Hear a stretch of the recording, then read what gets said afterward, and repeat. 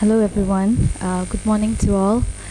And before I proceed, I would like to make a humble request to everyone present over here to keep your mobile phone on switch off or in airplane mode to avoid any interruptions during the session.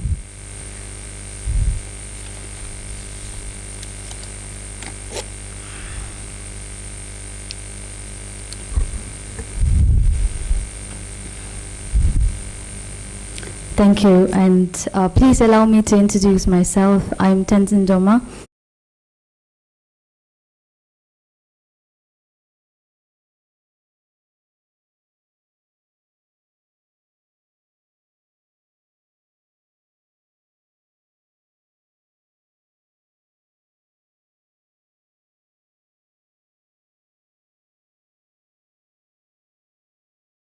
And this day also collides with the 87th birth anniversary of His Holiness the 14th Dalai Lama. Today is the most auspicious day not only for the people of the land of the snow, but also for the entire world. Today there is a worldwide acknowledgement of the untiring contributions made by His Holiness the 14th Dalai Lama as an advocate of non-violence, compassion, secular ethics, and religious harmony.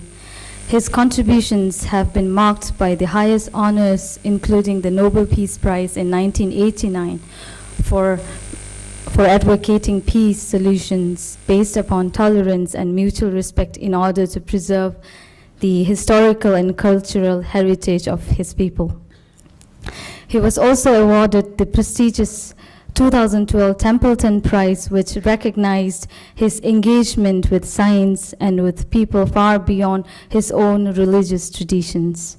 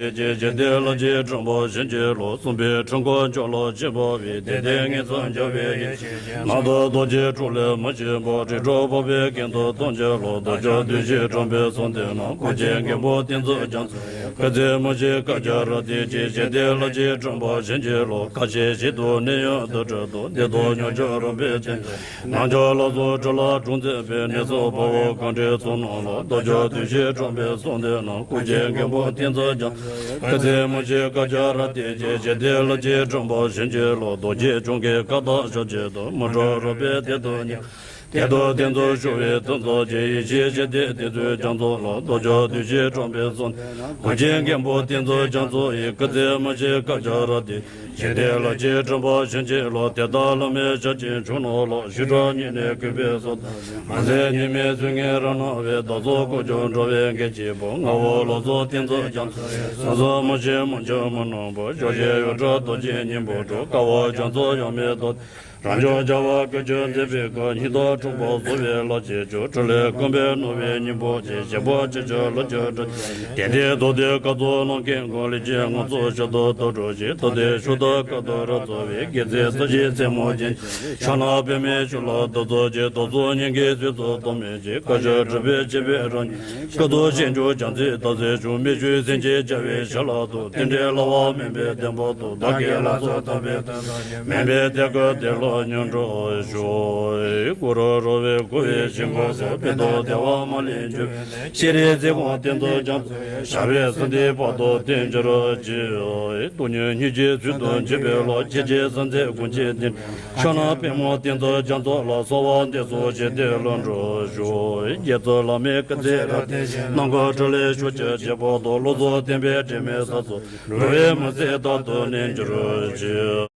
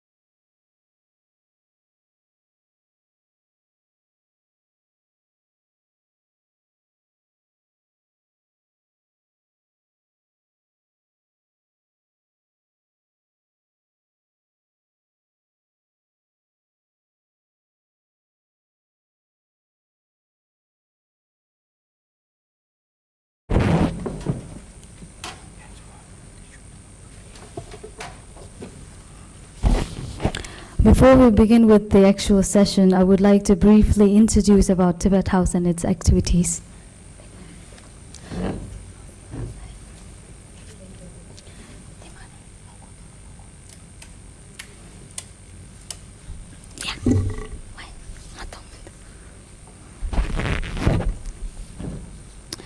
Tibet House, Cultural Center of His Holiness the Dalai Lama, New Delhi, was established in 1965 by His Holiness the 14th Dalai Lama of Tibet for the purpose of preserving the cultural heritage of Tibet at the time when it faced the extinction in the homeland, as well as the providing a center for Tibetan cultures and Buddhist studies.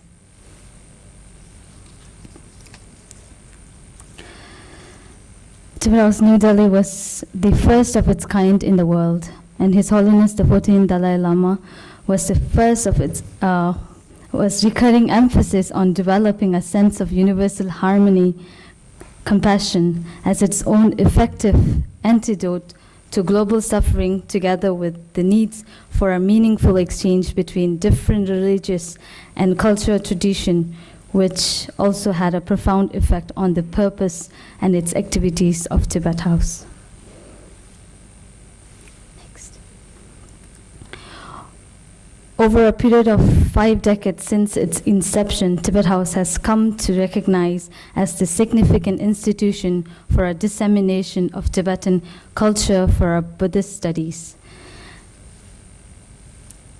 Tibet House has a museum of valuable Tibetan arts and artifacts for a purpose, in His Holiness' word, to bring the heritage of the past in close contact.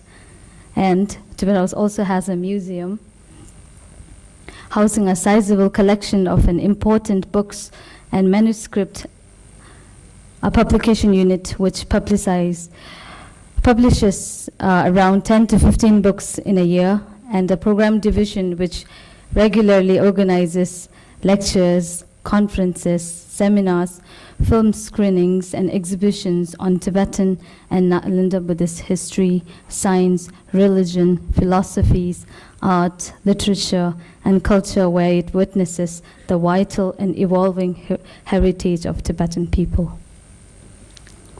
Tibet House also offers 3 different courses on Nalanda Buddhist philosophy. The Nalanda Master's Course, which was launched on 9 December 2016 on the occasion of 51st anniversary of Tibet House, New Delhi, in the gracious presence of His Holiness the 14th Dalai Lama, along with the Shri Kiran Rejuji, the Union Minister of Home Affairs, and Shri Najib Jung, Lieutenant Governor of Delhi. At present, a 5-year Nalanda Master's Course on Nalanda Buddhist philosophy, in which 360 participants and from 39 different countries have already completed their first batch. And the Nalanda Diploma course, which was launched in 2018, 3 different batches have been successfully completed. And the purpose of these courses are, there is a genuine need in the modern world to introduce the short duration course in English language in a very systematic and a comprehensive way, covering various Buddhist subjects that are studied and practiced in the tradition of Nalanda and Tibetan monastic universities. Tibet House also introduced 2 months Nalanda certificate course being offered to students who wish to acquire knowledge of various Buddhist subjects in order to lay a good foundation of Nalanda Buddhist philosophies to find a meaningful life. And also, it is also a rare opportunity to commit oneself to such a course to become eligible for the 2nd batch of Nalanda Master's Course, which is going to be launched today. Tibet House also offers Tibetan language course on a regular basis. There are 4 different levels of learning offered at the very nominal fees, with the special concession for the students and monastics. Till date, 22 batches have been successfully completed.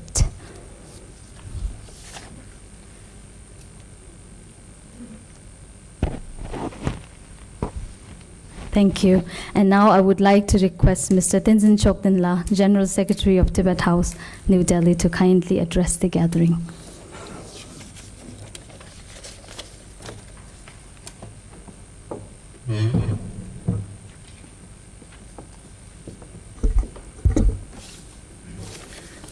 Good evening, everyone. Before I start, I'd like to thank everyone for joining in here today. So on behalf of Tibet House, Culture Center of His Holiness the Dalai Lama, it gives me a great pleasure to extend a warm welcome to our special guests, Ambassador Virendra Gupta ji, President, Antarashtriya Sahyog Parishad, and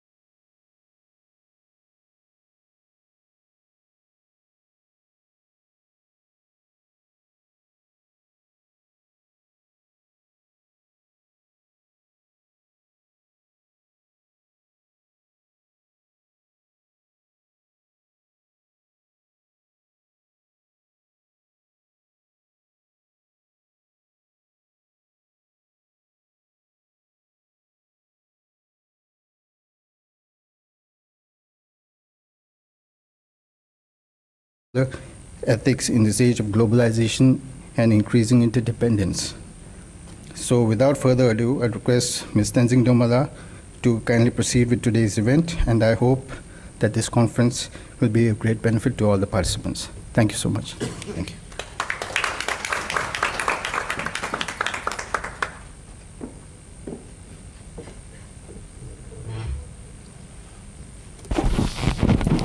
Thank you, Mr. Chokdenla. Now may I request Professor Kaveri Gilji, Head of the Department of International Relations and Governance Studies, Shivnada University, to kindly introduce the Interfaith Service Timisambuddha Fellowship and declare the art competition winners, which Tibet House yearly organized. Please allow me to introduce Professor Kaveri Gilji. Professor Agarwal is a professor and head of the Department of International Relations, Governance Studies at Shivnada University. She is a former principal of Dalai Lama Institute of Higher Education, Bangalore. And Dr. Kavirila has also completed the Nalanda Master's Course, Batch 1 at Tibet House, New Delhi. Please welcome Dr. Kavirila.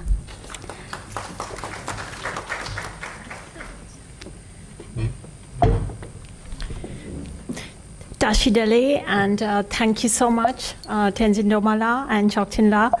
So, respected special guests, Ambassador Virendra Gupta ji, Professor S.P. Agarwal ji, Venerable Geshe Damdul, Karma Sichula, all our respected panelists and guests, welcome to this most wonderful and joyous occasion. Today we stand here to celebrate His Holiness the 14th Dalai Lama, who was born 87 years ago, and 88 if you do Tibetan counting, as a simple boy called Lamo Dundup in the vast expanse of Amdo, and Taksar to be particular, and how he has become such a global respected leader and figure who transcends all boundaries of religion, nation state, science and religion, any kind of axis of identity that you think about. So we are here to honor and celebrate his birthday. And the best way to do that is really to think about what he has guided us in these many decades and to see how best we are able to follow this. So to introduce this conference, I would like to quote from the present Secretary General of the UN, Antonio Guterres. And he said recently that humanity is facing a perfect storm of crisis that is widening inequality between the North and the South, that is really between developed countries and the developing countries. This divide is not only morally unacceptable, but dangerous. A serious deterioration in living conditions of the most vulnerable populations and further threatening peace and security in a conflicted world. The global food, energy, and financial crisis unleashed by the war in Ukraine have hit countries already reeling from the pandemic and the climate crisis, reversing what had been a growing convergence between developed and developing countries. So he says this recently, and we stand here, it's the 133rd day of the war in Ukraine. And why is this conference so important? So the way it has been designed, there are 3 panels. The theme of the first panel is Universal Ethics of His Holiness the Dalai Lama, the pillars for the Sustainable Development Goals of the UNO. The second panel looks at Universal Ethics for Disarmament and World Peace. And the third one looks at the role of spirituality to stop wars. So the way this conference has been masterfully designed, as Choktin La gave us an idea of what exactly does His Holiness mean by the notion of universal ethics. This is his first commitment as he sets out. Basically, as we see in Beyond Religion and in his many writings, His Holiness makes a simple argument that, the basis for universal ethics is something that is scientific, that has based on our common experience and our common sense as well. And essentially, in order to accept these values that may otherwise be contingent and determined by different people according to different notions, there are 2 pillars that we need to accept, and that is our common humanity, and the second one is our fundamental interdependence. So during the course of this day's long conference, we are going to examine these notions, looking at, I would say in particular, the first panel might look at things from the idea of the problems. So why are we where we are today? And the first panel, when it's talking about universal ethics in the context of the Sustainable Development Goals, which we are meant to be achieving by 2030. So it is broken up into looking at it from the perspective of sociology, of economy, of environment. And finally, I would put youth as one of the solutions, which is also the topic of the next panel that is going to be looking at the role of psychology, of education, and technology, the WhatsApp, or in a positive way. And we are then going to look at the panel on, the role of spirituality in promoting peace and not war, and how critical that is. So with that, introduction to today's conference, I would like to declare the winners of the Thunmi Sambota Fellowships. But before I do that, I would just give a brief introduction to Thunmi Sambota. Tibetans don't need an introduction to him. He was a great, great scholar and the Minister for Culture during the reign of the 33rd King Songtsen Gampo. And he is also credited with the founding of Tibetan script. He comes to India in difficult circumstances, and the script for the Tibetan language, which is so critical to Dharma proliferation in the land of snows. So Tibet House, Delhi instituted a fellowship in his name from the academic year 1987-88, and the tenure of this fellowship is for 2 years, and it's extendable by 1 year at the discretion of the advisory committee, which at present comprises of Ambassador Nirupama Raoji, Professor M.N. Deshpande, Professor S. Rinpoche, and Dr. Lokesh Chandra. And out of about 20 applicants, the first award ever went to Mr. Pema Dorji in 1987. And his monograph looked at the literary sources of the architecture and principles, the ritual activities associated with the construction of the Buddhist stupas at different stages, and a survey of the stupas found in the upper Indus Valley. the documentation of the leading archaeological specimens of various stupas found in the Leh region of Ladakh. And that volume, the result of his work, was published by the Indira Gandhi National Center of the Arts, IGNCA, in collaboration with Tibet House. So, coming now to the more recent Thunmi Sambota Fellowship competition, it was very competitive. The judges, there was a panelists of 6 panelists that comprised of Venerable Geshe Dorji Damdul, Professor Venerable Geshe Nawang Samtinla, Professor Hira Paul Gangnegi ji, Professor S.R. Bhatt, Dr. Kelsing Wangmo, myself, and Dr. Shedup Tenzin. So these interviews were held in the autumn of last year, and the selected candidates, and I request a round of applause from the audience. I'll go just one by one with the names. So the selected candidates, I'm delighted to share, was a mix of monastics and non-monastics. So the first candidate was Venerable Geshe Larampa Nawang Toptinla, who is working on how the middle view held by all Tibetan Buddhist schools converge into one. The second selected candidate was Venerable Geshe Larampa Kelsang Tengkyong Yala, and he is working on a historical account of the profound Madhyamika view from Acharya Arya Nagarjuna up until the 14th Dalai Lama, and the system of explaining Mool Prajna by the 3 Kirtis, giving rise to different tenets, lineages in Tibet. The third candidate was Mr. Shaho Tamding, and he is working on a critical analysis of Ladakh's Alchi's Tibetan stone inscriptions and sculptures during the period of the Tibetan Empire. And the fourth candidate and the last was Mr. Gonpo Dundup, and he is working on an annotated catalogue of the 14th Dalai Lama's treasured works. Coming next, Tibet House also organized an art competition, and its theme was looking at Tibetan culture. And as I speak and declare the results and tell more about this, you can also see the images up on the PowerPoint.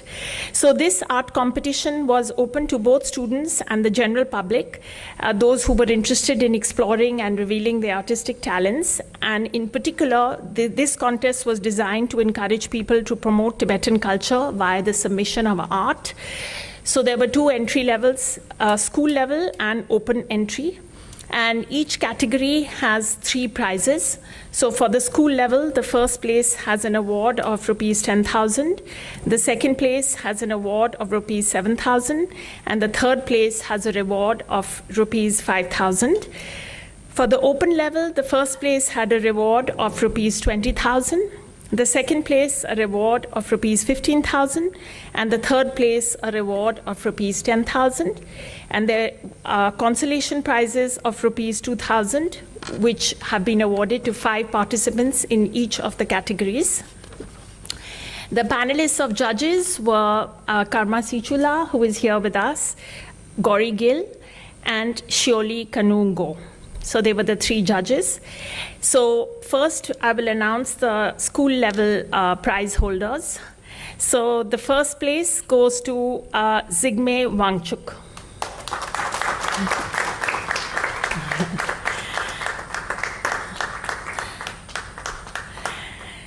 The second place goes to Uma Seyang.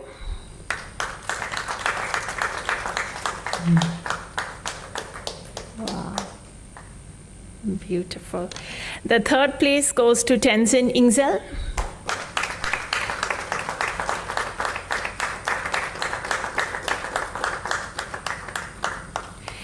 And the consolation prizes go to Sohani Harit.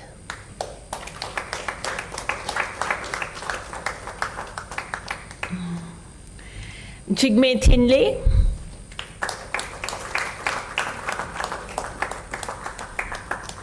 Losang Tenzin.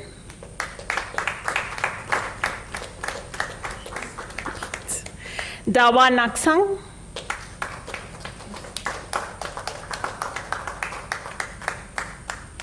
And Anil Kumar.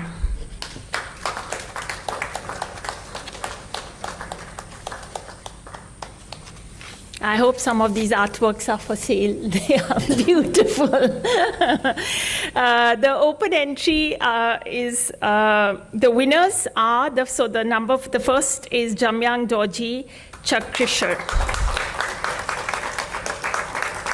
Wow. The second is Nawang Dagi.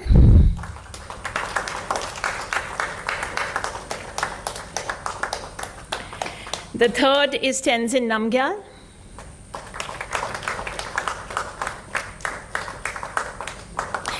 And the consolation prizes are Tenzin Nidon Jamling, Tenzin Paldon,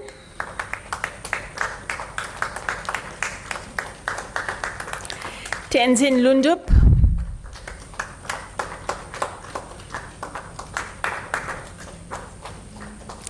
Jampa Namgyal,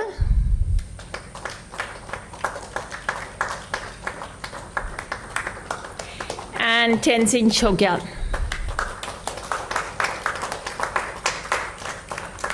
So thank you so much, Kadinche and Tukchina, and please enjoy the conference.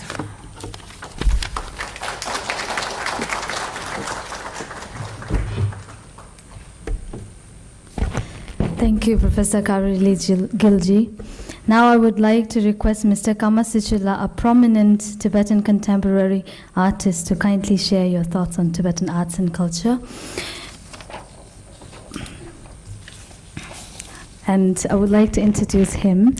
Artist Kamasichula, raised and schooled as a refugee by Tibetan Children Village School in Dharamsala. He received a formal Thangka painting training at the Center for Tibetan Arts and Crafts in Dharamsala from renowned master Thangka painter Mr. Rinzin Pelchor and his son Tashi Dorje, and he was graduated in 1994. Between 1994 to 2008, he was engaged in many political activities for the freedom struggle for his country, Tibet, while studying independently in classical and contemporary art forms. In 2016, he received a fellowship from Rubin Foundation for 2 months, artist residency in Weymouth Studio Center in the United States. Over 25 years of his journey as a painter has been to find his own voice and search for the ultimate truths. His interest is in the foundation of our mental attitude and the states of mind that shapes our personalities and sense of physical realities, how we as a species shape our future generations and the future of this planet. As an artist, he tries to express his feelings, the state of consciousness, and the subject matters of this day-to-day human story, the story of human struggles, hope, dreams. And Mr. Kamala uses color, forms and Tibetan motifs to create the surreal abstract images. He has developed a uniquely personal visual language. Please welcome Mr. Kamasichula.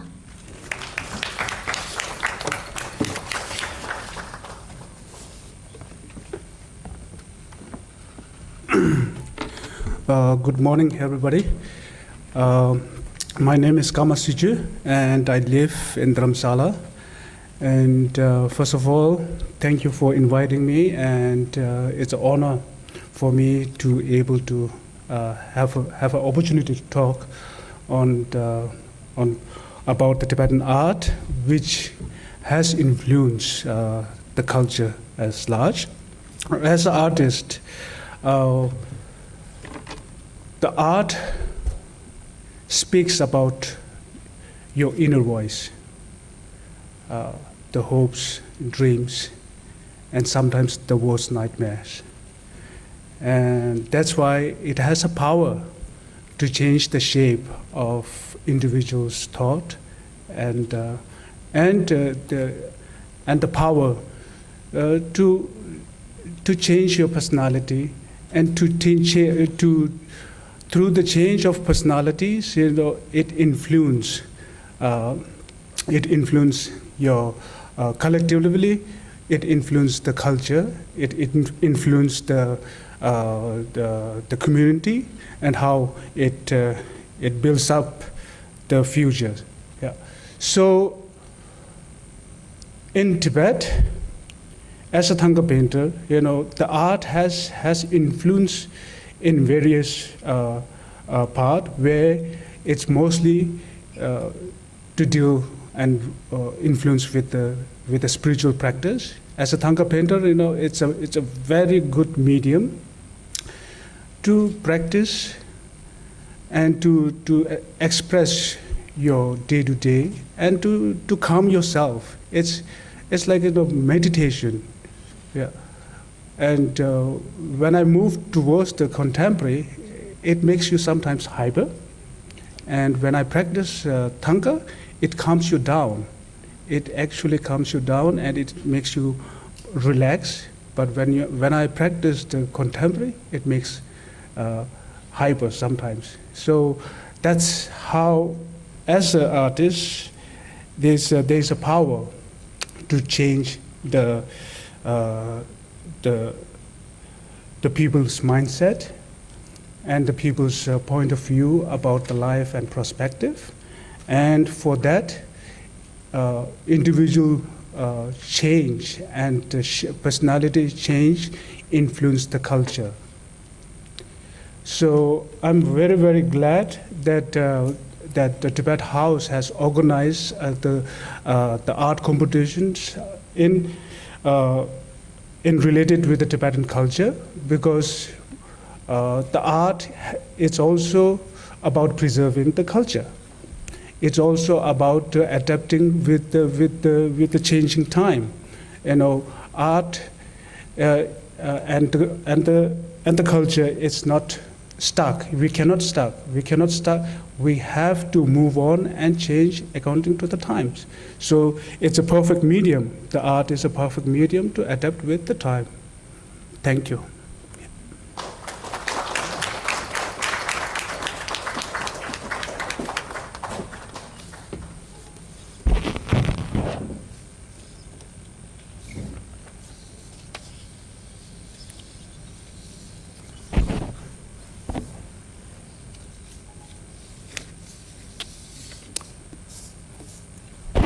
Thank you, Mr. Kamal Sijula.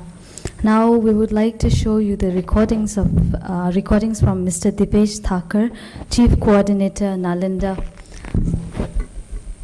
International Course, since he would not able to join due to some concomitant worries. So we would like to show you the brief introduction of Nalanda Master's Course, which he has recorded and sent it.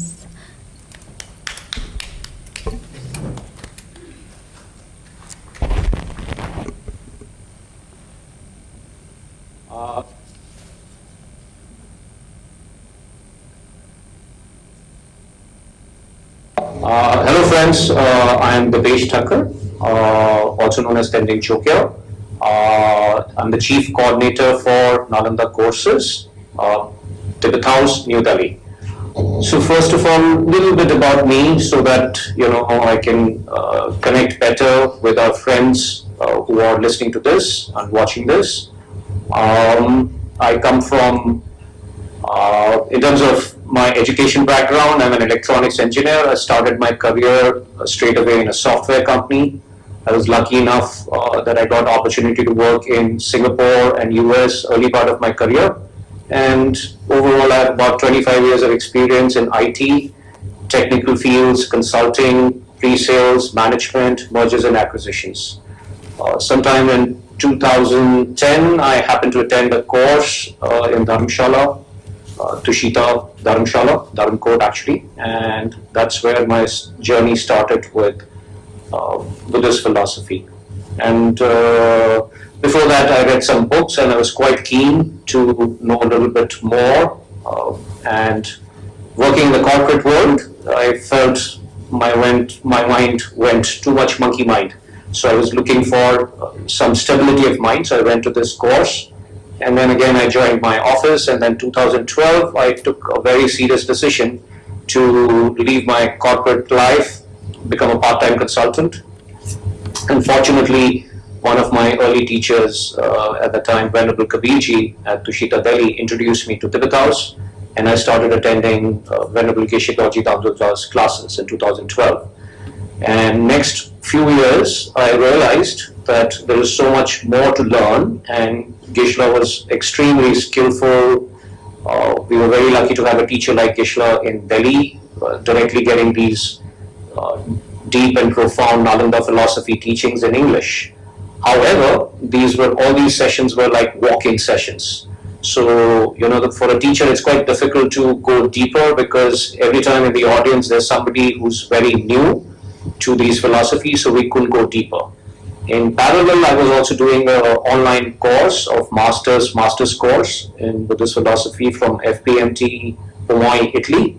And so I also felt a need where there were two Venerable Geshe there teaching in Tibetan, and there was a translator. All of them were excellent, but end of the day, during translation, some issues in understanding or nuances were missed. So that's when I started requesting, Venerable Geshe Damdul, who's also director of Tibet House, to teach these courses. And that's how, initially he said no. He was just checking my seriousness. There were not only me, there were a couple of us friends. We spoke that if such a course like master's course is started by Tibet House, so there was an interest, and I had some international friends also who showed interest. So then I kept requesting Venerable Geshe, and eventually on my third or probably fourth request, he agreed.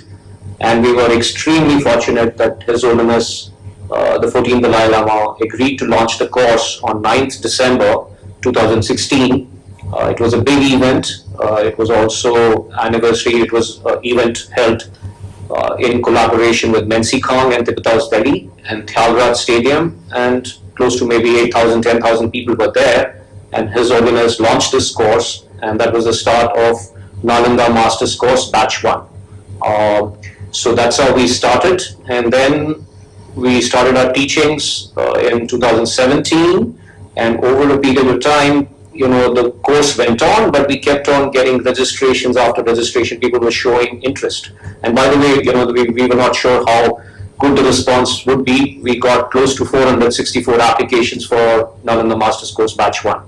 And then 2017 end, we started talking to Geshe. 5-year course is too long. We can't keep registering people in between, so we need to cater to them. So we started what we call today Nalanda Diploma course, which is between 1.5 years. Usually it's 1.5 years course. It's the same thing that all the essence of Nalanda Master's course, but in a shorter duration. Nalanda Master course goes much deeper. So that's how we started NDC. We've completed 3 batches of NDC, Nalanda Diploma course, 1 batch of Nalanda Master's course. NDC 3 and NMC 1 recently finished.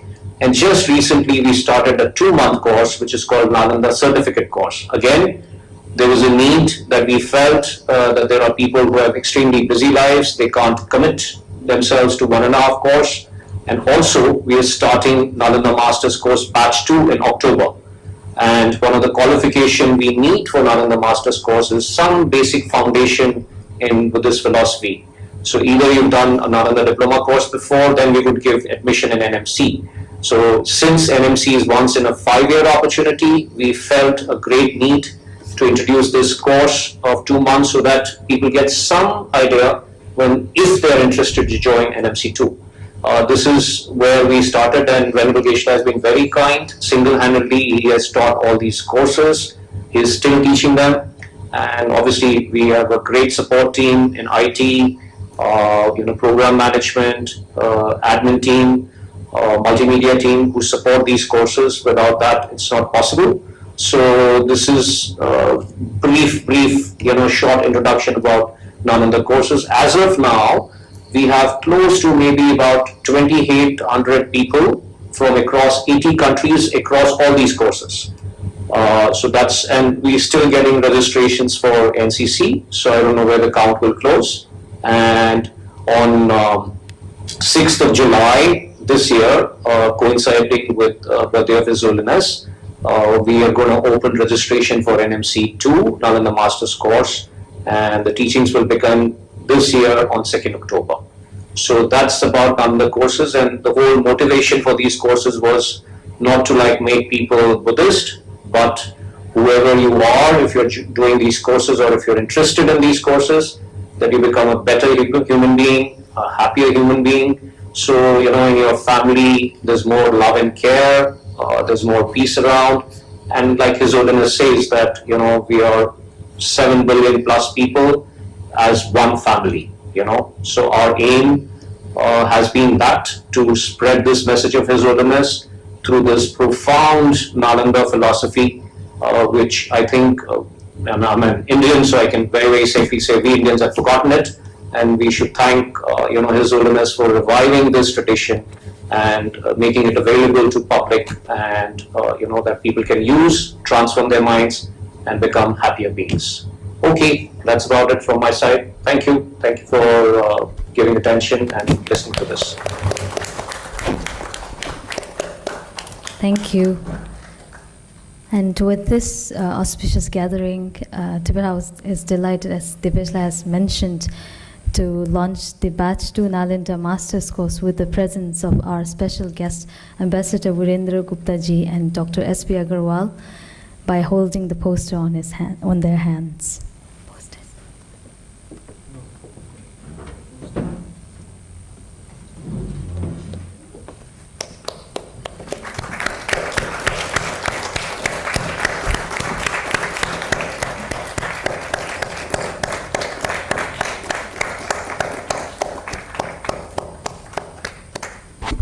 Thank you.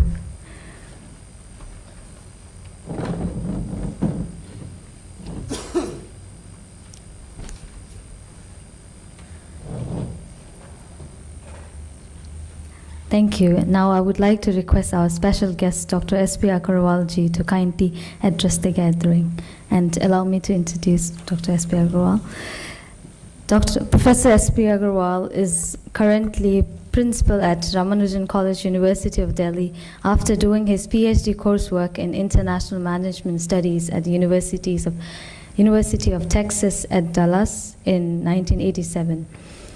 He came back to India and obtained the PhD from University of Shambalpur, Orissa. On the basis of PhD coursework, he was awarded MA-IMS by University of Texas. He also did MBA from University of Houston, United States in the year of 1987. He is a principal of A.K. Ramanujan College, Delhi University since from May 2008 till date. He has published several articles, and some of the notable ethics-related contributions are Role of Ethics and Values in Modern Education in International Journal for Applied Ethics. Please welcome Dr. S.P. Agarwal ji.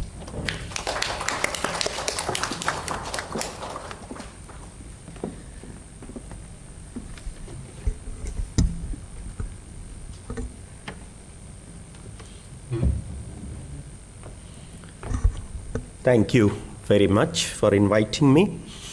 Good morning. Dignitaries on the dais, special guest Ambassador Virendra Gupta ji, keynote speaker and our personal friend and a good human being, Van Geshe Dorji Damdul ji, Director Tibet House. Not only he is a friend and friend to the institution, he has visited my institution several times, and we did 2 international conferences in collaboration. Dr. Kaveri Gill, whom we just heard, professor and head at Sivnadar University International Relations.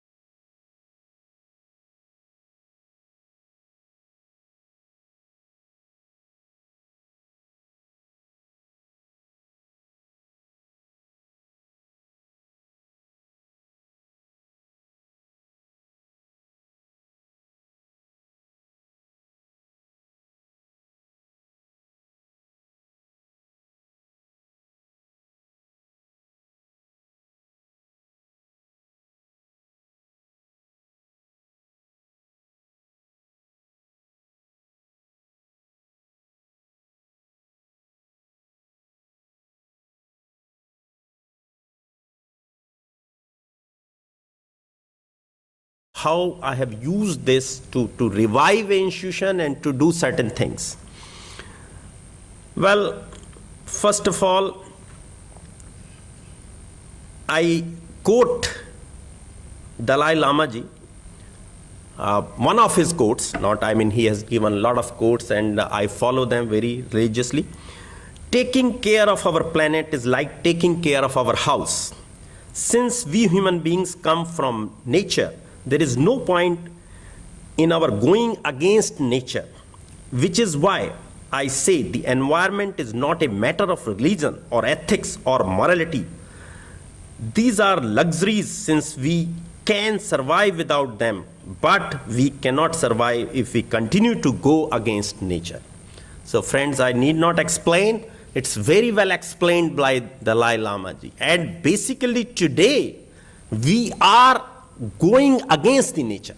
And that is how we are, basically questioning our own existence. So this is what I feel. This another aspect which I want to draw from here is, see, if I say I want to be happy, is it possible that I can be happy without you being happy? Is it possible that all of us can be happy without whole community or Delhi community or Indian community be happy? Or I can say, how can we be happy unless until the whole world is happy? So that is what we are looking at, the principles of universal ethics, that if the whole world, the society, the community, the institution, all need to be happy if we want to be happy. So that is very, very important concept we need to analyze and understand. Now, this common humanity and interdependence is the key to ethics and happiness. Well, let me now explain how, because I became principal of a kind of a Sikh institution, Desh Bandhu Evening. And basically, university was so fed up that let us close this institution because nothing is going on. Some of you might know it because it's a history way back 2008 and 10. Now today, we changed it as Ramanujan College and a most vibrant and happening institution of Delhi University, and not only Delhi University, of the country, named as Ramanujan College, following the principles of universal ethics, some of which I will share with you. Well, the first thing we started with, that let us start with the basic facilities in the institution, whether it is toilets, whether it is clean classroom, whether it is environment to be an educational institution. And another important thing we did was to do a teamwork, to involve the students, teachers, and everyone, all the stakeholders. So, and then we opened a center for ethics and values in 2010, and that is how we changed the mindset of the students, the teachers, and everyone there. And then we came along in 2016, the NAC gave us A grade, and recently when we go for second cycle, we got A++, which is 3.71, highest of any colleges in Delhi University. Though it is not a known institution, but how we worked, and that is how the ethics helped us. See the environment of this hall today in last 1 hour is different. I have attended so many conferences here, but today everybody's mind is so peaceful because of the gracious, Dalai Lama ji. So this is how the things changes. Similarly, I talk of COVID-19 situation. See how Asians or the areas in our country and neighboring countries and the West dealt with COVID-19. The major problem was in Western countries. Of course, in our countries also we face that problem. But why? Because we left the principle of a common community. Because If there is some COVID patient, he is untouchable. So that is how the problem arises. Most of the problem was that we did not take care of our own patients. So that is what created havoc in the community as such. And if, you see the support system in villages and small places was much better than in cities. Similarly, in the, when we compare it with the West. So what I'm trying to say, that if we could have followed those principles of ethics and principles of happiness, we would have not, we could have, faced this crisis much better. Another 1 minute I will take, madam. See, recently, Government of India has come up with NAP 2020. And our basic objective is to make education holistic, integrated, enjoyable, and engaging. How can we make it? It's a very simple word, holistic. But unless until we follow the principles, we do those kind of teachings. Nalanda has launched courses on that. I wish we could at Delhi University. So we can reform, we can integrate these value system in our science, in our arts, in our commerce stream.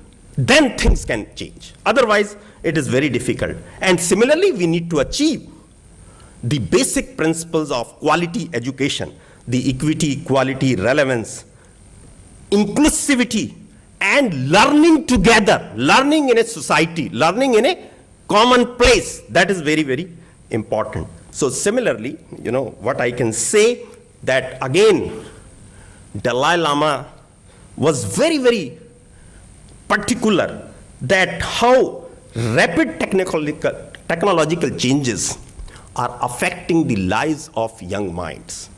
So we have to analyze that also. Similarly, the conflict resolution, the violence resolution, all these are extremely important in terms of universal ethics.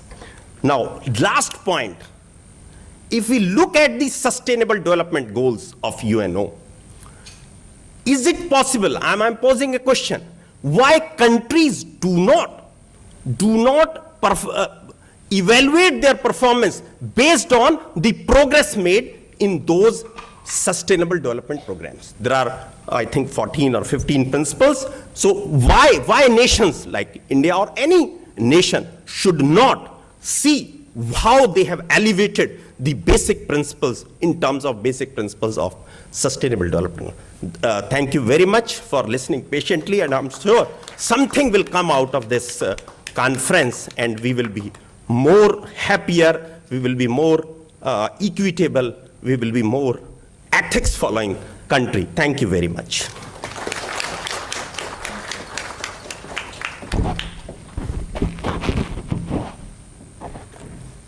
Thank you, Professor. Now I would like to request our second special guest, Ambassador Mr. Virendra Gupta ji, to kindly address the gathering. Please allow me to introduce him. Ambassador Mr. Virendra Gupta ji is retired from the government service 7 years ago after spending over 37 years with the Indian Foreign Service. He served as the India's High Commissioner in Tanzania, Trinidad, Tobago, South Africa, as well as several other Caribbean countries. He also served as the Director General of Indian Council for Cultural Relations and as a Deputy Director General of India's largest security studies think tank, IDSA, where inter alia he has also coordinated the work of South Asia clusters. He served as a visiting professor at the School of International Studies, Jawaharlal Nehru University during 2018 to 19. He is currently associated with a number of NGOs and the think tank and take active interest in public policy issues. As the president of a well-known 5 decades-old NGO, Antarrashtriya Sahyog Parishad, he is particularly focused on Indian diaspora and neighborhood issues. Please welcome Ambassador Mr. Virendra Gupta ji.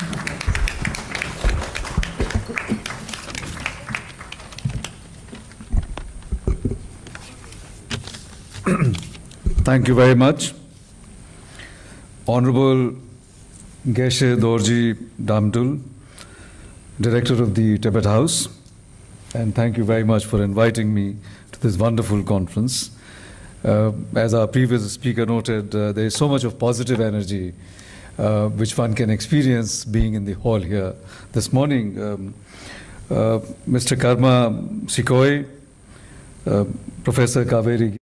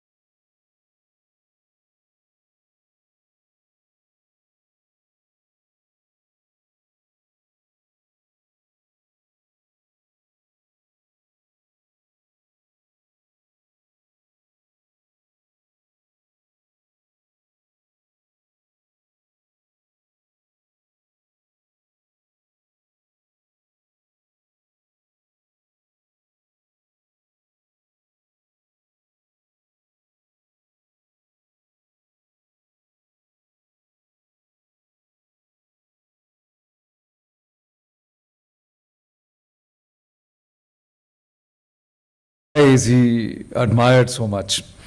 Why is he regarded so great? I was in South Africa when he passed away, and his that occasion brought almost the entire galaxy of world leadership.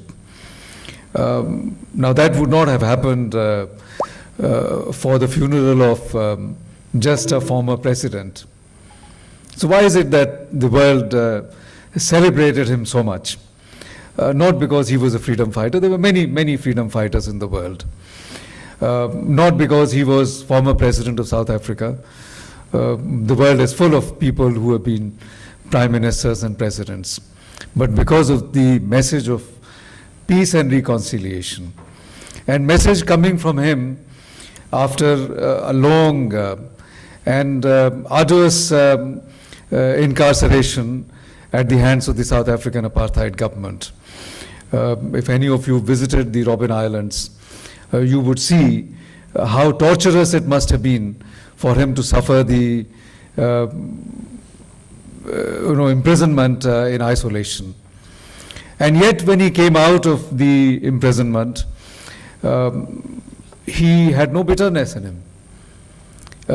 He brought the message of reconciliation of peace. And that was the hope for humanity. That was the hope for South Africa.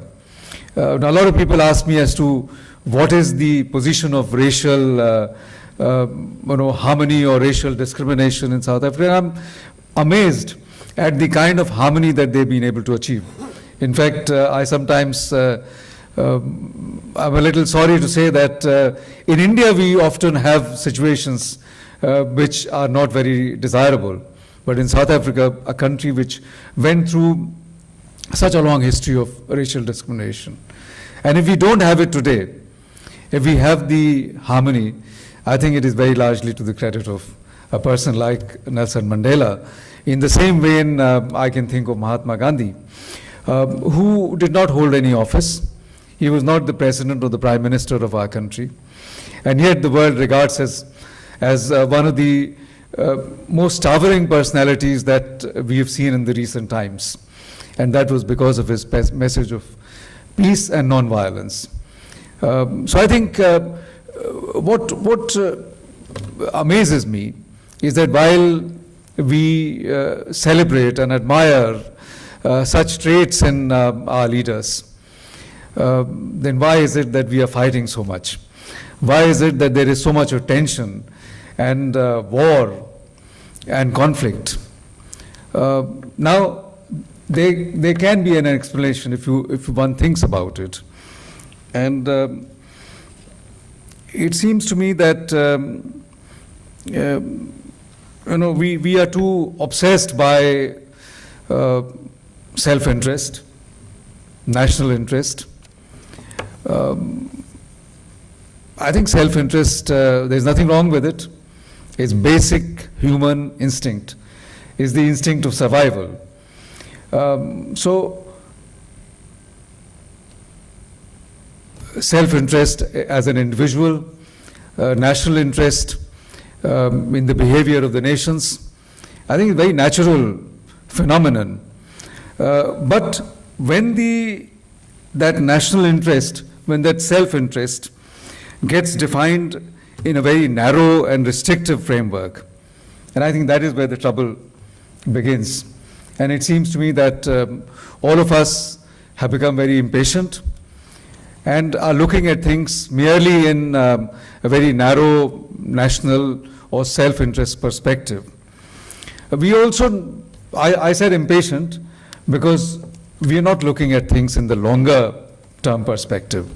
And it seems to me, when I relate this to issues of politics, issues of economics, and issues of international relations, that if we begin to look at things from a longer term perspective, we would be able to promote a universal good, because then we would be able to see the virtue of the coexistence. The organization that I represent, Antarashtriya Sahayog Parishad, we are committed to promoting cordiality and friendship in the world in the spirit of Vasudhaiv Kutumbakam. World is one family. Now, it is not India alone which celebrates a good concept like that. In South Africa, some of you may have heard of the principle of Ubuntu. I am because you are. I am because we are. My existence is because of your existence. So I think this celebration and acceptance of interdependence, and that's very humble, that's very humbling. And I'm told that this concept also exists in many other cultures, in South Korea, in innumerable cultures. So I think essentially that leads one to believe in goodness of humankind. Now, I just want to elaborate very briefly on the point that I'm making about longer term perspective. When I was young, and we come from a business family background, I used to hear my elders say that a business should be built on trust and integrity. Now, this is something that maybe the youngsters these days don't understand or don't accept, and you want to make quick money. I still believe that a business built on trust and integrity would go a long way, and in the long term would be far more beneficial in commercial and economic sense. Now, you all recall the American support for Mujahideens in Afghanistan during the 80s. And what is the objective? The objective was to drive out the Soviets from Afghanistan. Now, it is all right for America to have this objective in geopolitical game, to drive out and to register your own supremacy. But did the Americans think long term? The obvious answer is no. Because the same Mujahideen elements, the same Islamic radical elements went on to destroy the icon of American liberalism and American culture, the Twin Towers.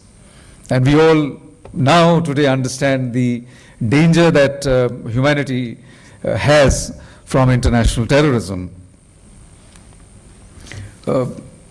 Similarly, unbridled capitalism, which is based on liberal values, gives rise to exploitation and deprivation. And what does it lead to? It leads to violence, because there are dispossessed people and they react. And this gives rise to Naxalism, left-wing extremism, and you all know that this is one of the problems in our countries. COVID-19 has so vividly taught us that we are so interdependent. No country could have survived this onslaught by merely taking care of its own population, because coronavirus cannot be restricted to national boundaries. Likewise, climate change issues. So I think why I'm giving these examples is to illustrate that we are so interdependent. And our existence, our national interest, is inherently connected with the interest and the well-being of the others. So I think when we talk about universal ethics, ladies and gentlemen, and it's very easy for us to dismiss it as some issues of morality and some issues of spirituality, and that there is no place for morality and spirituality in politics. Politics has to be hard-nosed. That's what everybody will tell you. But I think I beg to differ here. On the basis of points that I made, is that in my view, universal ethics is not about morality alone, it is about survival. We cannot survive, we cannot exist. So it is an existential issue. I think it is important for us to achieve the requisite balance and harmony, the balance between our needs and responsibilities. And not just with humans, but also between humans and non-humans. And I think this is the eternal message that His Holiness Dalai Lama has given us, and it is so relevant for us to be talking about this morning. Thank you very much.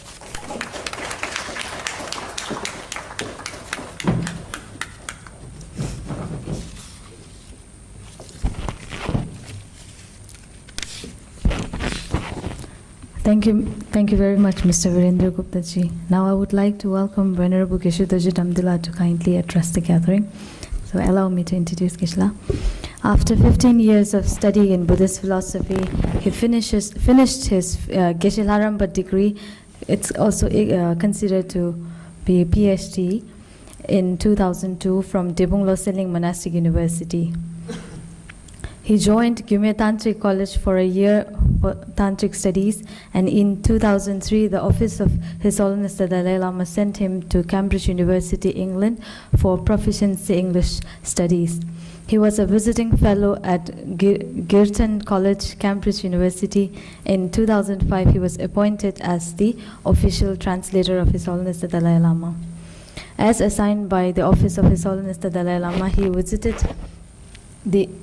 visited US in 2008 to work with Professor Paul Ekman, a world-renowned psychologist, one of the pioneers of the science of microfacial expressions, on His Holiness the Dalai Lama's book on emotional awareness, which is co-authored by Dr.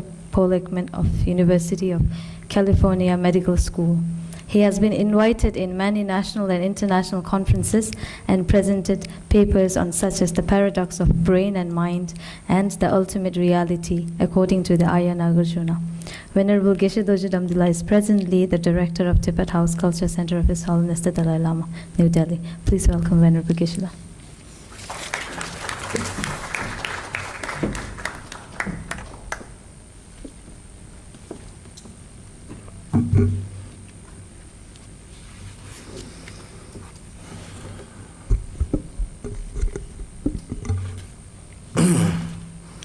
Thank you, Disarmament, for your kind introduction.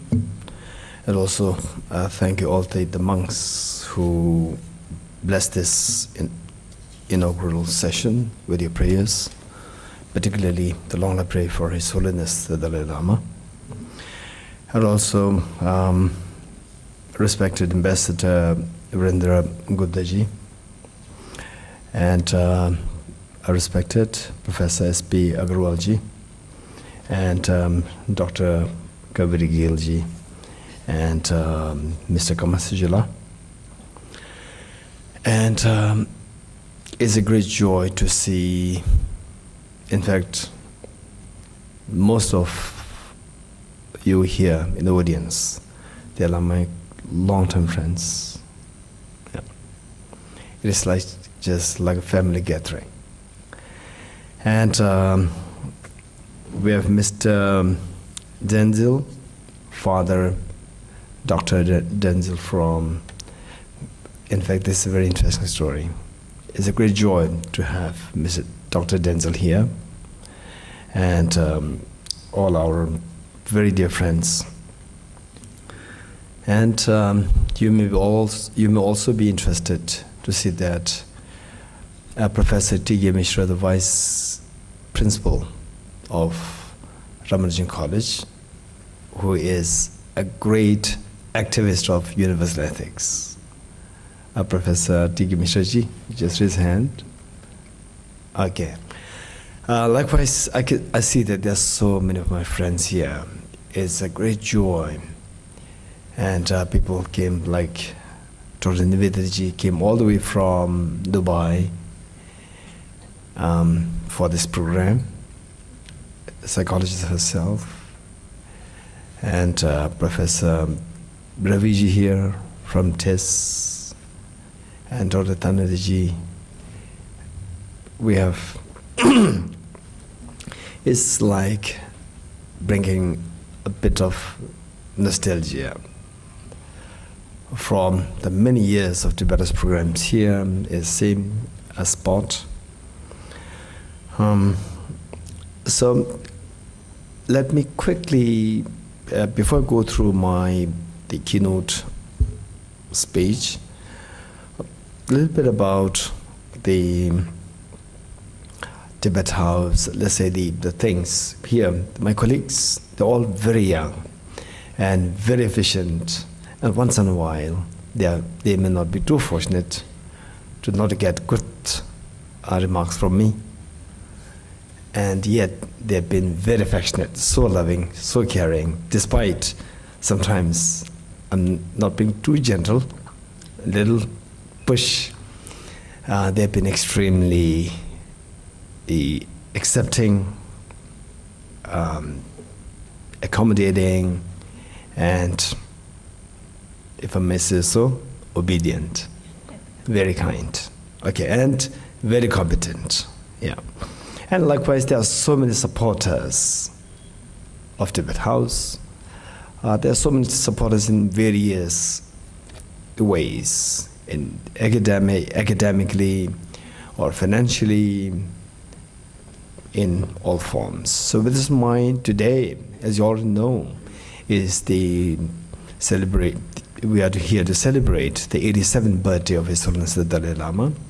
And we see that, no doubt, even the universal ethics, this concept is so widely now spreading everywhere, like a contagious, the mental sentiment. This is extremely precious. It's all happening because of this towering icon of the world, His Holiness the Dalai Lama. Let us all pray that His Holiness the Dalai Lama lives long, that His wishes be fulfilled spontaneously. And everywhere in the world today, believe it or not, as Professor Virendra ji very beautifully said, that these people, they are remembered not for anything, simply for their good heart, for the world.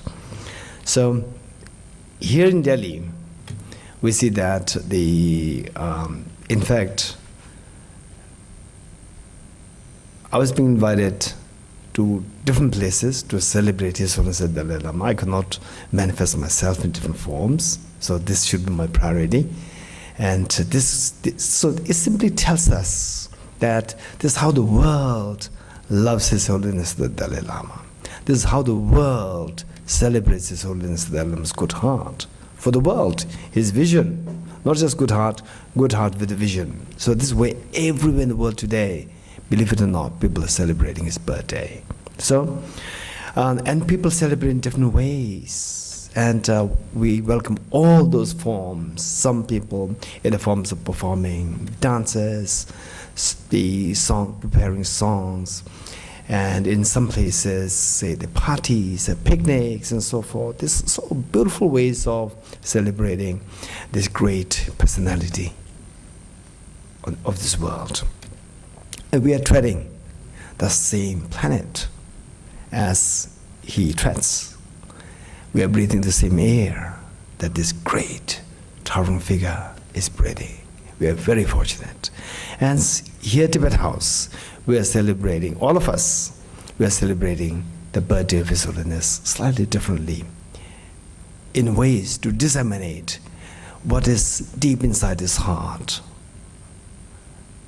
to make the world a better world, as the earlier speakers presented, to make the world a better world, make the world feel the oneness, the family, as a family.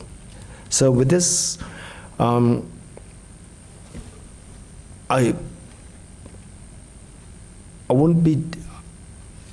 not doing justice if I don't mention the name, the late Mr. Naresh Mathurji, who had been a great support for Tibet House for all these many years, since he was in his 20s, and we lost him to this COVID, unfortunately. And also we remember his wife, Antonareshi, again a great supporter of Tibet House.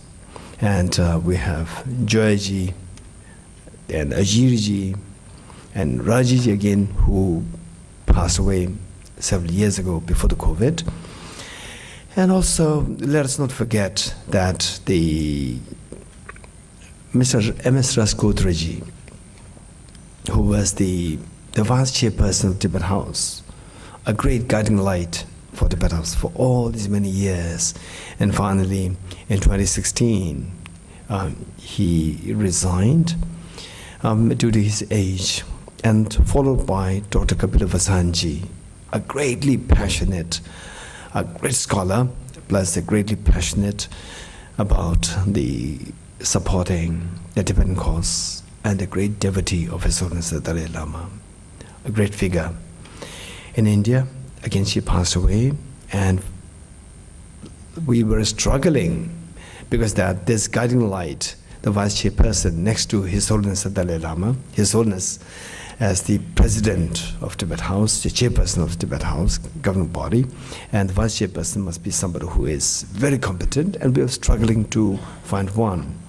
And eventually we found, because of Mr. Tempa Tsering, the former representative of His Holiness the Dalai Lama here in Delhi, and also the Tibetan minister, a former Tibetan minister, he so kindly was able to identify Dr. Nirupamaji, again, who was from foreign service, foreign secretary, ambassador to many countries from India, and finally we got her, and who wrote a book recently, became very popular book on the India, China, and Tibet.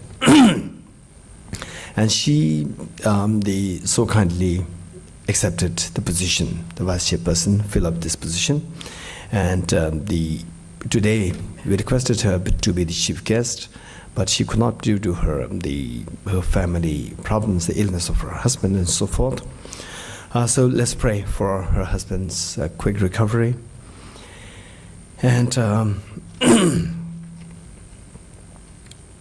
okay, so with this very quick intro, let me just give you a quick idea of what is universal ethics as a keynote speaker here. So how this concept came to being, of course, there must be many other thinkers, philosophers, who must have given thought to this. And today, wherever we go, we see that people talking about universal ethics and universal ethics programs being organized. And today there's a huge program known as C-Learning, Social, Emotional, Ethical Learning, and also Ayurgyanya's program there. And we have Mr. Raviji here and his son. Mr. Raviji, please raise your hand. Yes, you will hear him later on. And he said that this universal ethics is amazing. This vision of His Holiness the Dalai Lama must be brought to the ears of 3 million people. And his son said, no, it should be 300 million people.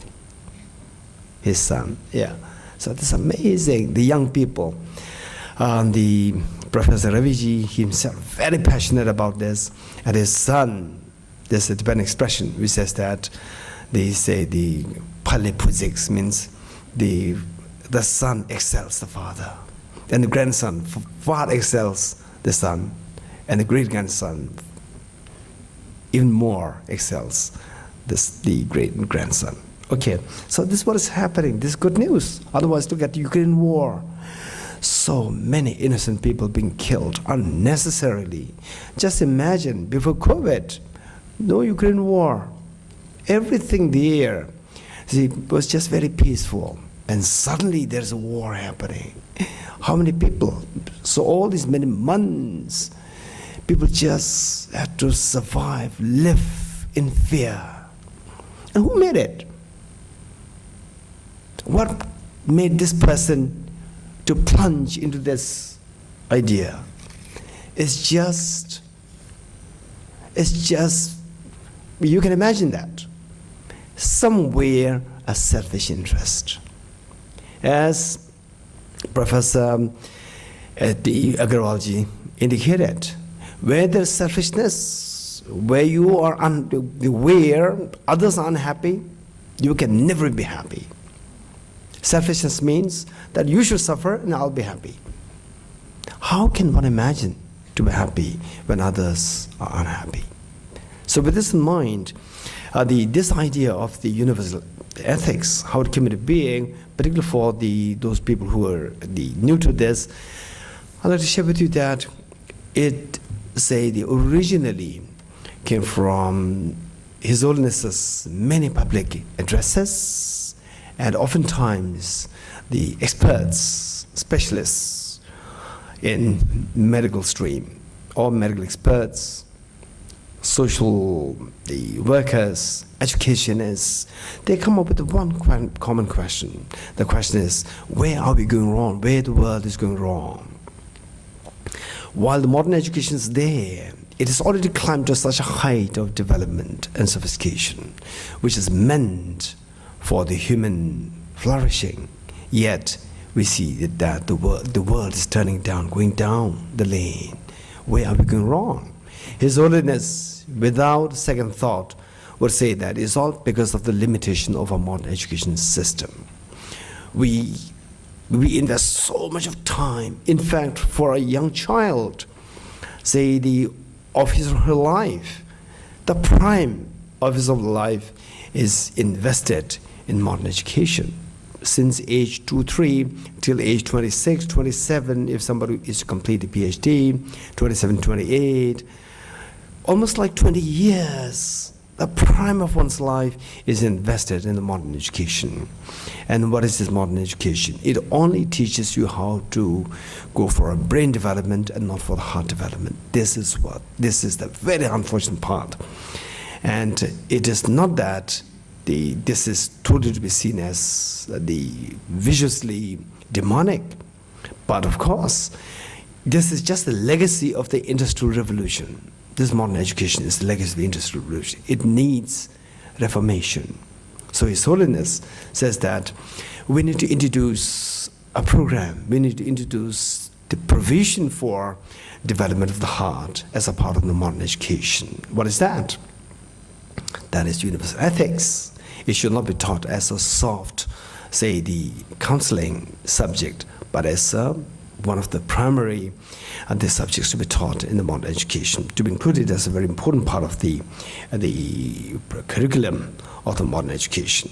So the question is, where lies what is universal and what is ethics? This question.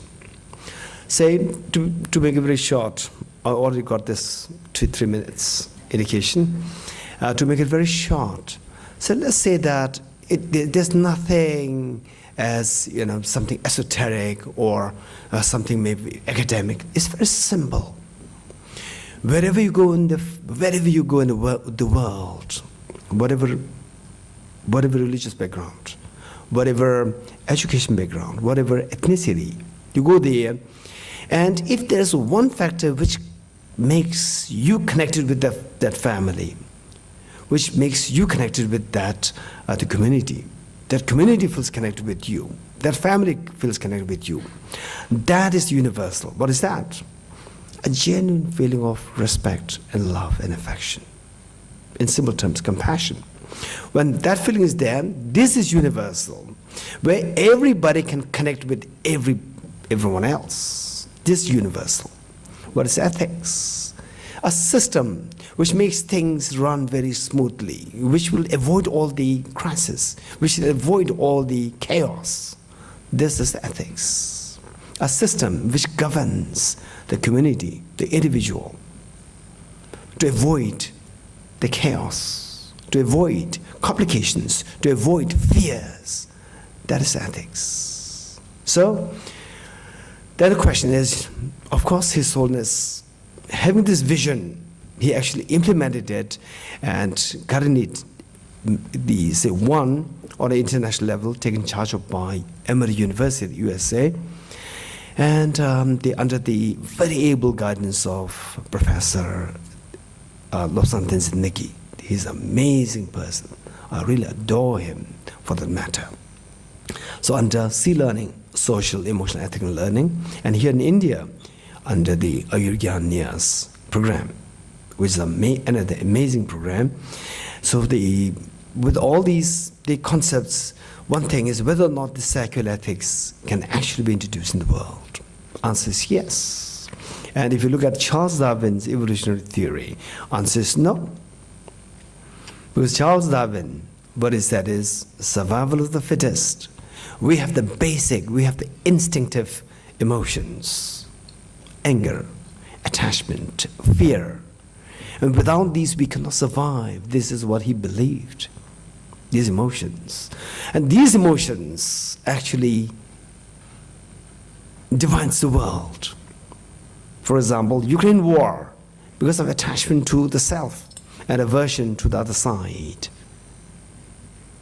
And again, the same thing. The fear of the two sides of the world, the two blocks. So these emotions, according to Charles Darwin, these are the instincts. We cannot get rid of these. These are required as basic necessities for your survival. So if this is how the society runs on such principles, then very unfortunate, the world cannot see a beautiful day of the harmony and the oneness of the family. Whereas His Holiness says the opposite.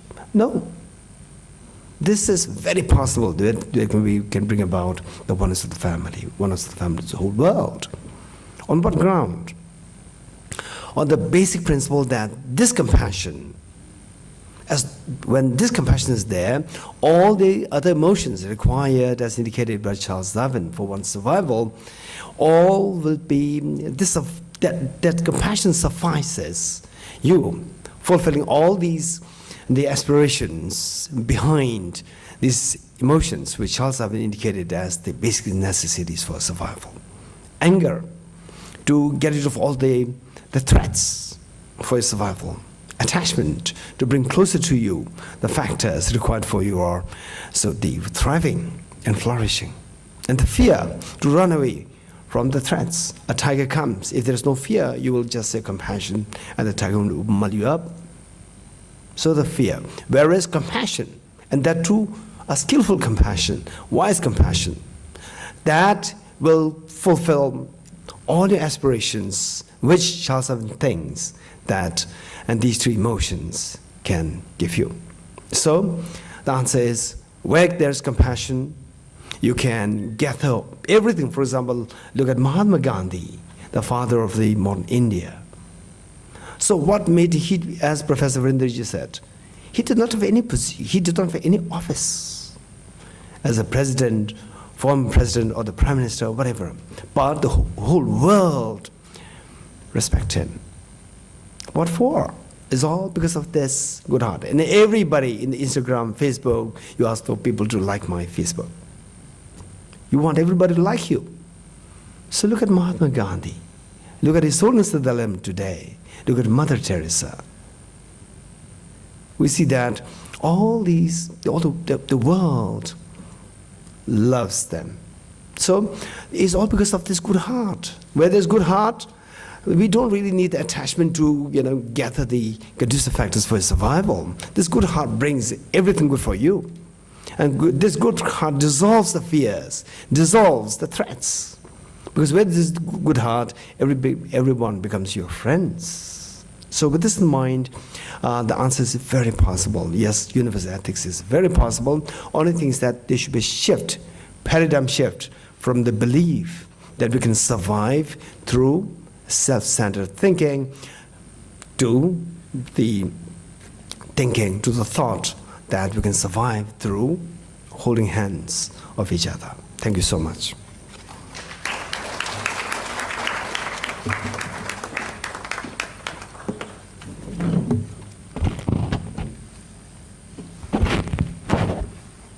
Thank you very much, Geshe.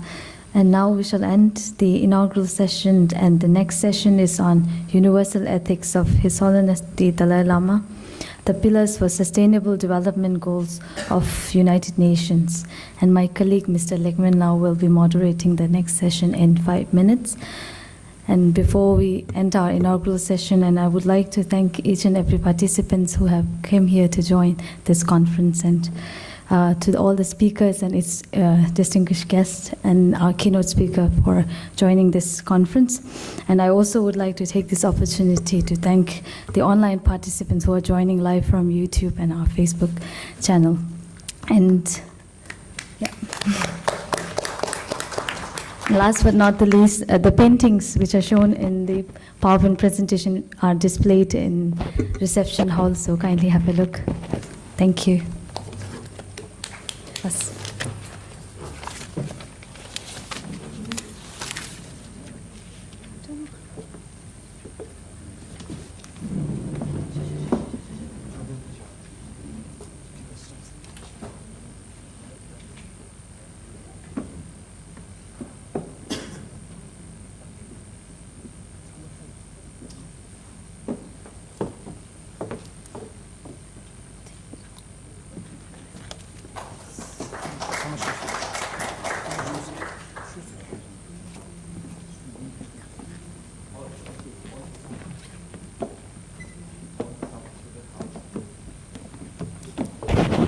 Yeah.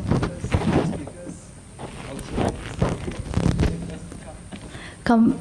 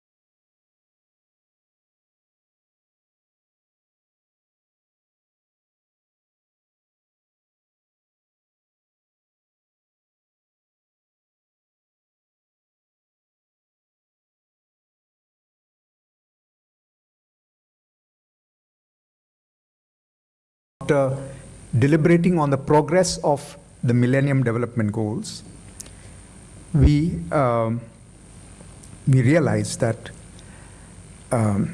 that it needs to be sustainable, and the ecological crisis was much more serious. And therefore, the Sustainable Development Goals not only focuses on basic needs of a person for survival, like there's no poverty, no hunger, health, education, water, sanitation, energy, and so on, but also the sustainable aspect. The ecological sustainability is also factored in when there are goals such as climate action, being concerned about the seas, the oceans, life on land, and so on. In addition to this, we also have in the Sustainable Development Goals peace and justice. There can be no peace without justice. And therefore, we need to have strong institutions that promote peace and justice. In this case, I would say one of the most important institutions in every country is the judiciary, where there is a sense that that there is justice, especially to those who are at the margins. So today, as we are going to enter into this panel discussion, I invite initially Dr. Tina Anil. Dr. Tina Anil teaches at the School of Global Affairs, Ambedkar University, Delhi. After completing her doctoral studies in sociology from Jawaharlal Nehru University, New Delhi, she was also a visiting fellow from 2017 to 18 at CSDS, New Delhi. She worked at the Indian Social Institute, New Delhi, as a research associate and as a research associate at Indian Council for Social Science Research. She has participated in a number of national conferences and presented research papers, published articles, and contributed edited books similar with her research interest on social inequality and inclusion, gender marginality, and citizenship. And so now I invite Dr. Tina Anil to speak on universal ethics in the context of sociology.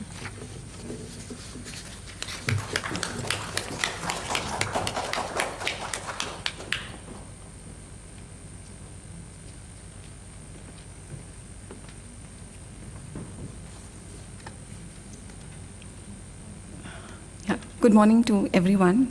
And before I begin, I must thank our venerable teacher, Geshe Damdul, and the team of Tibet House for inviting me on this very auspicious occasion on the 87th birthday of His Holiness the Dalai Lama. And before I really begin and the topic on which I'm going to speak to, let me just share some of my observation. So in this post-pandemic phase, when our economies and societies are transforming radically, a conference of this kind, as organized by Tibet House at Tibet House, the cultural center of His Holiness of the Dalai Lama, plays an important role by bringing us together and providing an opportunity to reimagine, reshape our future as a human family. On this very occasion, I'm very happy to share some of my thoughts on the very sustainable development goals that are being suggested by UN, and they are to be achieved by 2030. As a student of sociology and somebody who has an interest in public policy and governance, I would be revisiting the Sustainable Development Goal from the very universal ethics perspective as suggested by His Holiness the Dalai Lama.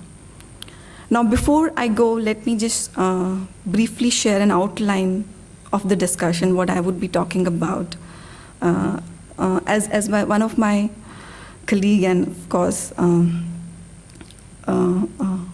a friend who is at dais with me, Kaveri ji, has just mentioned that this panel is more to do with problematizing what we have at hand. And so to begin with, I would be problematizing definitely universal values, which has its foundation in modern philosophy and the very grand project of modernity. Then I would move on to United Nations emphasis on universal values for accomplishing sustainable development goals and transforming society. A brief historical background to the Sustainable Development Goals, principles on which it is very much established. Further on, the paper would also be looked at a critical case study or analysis of United Nations Sustainable Development Goal 6 precisely, which talks about ensuring availability and sustainable management of water and sanitation for all. And of course, because of my own research interest in manual scavenging as an occupational or indignified occupation, I would be also looking at national level initiatives to eradicate manual scavenging within and from the universal ethics perspective as suggested by His Holiness the Dalai Lama, which will be followed by a conclusion.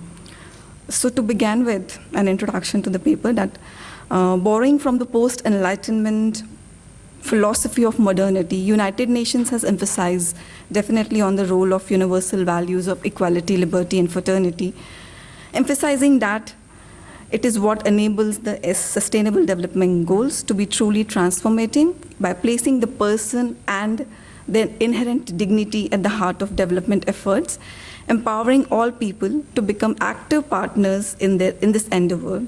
As we are aware that universal values has been the pillar of modern philosophy, and especially the democratic countries across the world who has eventually become part of the constitutions, who has made them eventually become the part of their constitutions as a part of welfare state, yet our society, communities, and individuals continue to experience degenerations of different kinds. We know that despite universal values like equality, liberty, fraternity as a mandate to United Nations Sustainable Development Goals, we continue to experience, or we are yet to experience social regeneration, which is also one of the very important emphasis of the very founding father of sociology, Max Weber, Emil Durkheim, and Karl Marx. But before I go on further, I would like to emphasize on what is the difference between universal values and universal ethics. I think it is very important to have that differentiation in our mind. And to my understanding, the little that I've read about, values, as we know, are the ideas of someone or a group about what is good and bad, which is desirable or undesirable. On the other hand, ethics is all about reasoning, how to do the right action. So values, you have a choice, but ethics is more about how to implement that. Whereas values motivate us, while moral and ethics, they put a kind of constraint on us. So having said that, it is in this context, the paper adopts His Holiness framework of universal ethics as proposed by His Holiness to critically examine the limitations why we have not been able to achieve sustainable development goals. And why, of course, the timeline is 2030, but I have been looking through a report which has been submitted by the Secretary General, the progress that advancement, whatever advancement has been made in achieving sustainable development goals, and the report very much suggests there are limitations to it. Hence, I would be looking at those particular limitations, that what are the failures in achieving sustainable goals so far. With this, the paper also explores the role of universal ethics in enabling us to go beyond abstract aggregates, numericals, materialistic, infrastructural, statistical aspect to address discrimination and other root cause of inequality. So of course, as I know and we all are aware of, from the morning onwards, everyone who is at dais have been talking about that there is a time that we need to emphasize on educating our heart, and what moral education or what modern education has actually done is been emphasizing on the very statistics, materialistic, numerical aspect of achieving or defining the progress and defining the happiness. So there is a need, as His Holiness, as Venerable Geshe has just suggested, that there is a need to have a paradigm shift, which actually lies at the heart of human mind. So on 75th anniversary of United Nations and 5th anniversary of the adoption of Sustainable Development Goals, the emphasis is placed on adopting universal values.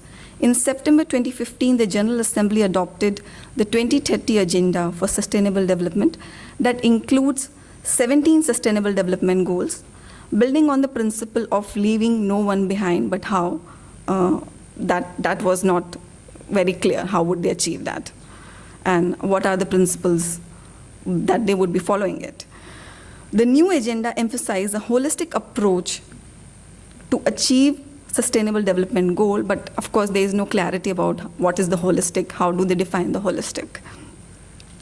However, a close reading of Goal 6 that I have just mentioned before, that this is what the paper would be emphasizing on, the discussion would be emphasizing on, is Goal 6 out of the 17 goals that are already laid out in Sustainable Development Goals. And I would definitely be looking at the very structural aspect of this goal, the Goal 6, which talks about ensuring availability and sustainable management of water and sanitation for all. I quote from the goal, what is this goal is about and how it's been mentioned there. Goal 6, which goes on like that: access to safe water, sanitation and hygiene is the most basic human need for health and well-being. Billions of people will lack access to basic services in 2030 unless progress made. Demand for water supply is rising due to rapid population growth, urbanization, increasing water needs from agriculture, industry and energy sector. Decades of misuse, poor management, over-extraction of groundwater and contamination of freshwater supplies have exacerbated water stress. In addition, countries facing growing challenges linked to degraded water-related ecosystem, water scarcity caused by climate change, underinvestment in water and sanitation, and insufficient cooperation on transboundary waters. Importantly, the UN Economic and Social Council report summary of summary which is submitted by Secretary General, which discuss about the progress towards the Sustainable Development Goals, admits the fact that there is underinvestment in water and sanitation, though it addresses the challenges to sustainable water management, but it is completely silent on the sanitation aspect. Now, stating that between 2015 to 2020, the population using safely managed drinking water services increased from 70% to 74%. The population with safety managed sanitation increased from 40. Okay. So the population increasingly having a very safe sanitation, which has increased from 47 to 54%. And so all of this coverage that is being talked about, it hardly says much, but one, it says much about the water crisis, but nothing much to say about sanitation. Even structurally, as I said, the structural criticism to this is that it's emphasizing on hand washing facilities, soaps and water and toilets being constructed. Importantly, if one looks at this, and one would find that implicitly the sanitation, there's nothing much is being talked about sanitation and the challenges to sustainable sanitation management, apart from hand washing and availability of soap and toilet facilities. Of course, the very emphasis on infrastructural investment while ignoring the potential to human investment.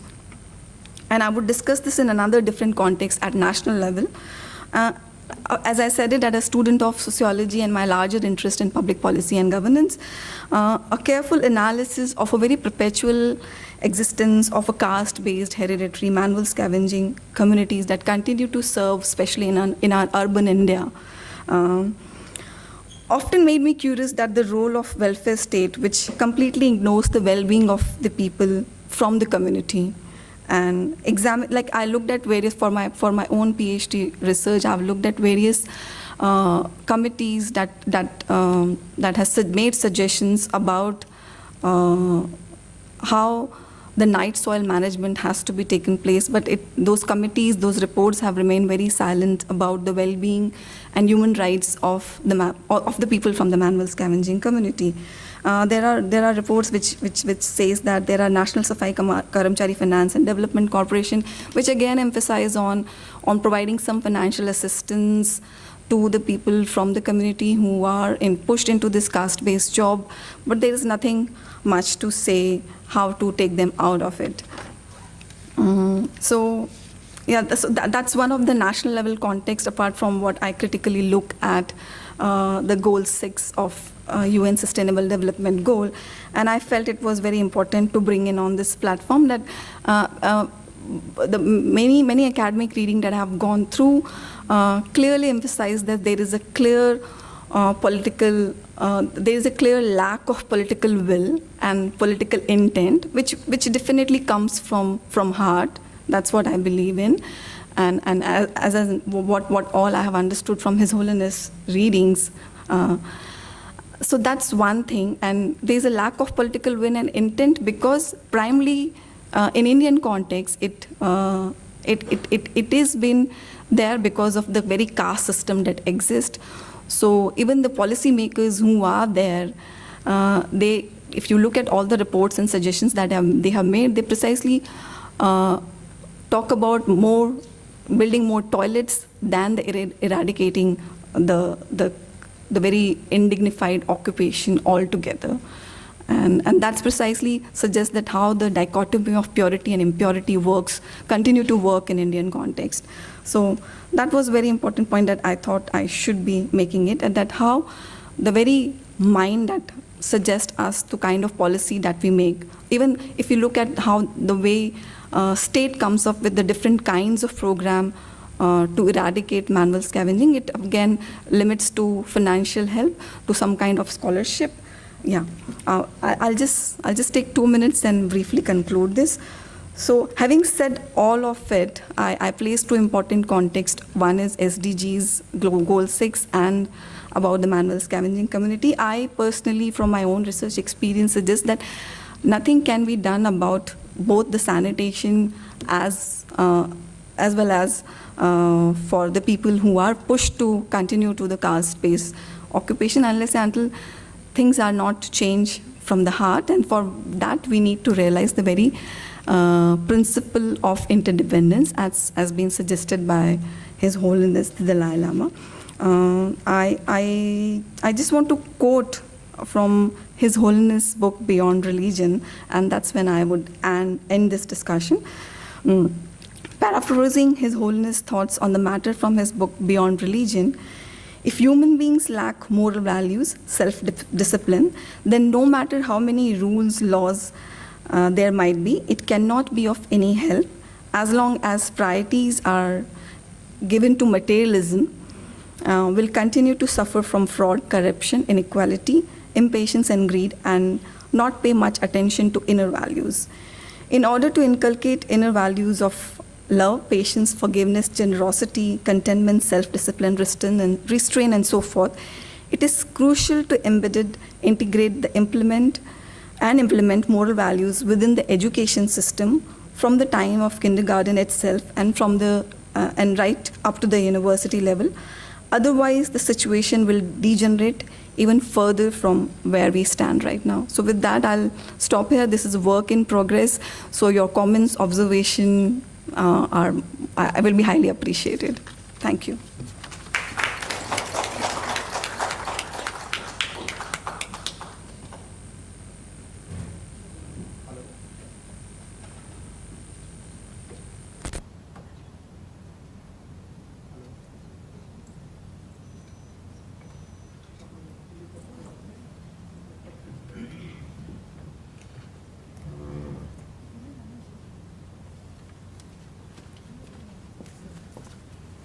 Thank you very much, Dr. Tina Anil, for your presentation. We shall move on to the next presentation by Professor Tanuja Sharma. Dr. Tanuja Sharma is a full professor in HRM area and lead for Center of Excellence for Ethics, ESG initiatives, and responsible organization CIRO in MDI Gurgaon. Prior to this, she was a faculty in Delhi University. Her PhD was from FMS Delhi University, awarded for one of the most innovative work by Mercer Award, Singapore, Asia. She has contributed extensively by publication, teaching, training, and consulting in the field of human resource management and has guided doctoral work on topics including gender issues, dignity at work, happiness at work, vipassana, and social capital, to mention a few. Her latest work is a book from Springer Nature on responsible leadership for sustainability in uncertain times to address the concerns of leadership crisis in current times.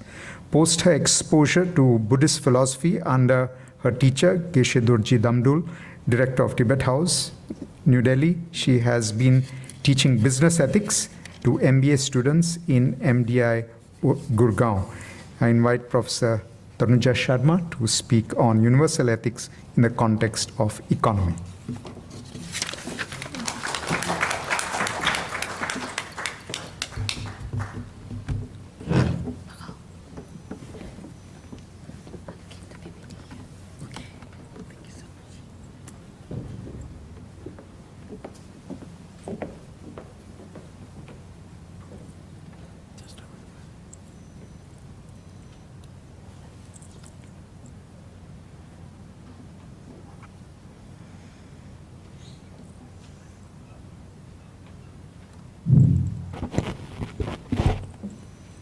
I hope I'm audible.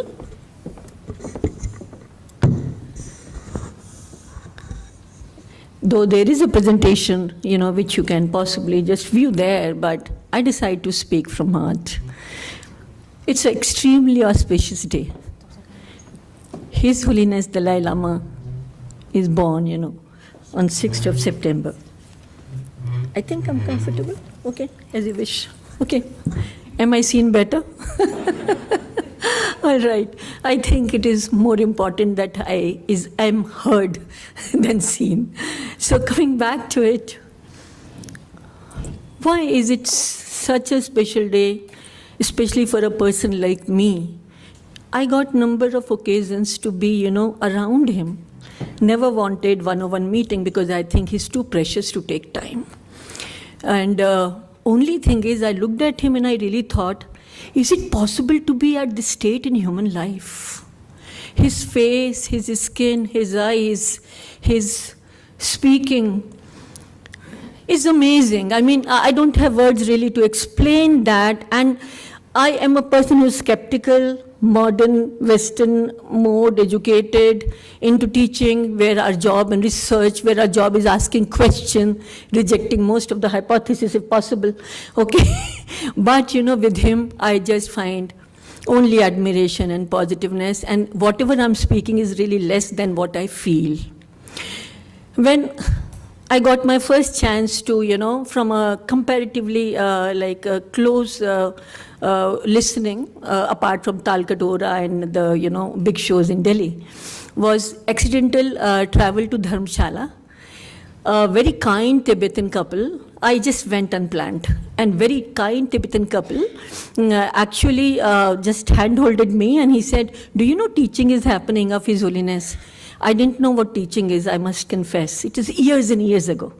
And then, they shared their translator because the language was Tibetan. And it was an ultimate and conventional reality. I always say that that was a turning point in my life. I'm still employed. I still am teaching. But my heart is in, the philosophy which he's really ensuring that comes to very common mind and heart like ours.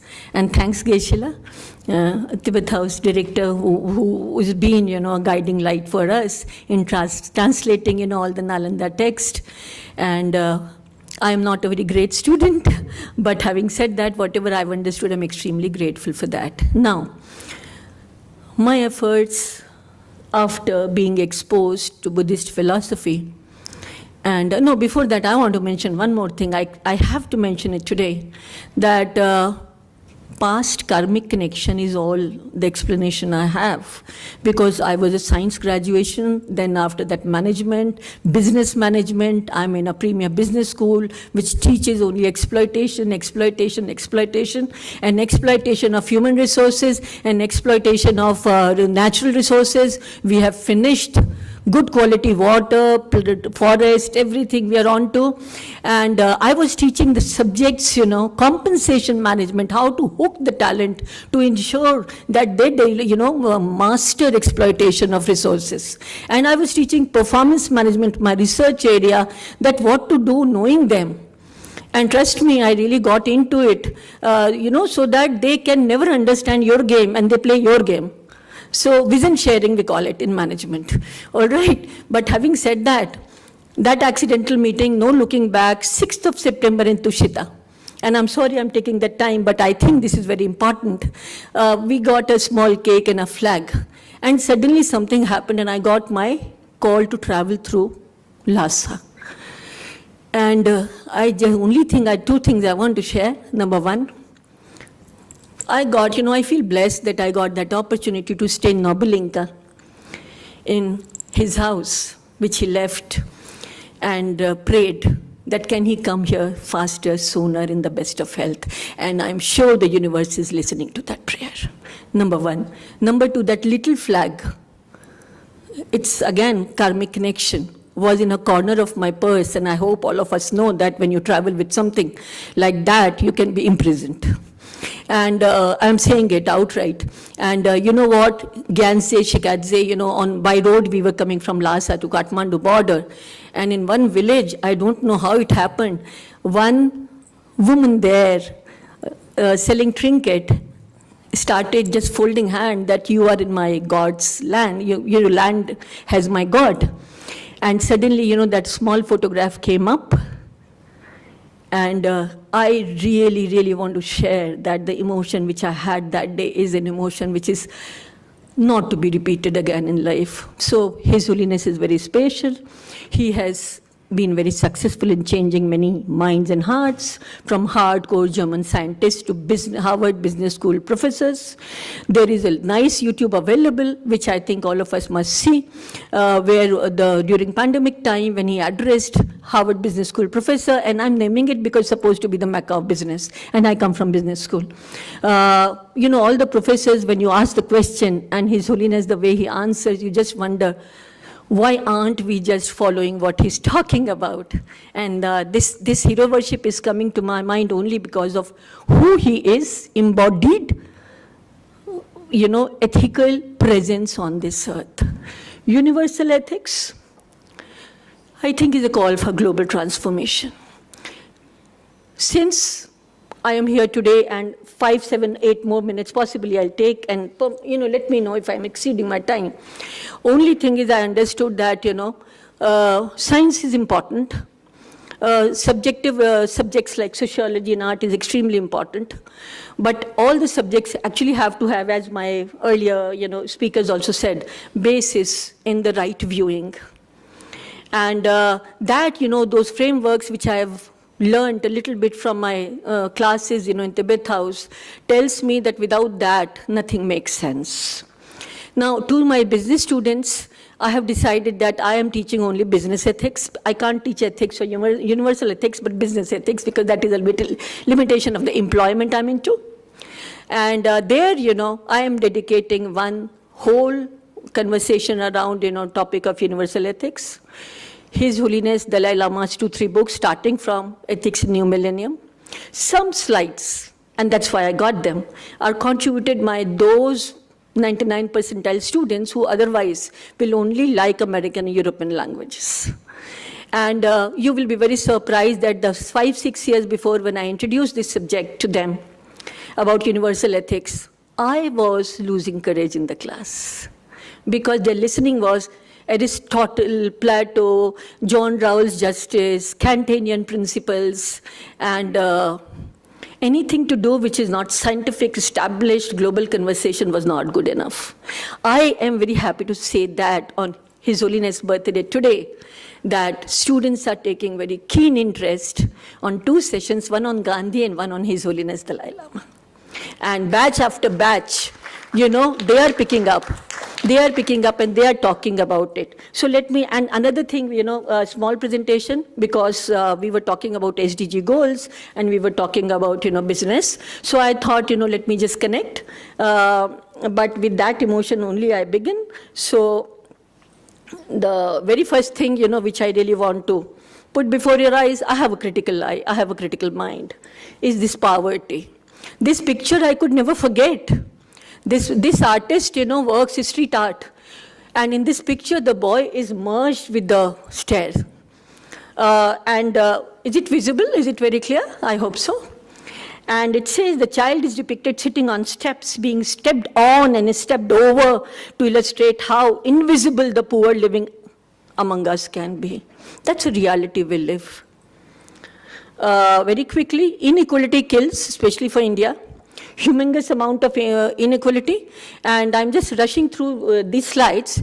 You see the 8 modern jars, which are actually respected far more than prime ministers even of US or India or wherever. Starting from, of course, you have Amazon boss, Jeff Bezos, and so on and so forth. And, they command more than 50% of the all wealth of the globe. Yeah? Yeah, please. Okay, sorry. So, and this is how the inequality is, that more than half of the population of global world, actually, whatever they can have collectively, these 8 people command. Is it a fair world to live on? United Nations has been taking a call, my friend right now shared so much about it. And SDG goals, thank God they're overarching goal, and thank God, that business is looking at it. Yeah, in my institution, which is a very knowledgeable institution and present very nicely globally and locally, when I mentioned last year that I want a center of excellence and I want to link it with SDG, I was asked by almost all concerned, SDG is social phenomena. What are you doing in business? So this is a level of ignorance the wealth centers carry.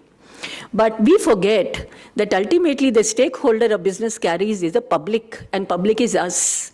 Even the families of those corporate honkos, So thankfully, everybody is getting educated, and now my classes are starting from SDG. And equal poverty is the very first pillar, as we know. Another discourse, quickly I'm wanting to wrap up, is happening on responsible leadership, which is taking my attention. Because some good things are talked about where at least a conversation from the business. And why business also I want to address, because if you really look at it, governments are coming and going. But the businesses and the crony businesses are same. So that is why they're the most dominant citizen, I would say, of the globe and India. So just, getting your attention to the critical things, I wanted to come today, for universal ethics context. Basically, the qualities of responsible leaders, nothing else but what His Holiness is saying even more simply, value-based, self-image, introspection, and so on and so forth. And the relationship between leader and follower. What makes a responsible leader, I'm not going into the details, but 2 things I want to mention. And one thing is, instead of IQ, they're talking about relational intelligence, which is nothing but emotional intelligence. Geshe had a chance to actually be with the main scholar there, and the ethical intelligence. And that's what I understood, what I'm receiving from the classes in the basic tenets of Buddhist philosophy.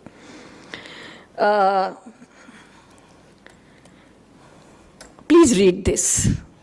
Organizations die not because of murder, they commit suicide, because they don't understand the pulse of the time. Pulse of the time is the human connect.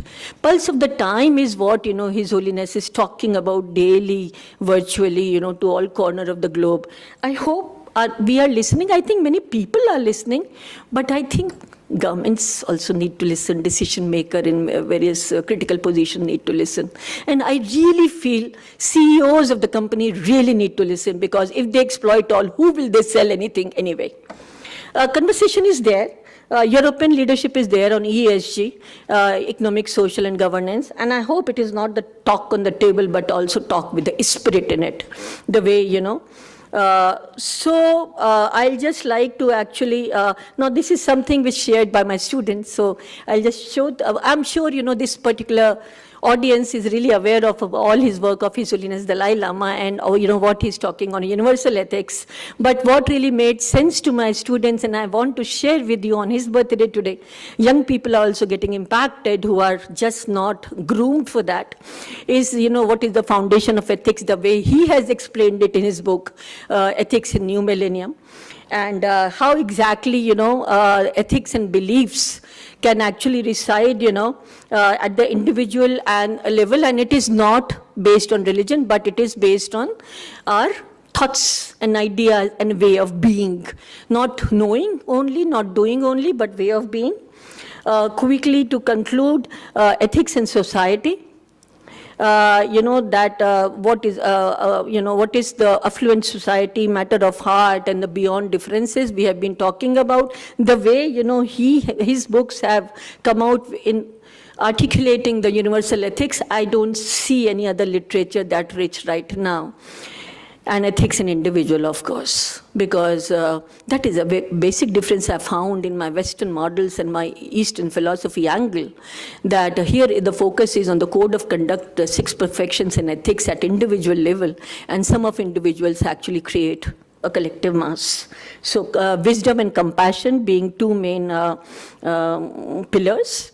And the ethics of restraint, ethics of patience, developing patience and compassion to be the essence.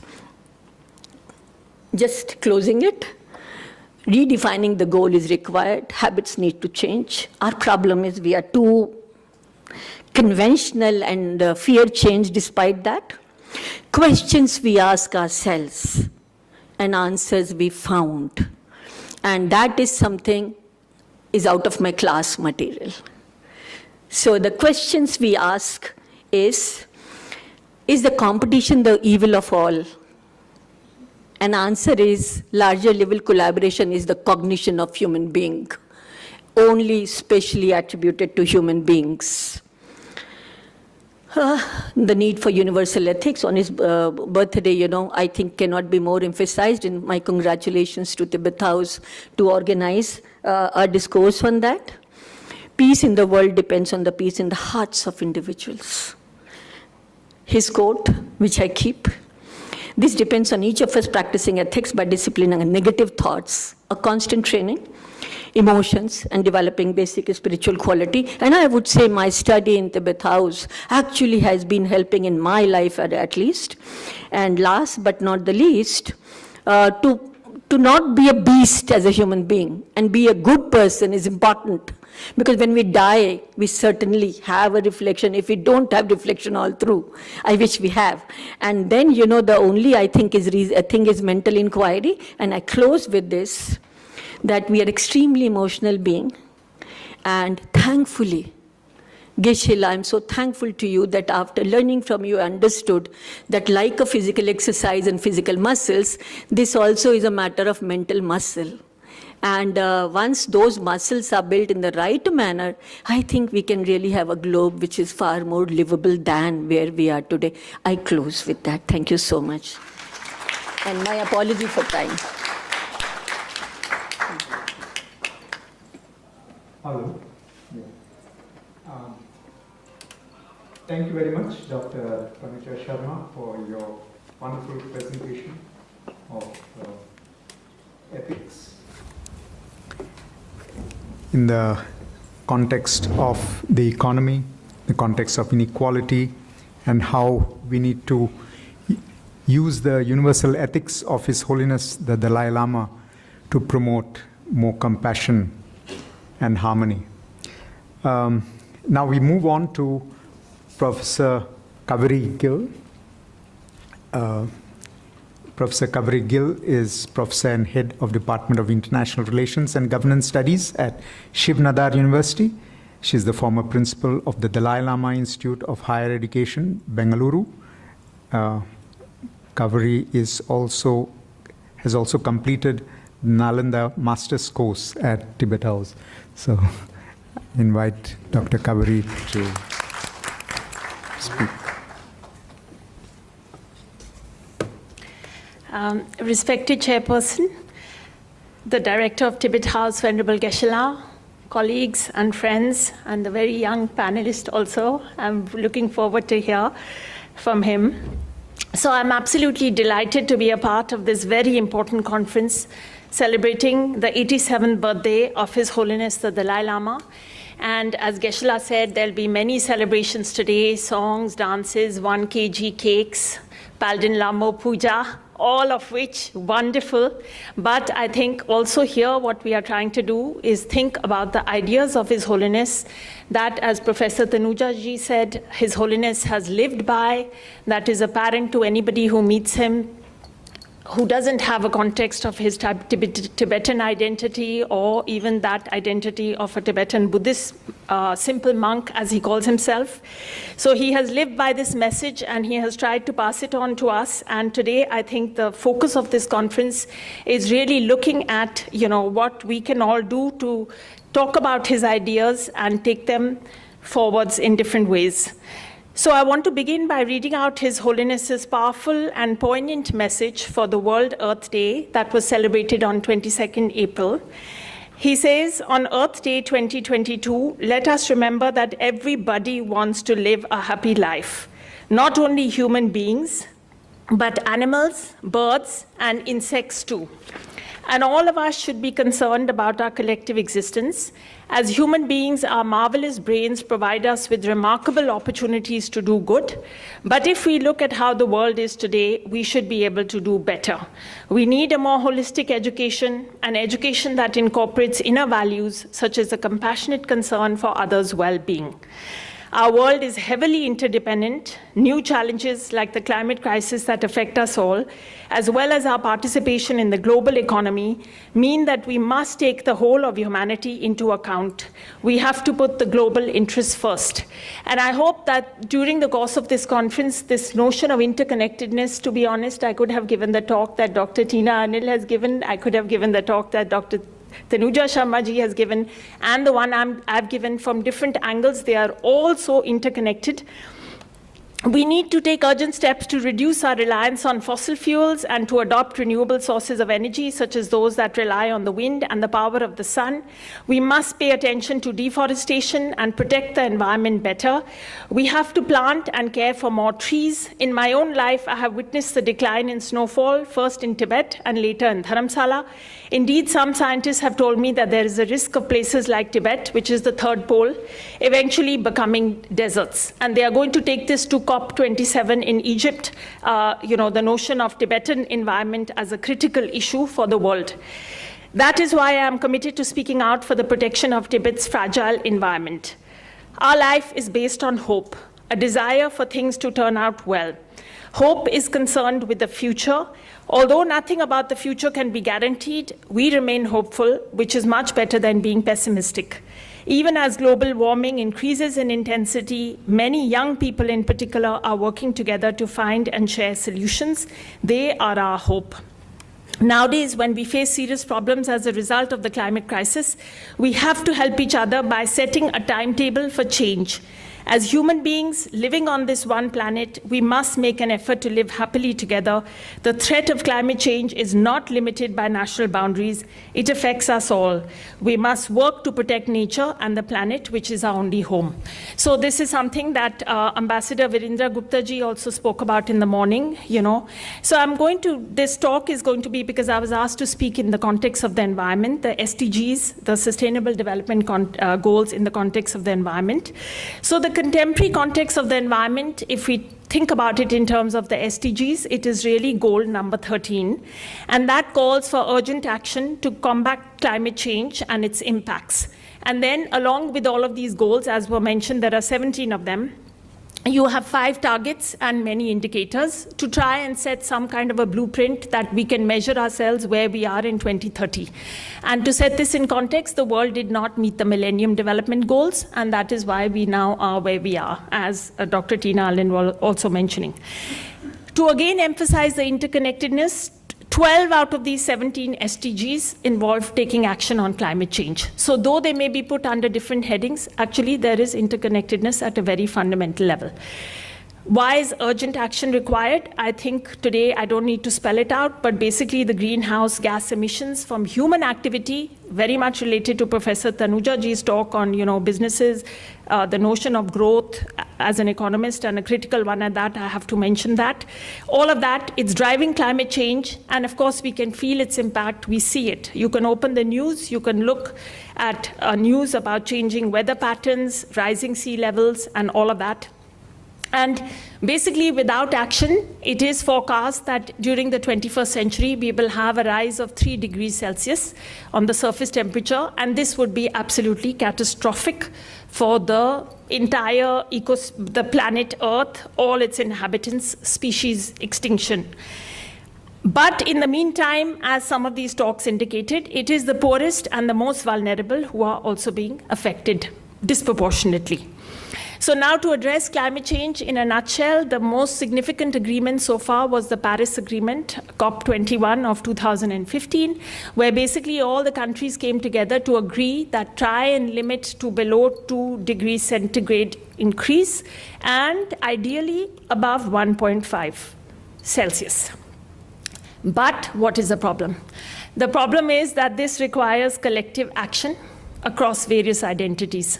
The global north and the south, or the developed and the developing world, putting the interests of future generations before our own, even though they are not present with us today, then putting the interests even within a country on the poorer people. Dr. Tina Anil spoke about scavenging castes. We can talk about the indigenous communities, living forest-dependent communities, whether they are in India.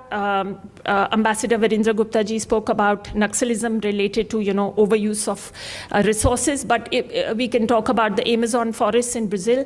There was just a murder recently of this Guardian journalist and somebody who was helping him talk about and write about what is happening in the Amazon forest. So that is what we are talking about. So this collective action is very problematic. And basically, they had a recent COP26, which was in Glasgow.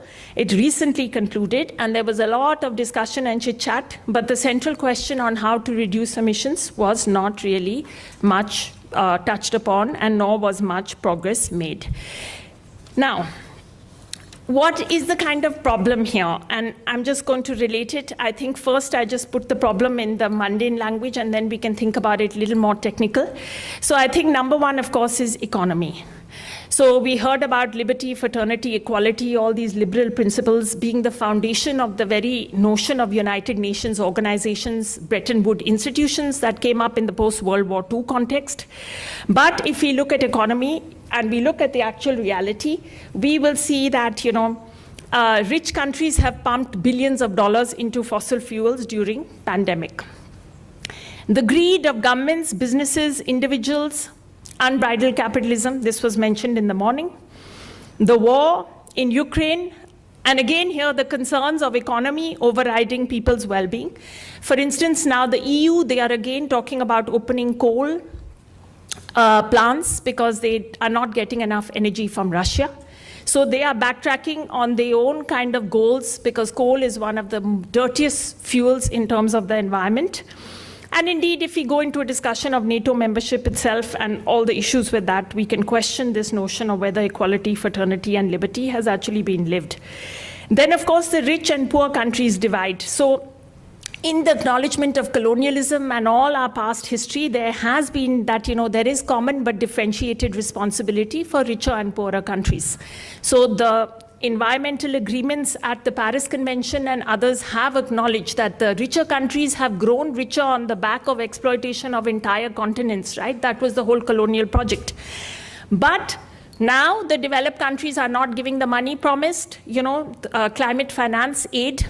And in the morning, there was again speak of trust. And if you don't have trust, we study in game theory, in economics, that without trust, a lot of your agreements are going to fall through. In this case, the global south and poorer countries are not really trusting the richer ones that they are going to cut back on the economic activity and help them also reach a better state and all of that. In terms of the urgency, the latest Intergovernmental Panel on Climate Change, they bring out a report every 7 years, and there are thousands of scientists involved.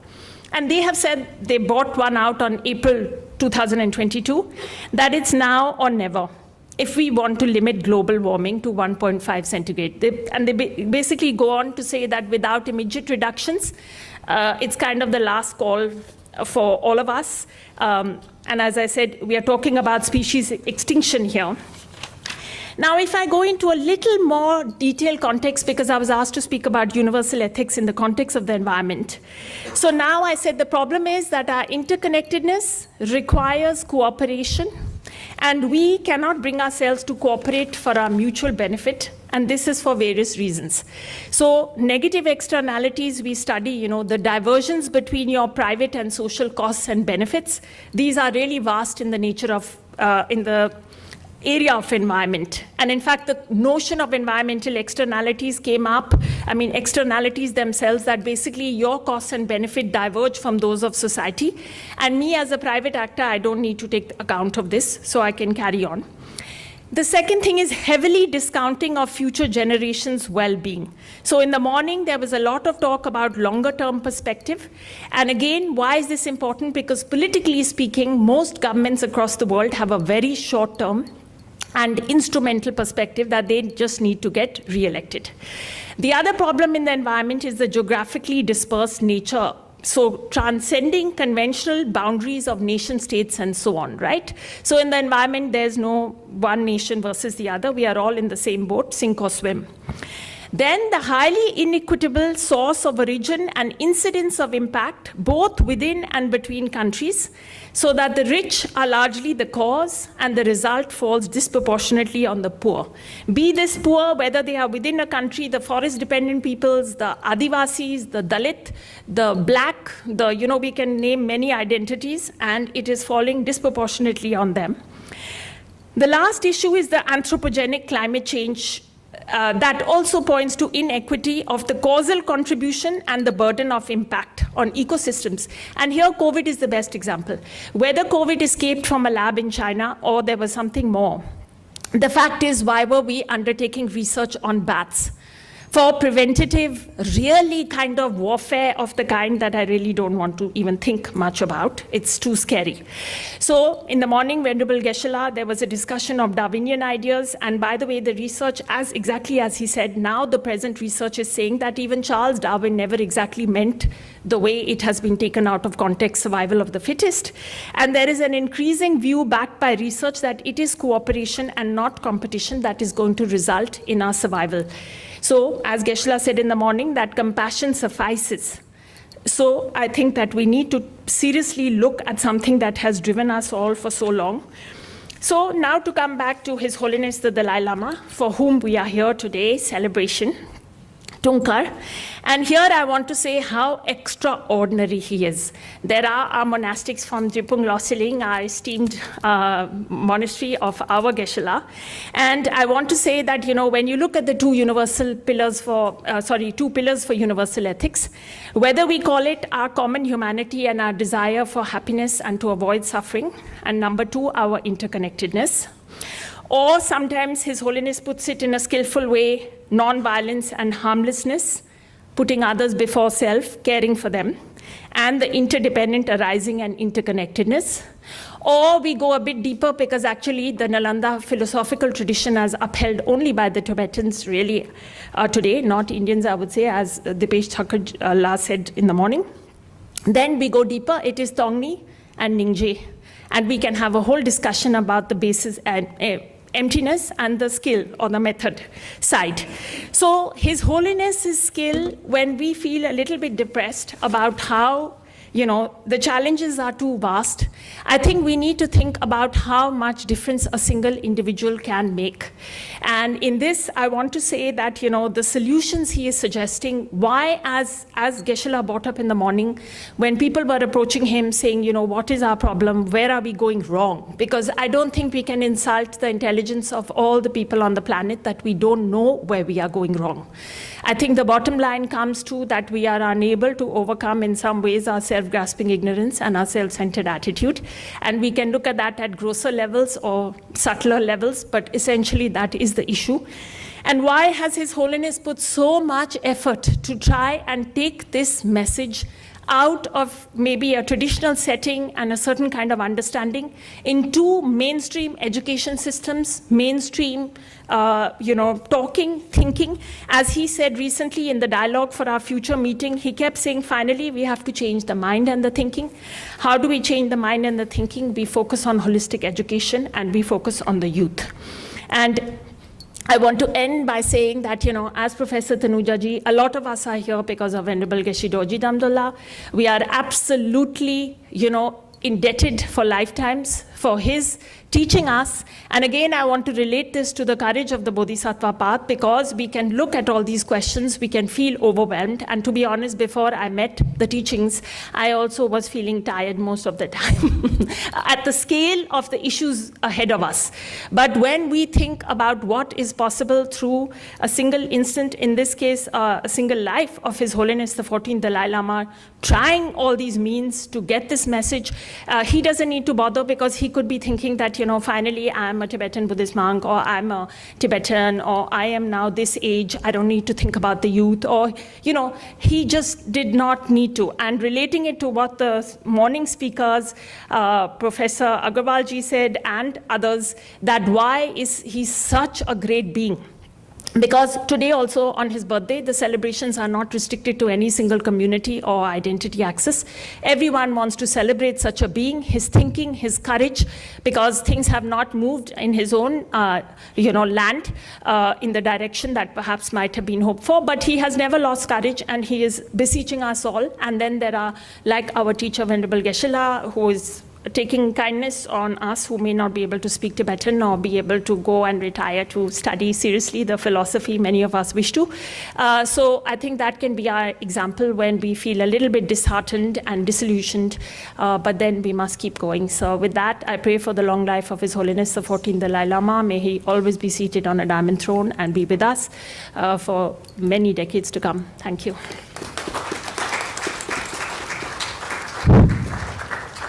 Thank you, Dr. Kaveri Gill, for covering this important topic on environment, which is critical in this time of the crisis, the ecological crisis. We are running out of time, and so I call upon Mr.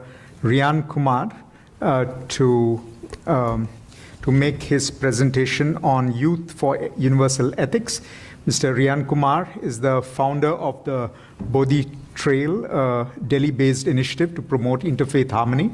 He was recently in the news for organizing the widely appreciated first national conference on faith and public policy that garnered the attendance of thought leaders and policymakers from around the world. Currently, Rian is conducting research at the Vidhi Center for Legal Research and working with UNESCO on game testing. In line with today's conference, his area of academic expertise lies in exploring the impact of ancient thought on contemporary political structures. He has presented a paper titled Reflections of Buddhism on Modern Democracy, a 21st Century Perspective, at the 3rd International Conference on Multidisciplinary Social Studies, Anthropology, Archaeology, History, and Philosophy, organized by the International Society for Research. So welcome, Rian, and I invite you to make your presentation. Thank you so much. Good evening to everyone. Good evening to the audience, Tibet House Director, Venerable Geshe, and to my fellow speakers. I'm humbled to be here on this platform as the youngest member representing Generation Z among such an august gathering on such an auspicious occasion, and would like to wish His Holiness the Dalai Lama a happy birthday. At 11 years old, primarily, with my tryst to create peace and myself first, I started asking the question, who am I? We are meant to be Gen Z, a generation experiencing 20,000 years of change in one lifetime. Today, we are dealing with the question of existence with the planet, with frequent climate change issues. We hear war is not good, yet we see Ukraine and Russia on the battlefield. We are being constantly told machines will replace us in the human versus artificial intelligence war. Knowledge, for me, is a click away, and so the question my generation always battles with is what kind of knowledge? Are we here to continue to be the consumers or the creators of this planet? With these questions in mind, we decide to synergize our efforts. If I ask you to look at the presentation, we are neither you nor we are them. We are the I first that looks on infinite possibilities through the window of opportunity shown through the wheel. We are I, and that is what I call Bodhi Trail. At Bodhi Trail, my team and I are working on awakened youth with the humble effort to find answers to these questions. Being a dialoguer generation, it is important to voice our opinions and have views on current topics and shape the future, and that is the impact of universal ethics on us. My project, we continue to work with communities in conflict areas which need our help. In our podcast, we talk about issues and challenges that engage our generation. Recently, we created a platform, the National Conference on Faith and Public Policy, to discuss measures to alleviate communal disharmony by kickstarting a discussion to impact faith on policy making.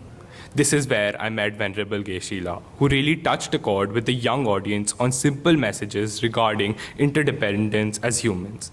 He emphasized how this interconnectedness drives empathy amongst all, and rightly pointed out that peace and unity is what religion teaches us.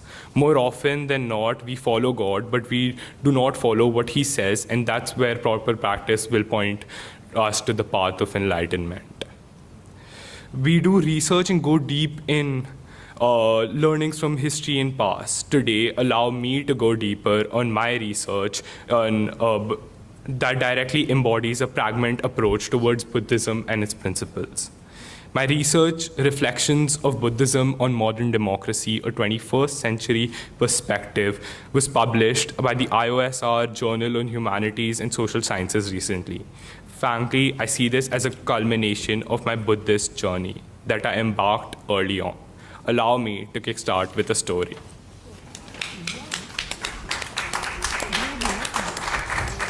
As an 11-year-old, I enjoyed playing football, and surprisingly, one day, I saw my teammates holding this small book with a wheel symbol drawn on it.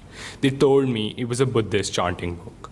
I knew little about Buddhism in India, much less amongst my friends. I attended meetings, curious to experience the power of chanting, and what I found was beyond my imagination. A curious calm settled as I connected with my environment. Daily chanting helped me mentally, and to study Buddhism as a religion was fascinating in its simple but yet powerful messages. Come to 2019, I founded Bodhi Trail, a platform to promote the core values of Buddha's teachings, to teach us about modern-day issues like communal harmony, mental health. And over the past 3-4 years, I have developed deeper in the practice and kept my personal balance, as well as percolate my thoughts on various topics that affect the modern world. And this is where the idea of my research paper started. In my paper, it is argued that Buddhism and democracy are quite congruous, but they are complementary in a much deeper sense. Democracy is strengthened by the values drawn from Buddhist social and moral theory, and Buddhist social moral theory also tends to gain concrete procedural and institutional distinctions when it is through the framework of liberal democratic theory. This is what led me to the objective of my research, to assess the compatibility between democracy and Buddhism, especially leveraging the Pali Canon.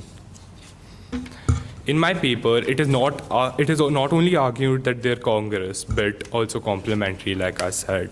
Moving on to the research methodology I used to analyze it in the most efficient format. I used thematic research along with secondary research from academia, scriptures written across time. This study was not only based on primary and secondary research, but also suttas such as the Kalma, Anghana, Udana, Vasla, and many others. I used democratic policies and documents from nations of South Asia to draw parallels to assess the impact of Buddhism on modern democracy. Throughout my paper, I investigated different aspects of a vibrant democracy, such as equality, diversity, and governance and tolerance, which makes a democracy flourish. Starting with equality, in the current times, the concept of equality has become increasingly varied with freshly evolving problems such as job allocation, control of natural resources between countries, to political representation of distinct communities, hence its importance. Second, governments and law. In Buddhist society, even the form of governance was monarchy. The use of democratic principles was there. Thirdly, tolerance. Religious tolerance is a key problem even in modern times, and solving it was essential in Buddhist and modern society. Coming to the first theme, when we're talking about democracy, equality is the first thing in mind of people, and this is what we've explored through my paper. The Mahayana Buddhists believe that we, all humans, have inherent Buddha nature, and we have the ability to become enlightened, and hence everyone should be treated equally. There are three sub-themes: caste system, gender, and Sangha. In caste system, Buddha and Buddhism were opposed to the prevalent Brahminical castes, which were hierarchically graded. Gender, according to Buddha, if any woman and man wanted to go in the direction of religious enlightenment, they would approach nirvana.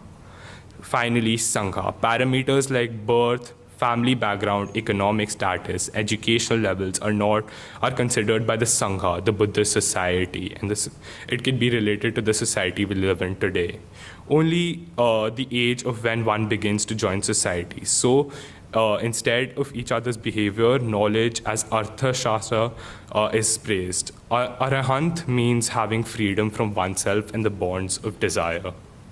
To actually portray Buddhist thoughts in scriptures, we use scriptures like the Angana Sutra and the Dana Sutra. An interesting depiction for this was in the Madhura Sutra. After Buddha's death, King Avantipur of Madhura visits Venerable Mahakanchana and questions him regarding the Brahminic claims to superiority over other castes.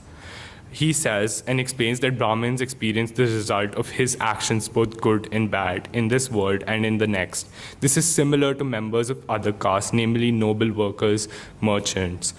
A Brahminic aesthetic receives the same homage and respect like anyone from any other caste. And at the end of the discourse, the king of Avantipur agrees with that all caste members are equal with no difference. This depicts the modern principle of no discrimination, such as in Article 15 of the Indian Constitution through Buddhist stories. Coming to the second theme, governance and law. Governance and law is the basis of any society, and Buddhist society shows an excellent structure.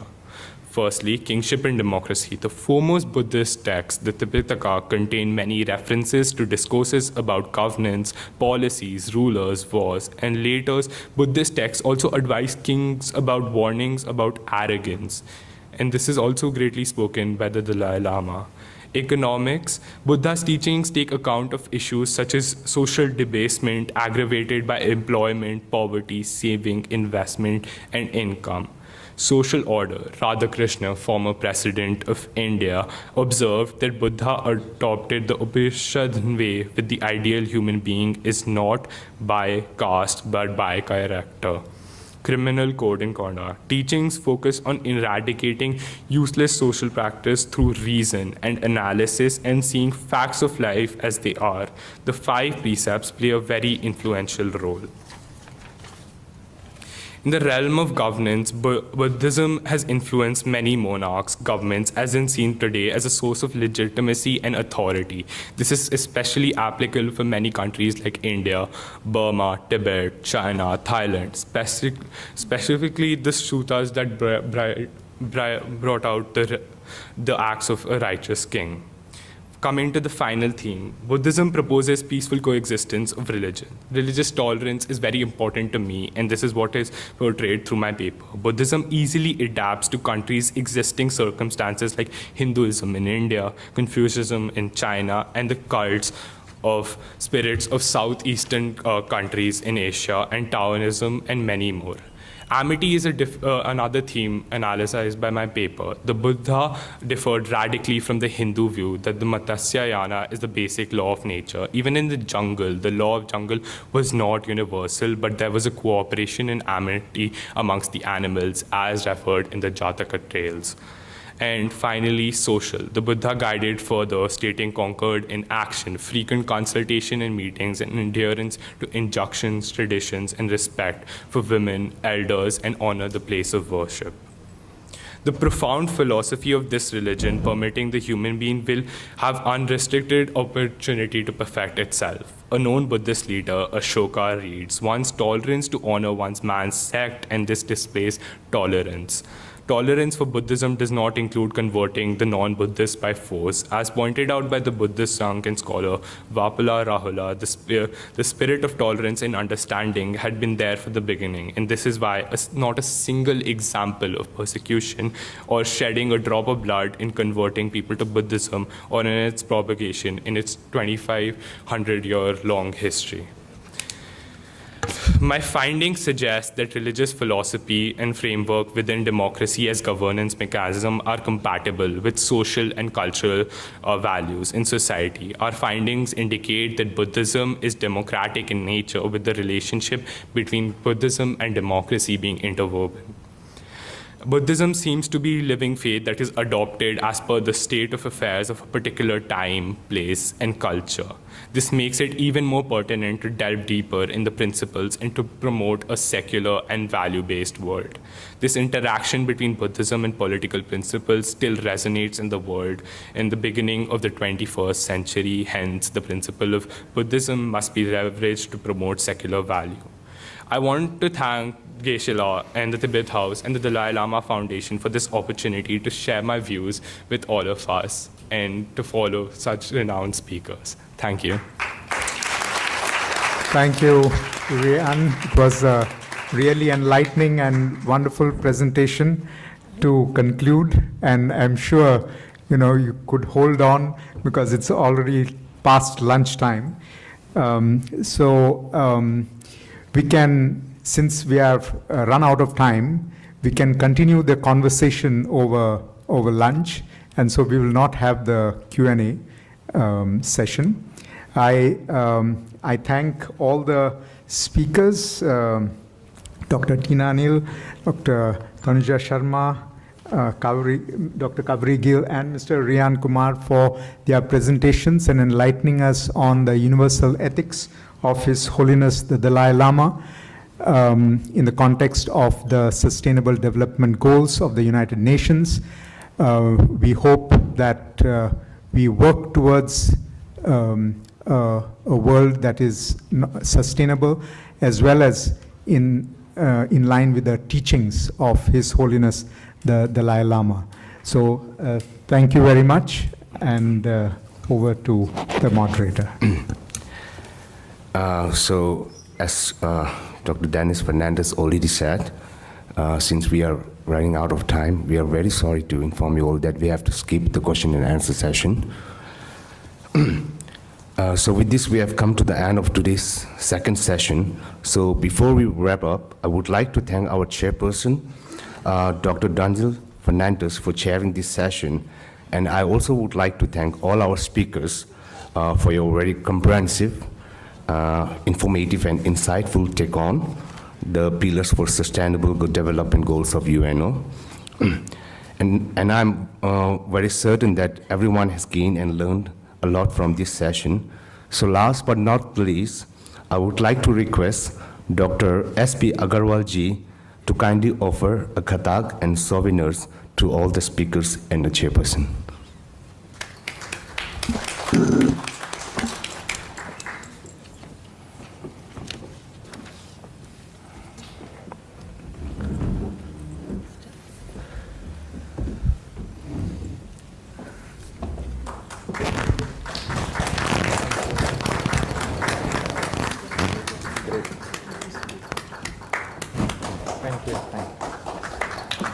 Also need to be given? Oh, of course. Thank you. Right.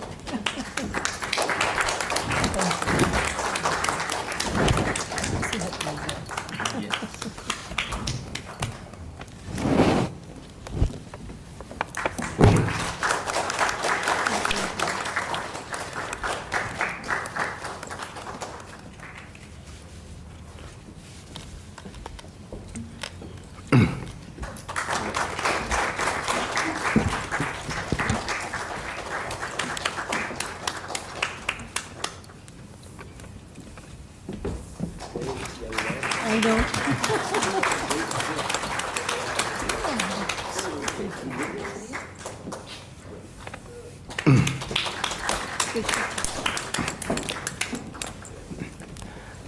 Thank you, Dr. S.P. Agarwal ji.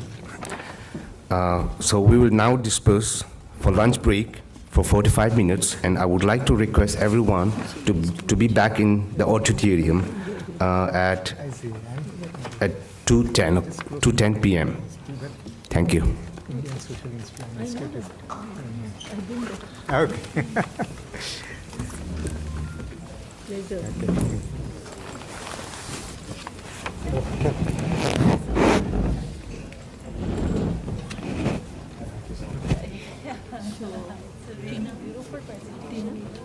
Ambedkar University is growing Ashok Nagpal and Russians. So you wrote this paper? The syllabus, conception, Shyam's time. Now so nice. And this boy is marvelous. Hey, hello. तुम्हारा phone लेती हूँ और देखती हूँ तुमको तो ना MBA student को आके बोलना ठीक है मेरा सुनना चाहिए उनको It was a delight to have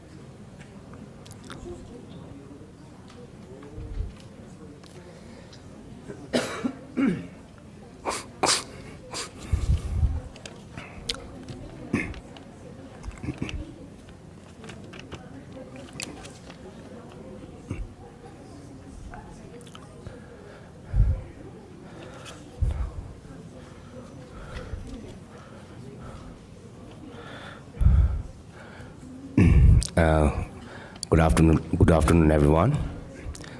Kindly be seated. Just a small announcement first. If anyone have lost their metro card during the lunch hour, please take it from me.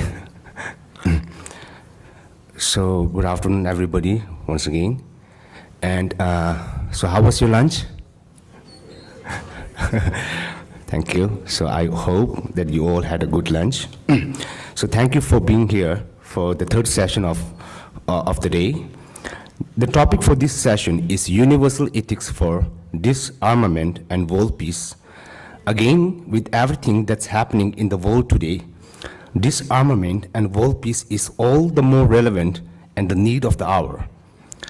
As Charles Darwin, one of the greatest biologists, had once said, morality is a crucial instinct for survival in social animals, and I believe that world peace is as essential and critical. Disarmament and world peace should become a norm and not an exception for human species to survive sustainably and harmoniously. So with this thought, I would like to introduce our chairperson and the speakers for this session. We have with us Professor T.K. Mishra, Vice Principal of Ramanujan College of Delhi, as the chairperson. As speakers, we have our first speaker, we have Dr. Nivedita Chalil, who will speak on universal ethics from the perspective of psychology. Second, we have Dr. Alexandra Kelly, and Dr. Alexandra will speak from the perspective of education. And then we have Ms. Pooja Malhotra. Ms. Malhotra will speak on universal ethics through Ayur Gyan Nyas. And finally, we have Professor G. Ravindran, who will speak on compassion and the Goodness app. So like the previous sessions, we will have 20 minutes for question and answer session at the end of the session. And without taking much time, I would like to request our chairperson and the speakers to please come on stage and take your respective seats.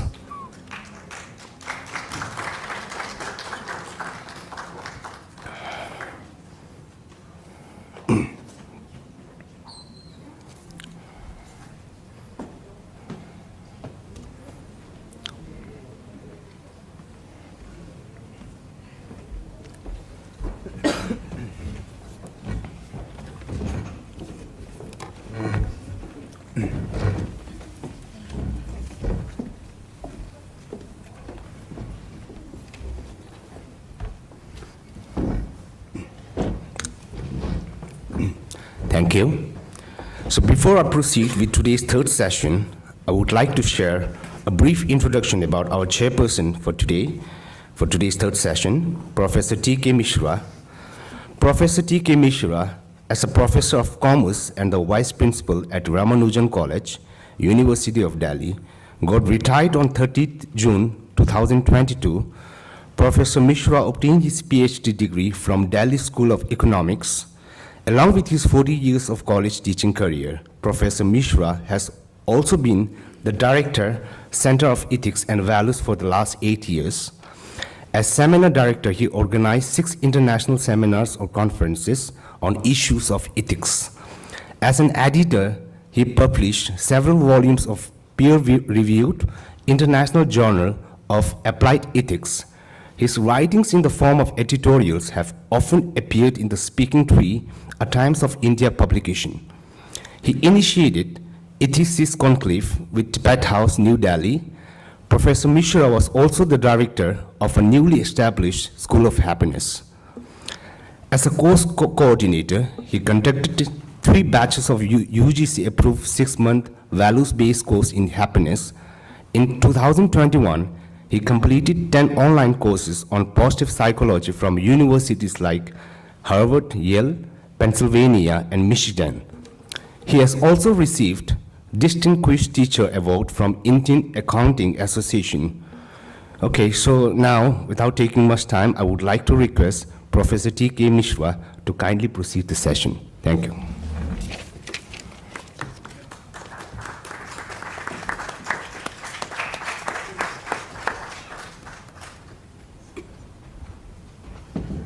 I am indeed thankful to the Tibet House.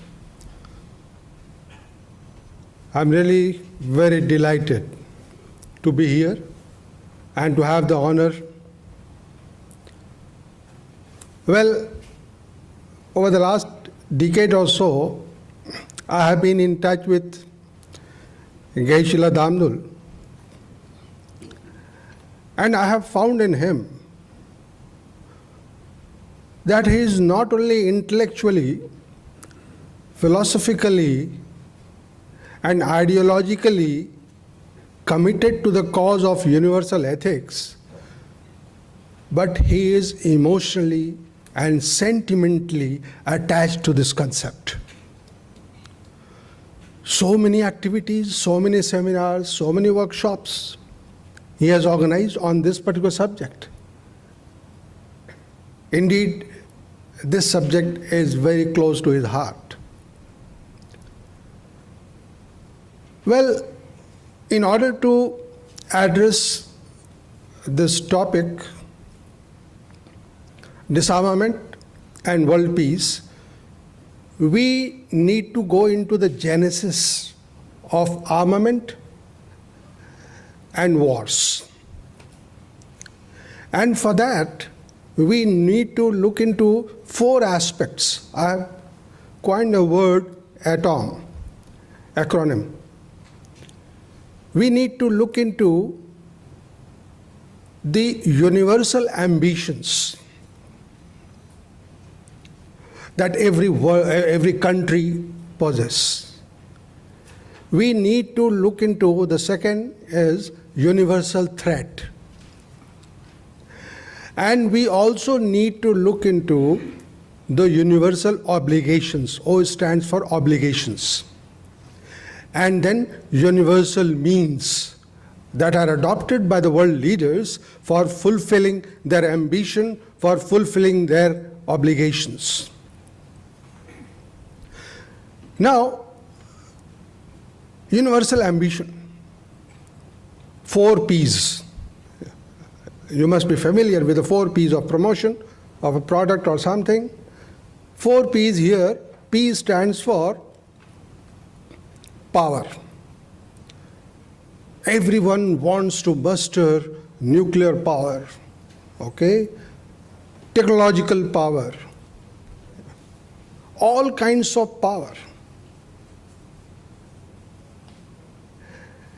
Similarly, one wants to have praise. All world leaders are, hungry for having a lot of praise, okay, including China, any leader.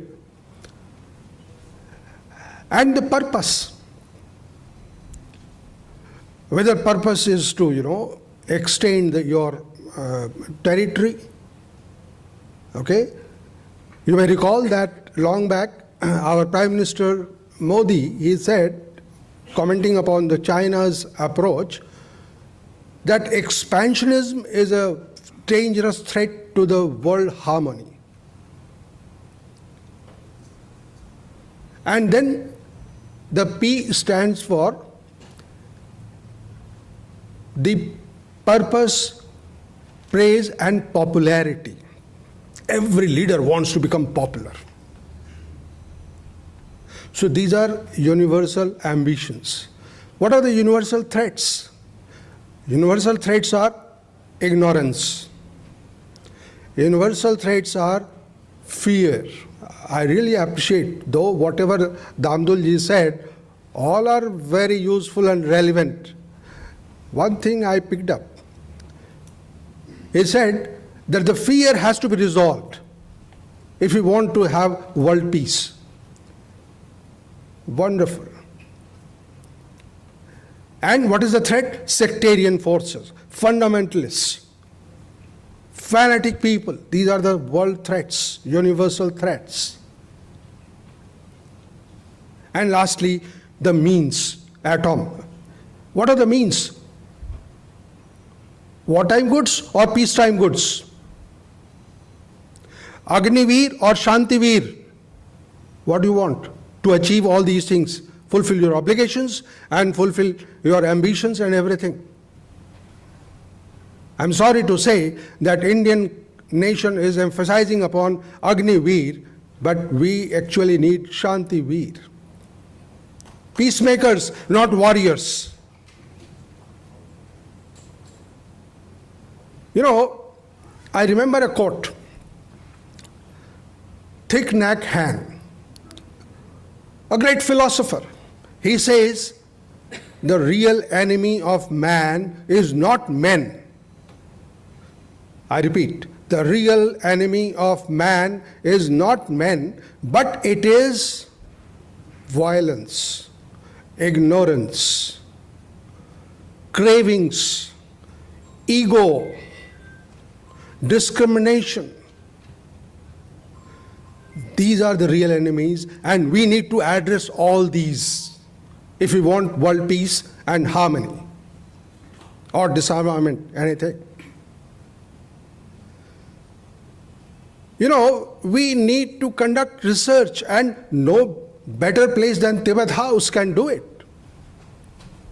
You know, 3 people we have to celebrate the ideologies. Only 3.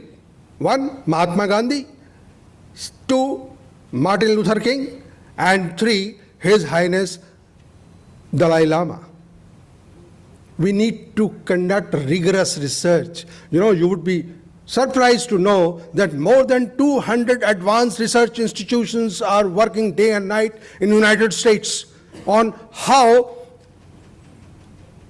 a person won independence through non-violence. Why can't we do it here, right here? So, I don't want to go into further details of it, because I'm more interested in listening to my distinguished panel. And in this panel is really very interesting and important in the sense that we have, psychologist Nivedita. She must be having the real treatment of all these, terror-prone world leaders. Okay? And she should answer that now that army soldiers have been replaced by robots, biological war, cyber war. It is only addressing the psychological, mental state of individual that you can solve the problem, not by arming yourself. So we have psychologists, we have educationists also. Well, our principal in the morning said new education policy or national education policy has given a lot of stress on ethics and values. Well, just using those words will not serve the purpose. How to embed ethics into education? One cannot think of education without ethics. A person who is educated, can he be unethical? A person, whether he is educated or not, is judged by his ethical behavior. In the morning, I heard about SDG. SDG is a pompous word. I really pity those people in the United States, or United Nations, sorry. They could not comprehend that all these goals that you are specifying are common goals. All the nations are having it. Why do you use word sustainable? You should say how to sustain these goals. Or you could have distinguished yourself by saying that values-led goals and ethics-led means. Then you would have been distinctive. So you are not clear what you are saying. Education. We will have someone to speak on education. We have someone from Ayur, Nyas. They have practiced how to inculcate values in the individuals. We would like to hear from their experience also. And then we have a speaker from someone who would like to throw some light upon goodness mode. This is a real problem. All people from ignorance mode or passion mode have to be transformed into goodness mode. They should travel. The journey is very important, where a center like Tibet House can play a dominant role. I have organized 2-3 functions, ethicist and educationist conclave, where I wanted that those who are doing research on ethics and those who are doing, education, both should come together and share their views, and, they should, come in coalition. Unless they come in coalition, no concrete results can be arrived. So that is what we have done, and I wish the Tibet House to continue with this goodness mode and compassion. Have compassion upon yourself. You should teach all these war leaders, terrorists, that kindly have compassion upon yourself. You are making yourself human bomb, unkind to yourself. What is this? We need to educate them. So, basically, I hope that we will have a wonderful sharing of thoughts, and that will obviously motivate our leader, Geshe, to carry on such important events, such important exercises in future also. He needs the mandate of people, and that is what we all would like to give him. Thank you very much.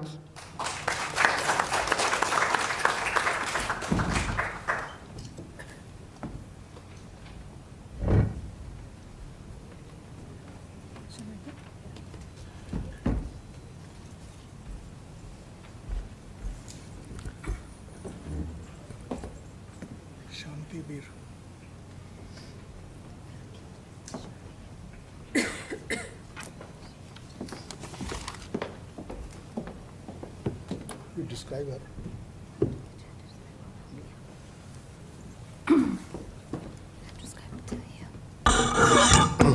Well, I told you before, Nivedita is with us, and she is the founder of ARTH, A-R-T-H, a mental health initiative that offers counseling and arts-based therapy services for people dealing with mental health issues. ARTH also provides various workshops and training programs for individuals, groups, and organizations. Her academic and professional training across over 25 years has focused on alleviating suffering through compassionate action. She is a trained occupational therapist from KEM Hospital and a psychiatrist, social worker, with a doctorate from the Tata Institute of Social Services, Mumbai, where she also served as faculty. Thank you, Niveta. Go ahead. Thank you. I think it's better to do it like this. Is it? Okay. Is there a slideshow? No, do like this. One second. One second. Yeah? Lovely. Thank you.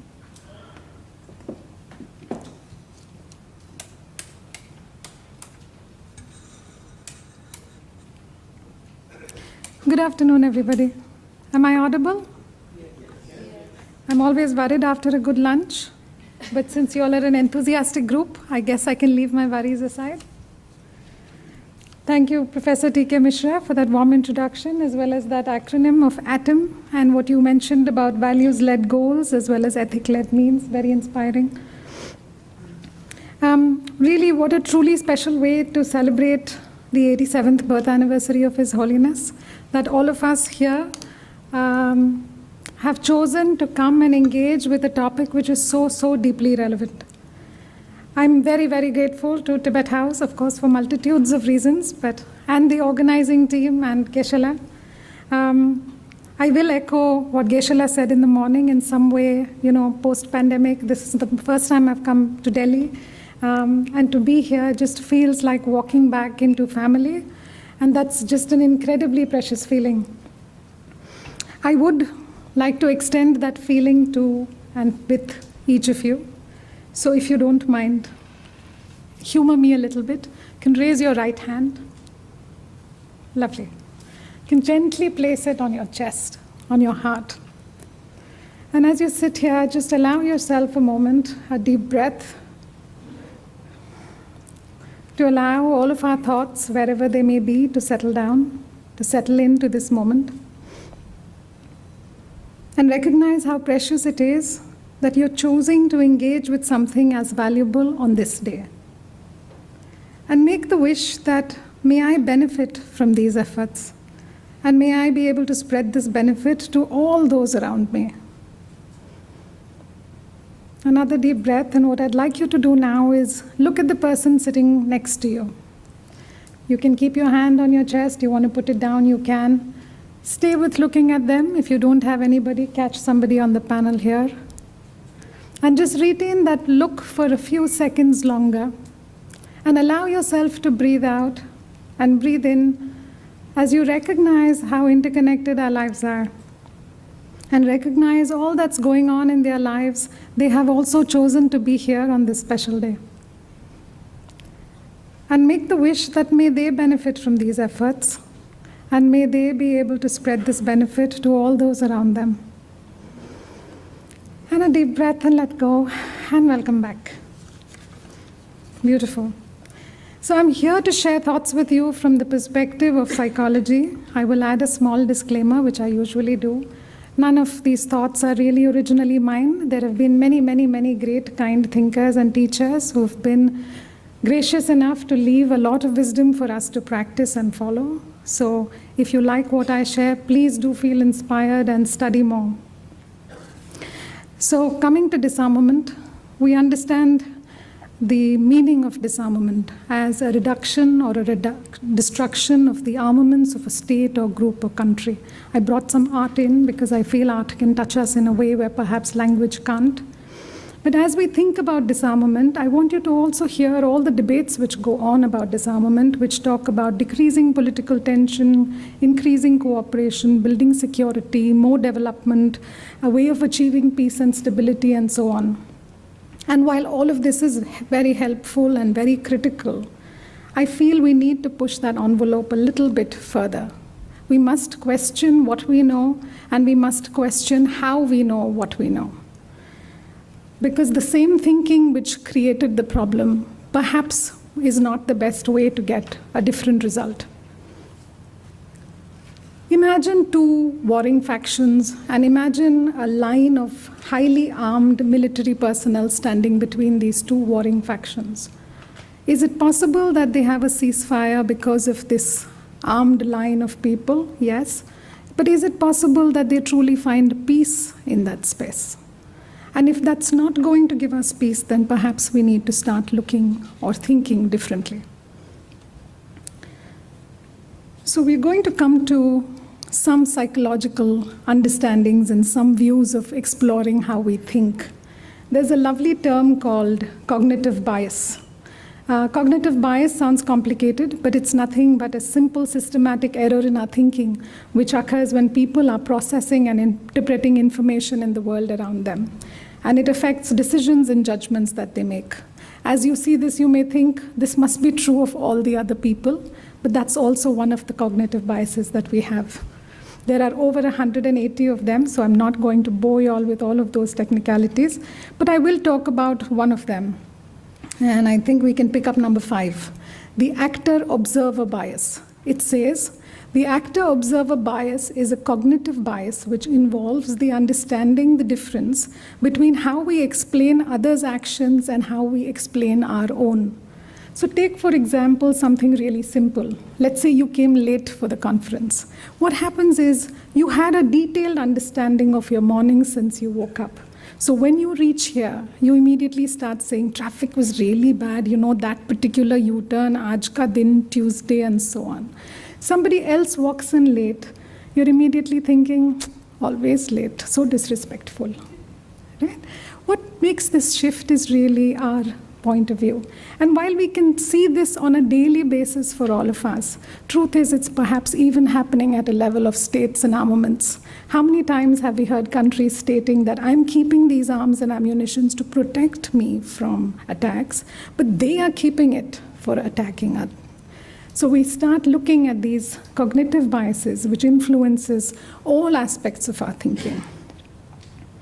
And let's not forget about what these cognitive biases mean with our current lifestyle and trends. And of course, when I'm talking about current lifestyle and trends, we will hear from Professor Ravindran in some time about the apps. But as we all know, this is our current lifestyle and trends. No?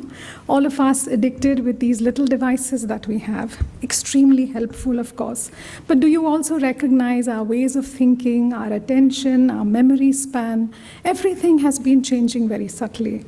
Another Nobel Prize winner, Daniel Kahneman, talks about how these devices, the smart devices, are actually increasing our cognitive biases as well as our decision errors.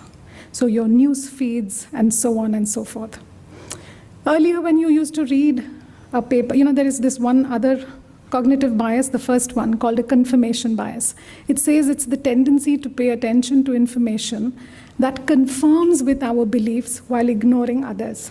Earlier, when you got a newspaper at home, for instance, and you preferred one article over the other, the newspaper didn't keep a track of what you're doing. But today, when you read one article instead of another, your preference is being generated. It's very specific algorithms which are sending you more and more data, which is likely to be stuff that you're going to consume.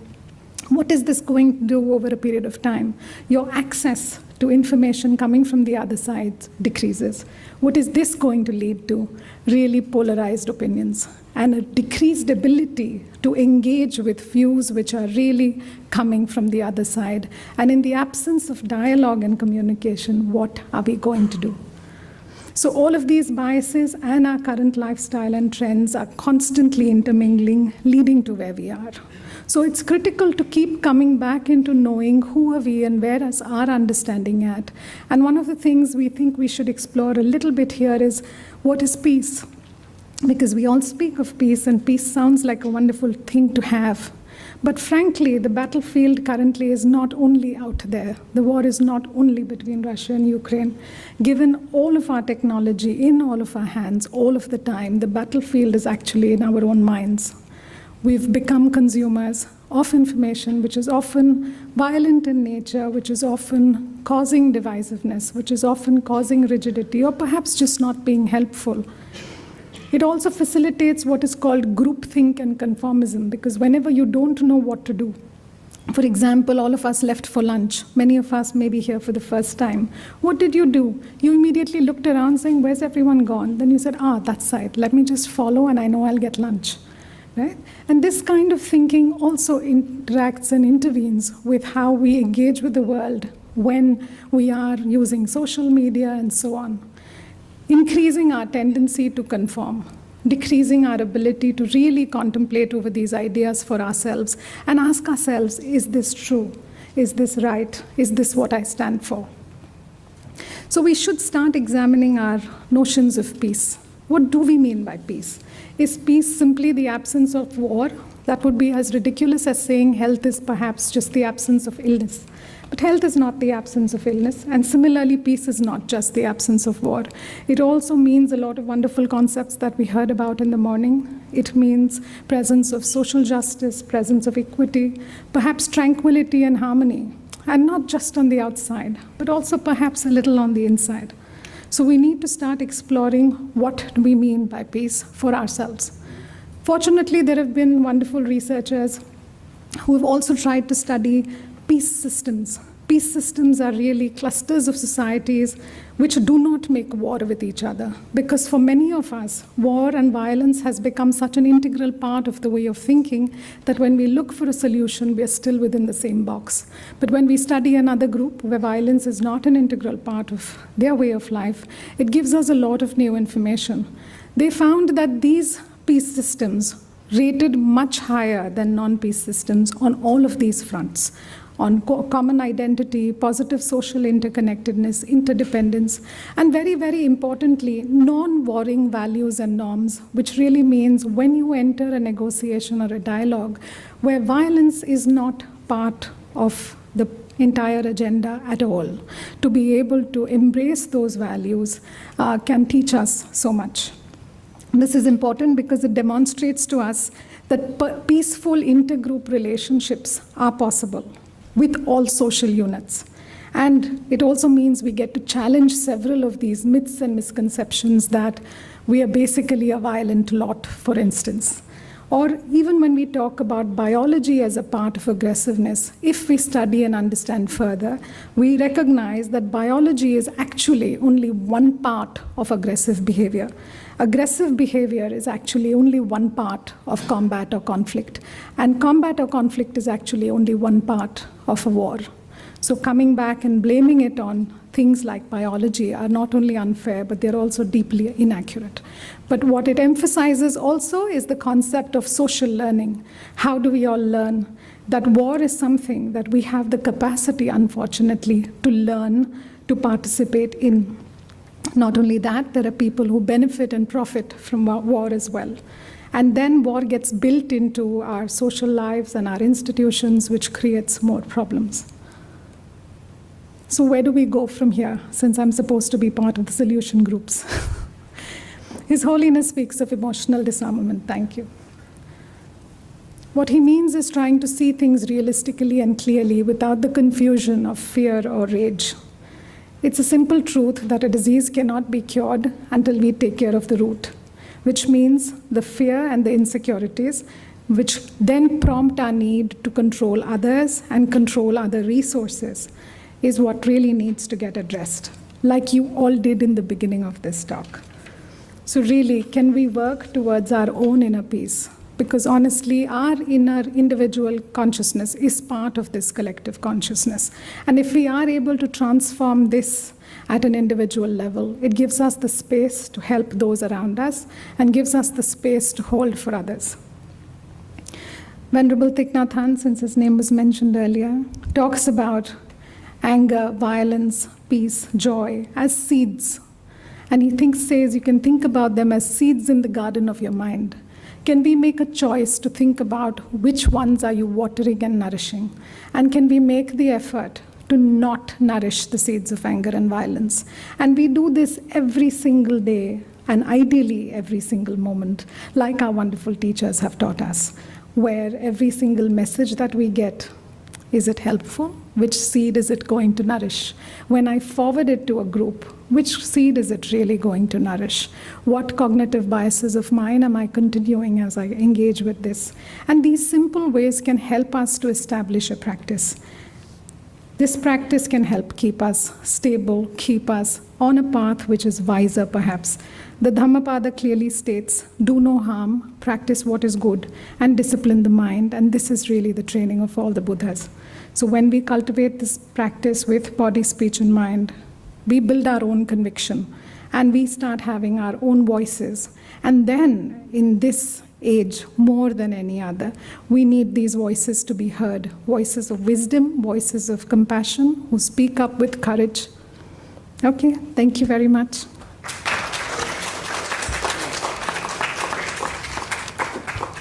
Excellent, Nivedita. I think you communicate more by your emotions and feelings than words. Sometimes words can be misinterpreted, but your emotions and feelings cannot be misinterpreted. Wonderful. Well, we have another interesting person from C Learning, S-E-E, C Learning, like art of listening, we have heard.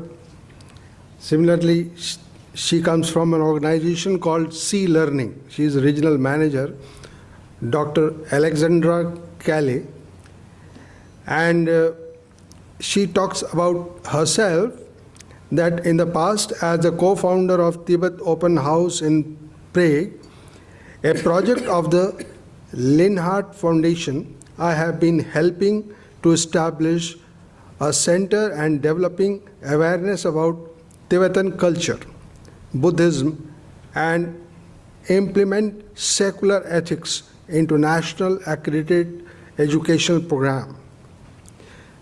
At present, she says, we are primary affiliate partner of Emory University's C Learning. Okay.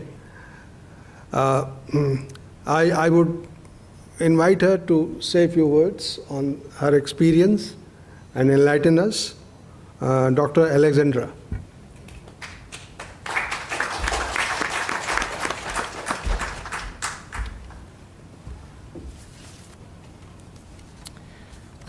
Good afternoon. My name is Alexandra Calais, and I'm a chairwoman of Institute of Environmental and Ethical Education based in Prague. On behalf of Czech people and Czech Republic and our former president Václav Havel, I would like to begin with a warm greeting on the 87th birthday of His Holiness Dalai Lama. And we wish him very long life. I would like to also thank Tibet House Delhi for this invitation. Very thank you to be part of this wonderful conference. So I have been prepared to talk in Czech, but you will not understand me. So I will read it because it will help me. So, secular ethics in daily life in our country. There is hardly a single person who has not been asked the question of what meaning of purpose life has. The answer depends on inner foundation as well as upbringing. Modern education does not pay due attention to the emotional life, the sphere of which embraces inner and ethical world more than manifested world. All that more, however, it shows sensual life as reality that deserves to be studied as carefully as possible. In this way, modern education diverts attention to external things and leaves the emotional and instinctive content to uncontrolled growth. As a result of this education, there is no focus on importance about the growth of mental health or emotional intelligence, and we have witnessed a decline in the morality, high crime rate, deep crisis everywhere. If someone who recognizes only the sensual thing, material's world, want to answer the question about the meaning and purpose of life, he will not find a reason of need for the higher moral perspective. However, there are still people who clearly see the deep meaning of emotional living in the reality. They realize that the fire of lust cannot be killing by feeding it through material development alone. Because they are aware of this, they ask themselves how to act correctly so that it leads them to the perfect satisfaction. We live in 21st century with advanced technology, top quality education, and most of us have access to all kinds of education in the world and the opportunity to become what one aspires to become in life.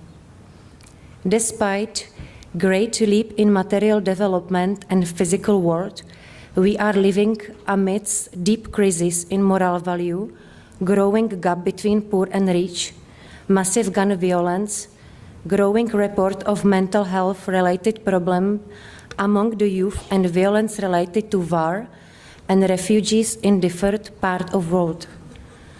When we observe carefully, we find it a hopeless situation where people are killing people. Children have become frontline attackers and soldiers in military conflicts. Nomadic minorities are constantly detained and exterminated from the land in various ways. We are controlled by the world's media, leaders, and programs that create fear. And in the last couple of years, when COVID was spread worldwide, it is easy to say that fear reigns in the whole world. Amidst this global crisis, we find and realized that none of the individual or state can be free and safe unless everyone else is safe. We have witnessed it in the interdependence of the world and how our own survival is closely linked with the survival of everyone else. One invisible virus has exposed vulnerability and precarious conditions of human life in this world. Kindness and compassion, global solidarity and cooperation has come to the fore as most valuable approach to tackle a global crisis. Especially education has a huge role in imparting various emphasis on the human value, which can bring greater peace and cooperation as well as humanity among the people. I was born in Central Europe, in the Czech Republic, where most of us have parents or grandparents who are Christian-oriented. Yet Christianity is become a forgotten memory of the past of our grandmothers and grandfathers. Most of society believes in something higher, in some kind of higher power above us, which is above us, yet this power does not have an exact term. The rest of the majority, especially young people, are mostly atheists who don't believe in nothing. Europe is going through a major social crisis. Most of our families are divorced, and our internal stability can no longer rely on family grounds as it was in the past. But I'm a generation of children and people who must learn to live mostly as individuals. This is how time shapes us. A divorced family does not believe in anything, and the European system has such high expectations for personal success in school, work, personal career. This is the pressure which we go through from young age. We have become a little slaves to education. We have a lot of theoretical information, and we are often successful in our career life, but only a few people are really happy inside. Cases related to the depression, anxiety, exhaustion, and various illnesses related to mental health have been growing into the world, and especially among the young people, which often end in suicide or a long-term inability to feel happy or live a quality life. The system in which we grow up predisposes us to various addictions such as alcohol, drugs, uncontrolled promiscuous sexual behaving, and high dependency on pharmaceuticals help in order to calm our inner restlessness. In recent years, many experts have shown great interest in the sad affair of poverty and the European standard of living in the context of mental health. European Union has included mental health as one of the main directions of support in Europe. But if we honestly ask it, how compassion can really be successfully rooted in country where the word compassion still does not have an exact translations, and its meaning is very confusing because it goes to the roots of Christianity and compassion, which writes compassion as a kind or empathic act. Emotions were taboo in Czech schools for a long time. During socialist years, the student's task was not to express himself emotionally. If somehow he showed emotion, it was more of a nuisance. He definitely shouldn't have to cry, to be angry, or to be sad. He was expected he will still be cheerful regardless of his needs and circumstances. After the communist regime change in Eastern Europe, they entered in schools new subjects such as ethics, global thinking, critical thought. But the children learned more about emotions, about feelings, about attention, critical and global thinking rather than learning how to handle emotions, how to perceive and describe feelings, and to cultivate critical and global thinking. At present, children as well as adults can express their emotions already greater tolerance. It is understood that next to common sense intelligence, perhaps as more important than intelligence itself. Interest and support has come to the fore concerning the well-being in schools.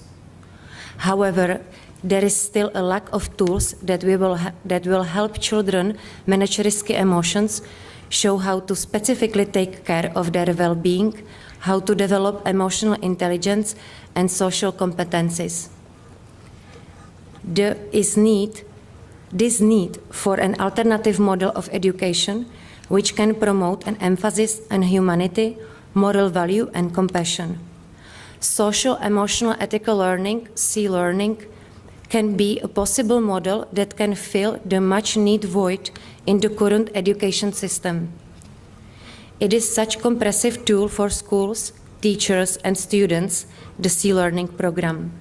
There is high hope that it will be gradually established first in those prepared Czech schools and subsequently in others.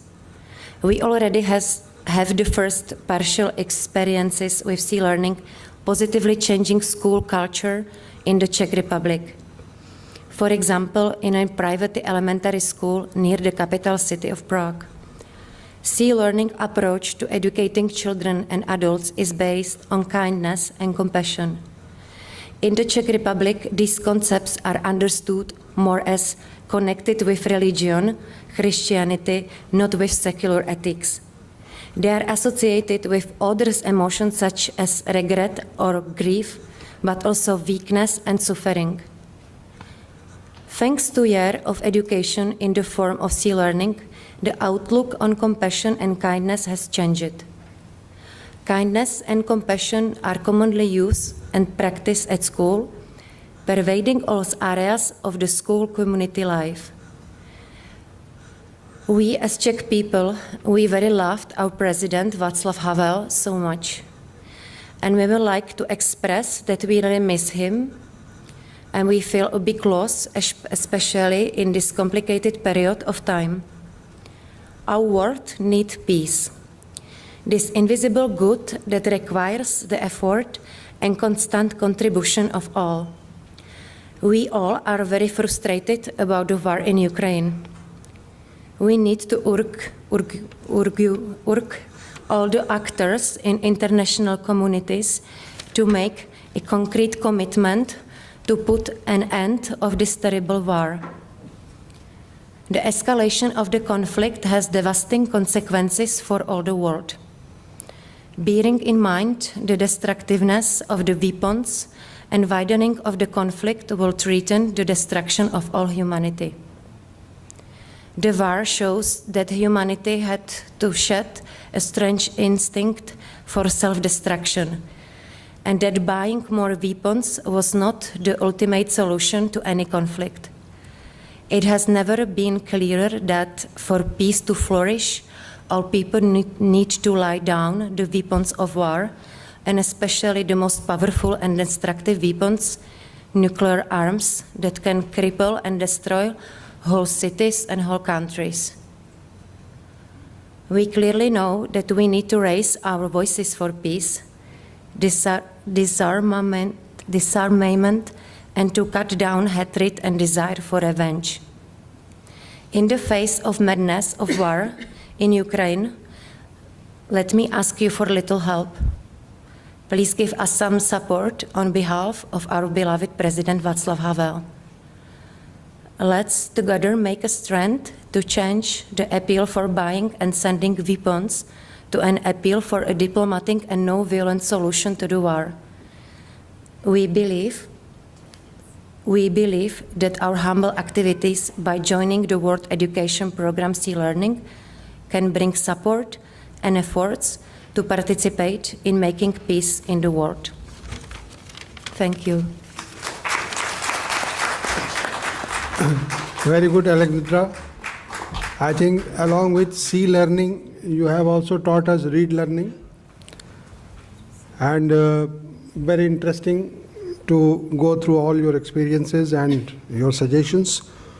Well, we have, as I told you, one NGO, Ayur Gyan Nyas, and in that I think Dr. Tanuja Sharma was also associated long back, I remember. So we have Pooja Malhotra, who is an MBA in Finance and International Business. She writes that she has extensive experience in the field of finance, program management in MNCs and government sector. Well, extensive doesn't suit with you. It should be intensive. Okay.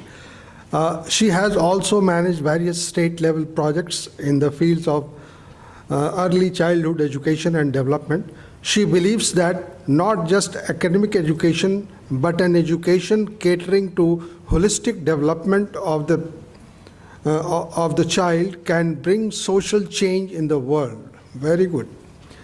She is currently working as program manager at Ayur Gyan Nyas, handling curriculum and children in universal ethics education. Wonderful.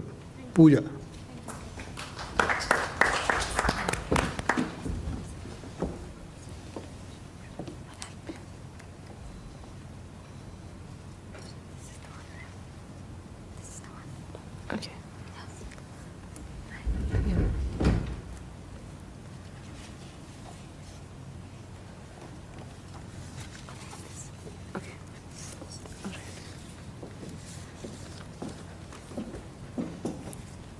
Thank you, sir, for such a great introduction. Before we start the session, I just want to see who all are here with us.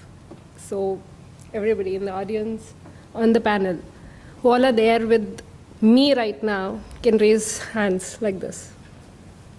Both the hands. Please.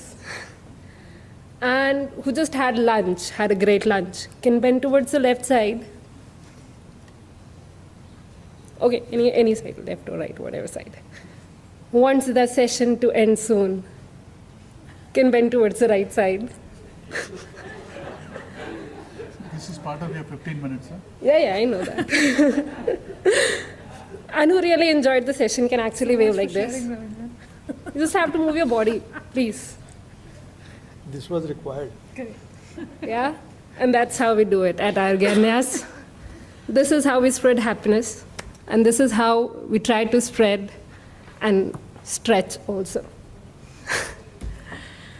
So this is such a great opportunity, and I would like to thank Agarwal to give me this opportunity to be able to present our work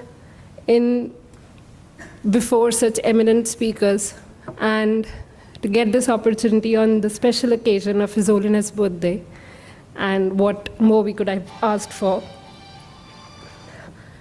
So,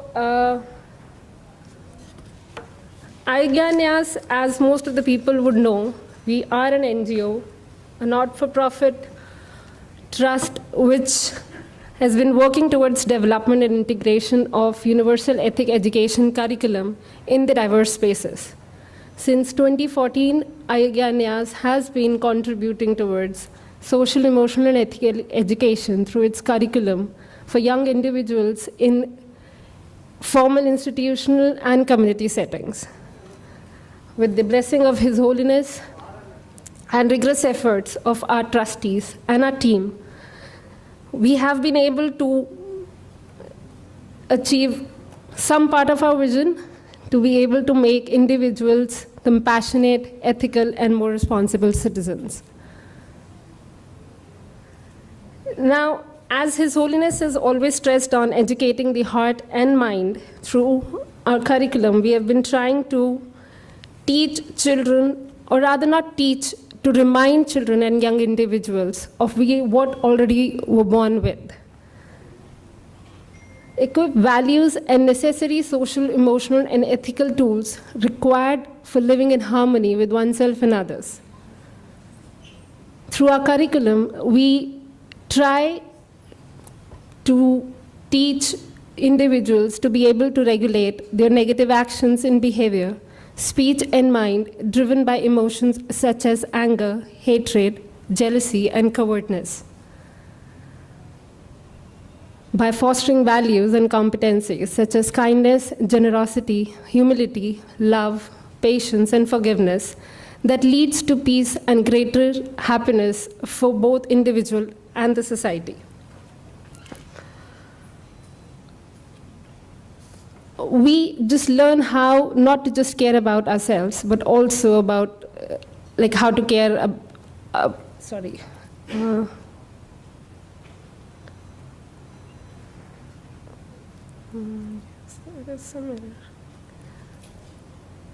Okay.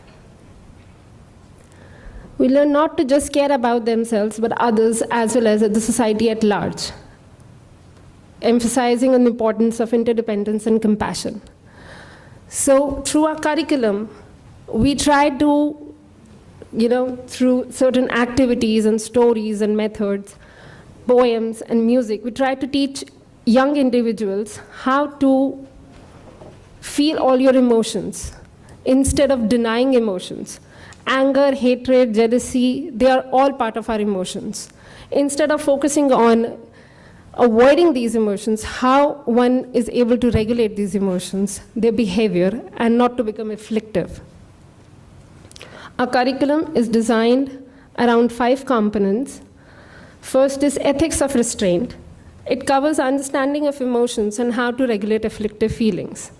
It's just like you need to take a pause and need to understand whether our behavior, our actions are actually good for our own self and for others. Does this affect our relationship with others? Through ethics of virtue, we try to add more positive qualities, to inculcate these qualities, and regularly practice these positive virtues, and with the discipline in order to be able to live a more happier life. The third component is ethics of compassion. It's the most important ethic, it's the most important value. It develops the ability to place ourselves in another's position and understand their emotions, especially their suffering, and feel motivated to alleviate the suffering of the others. Then comes discernment. It develops ethical judgment so that each decision is sound and reasoned out.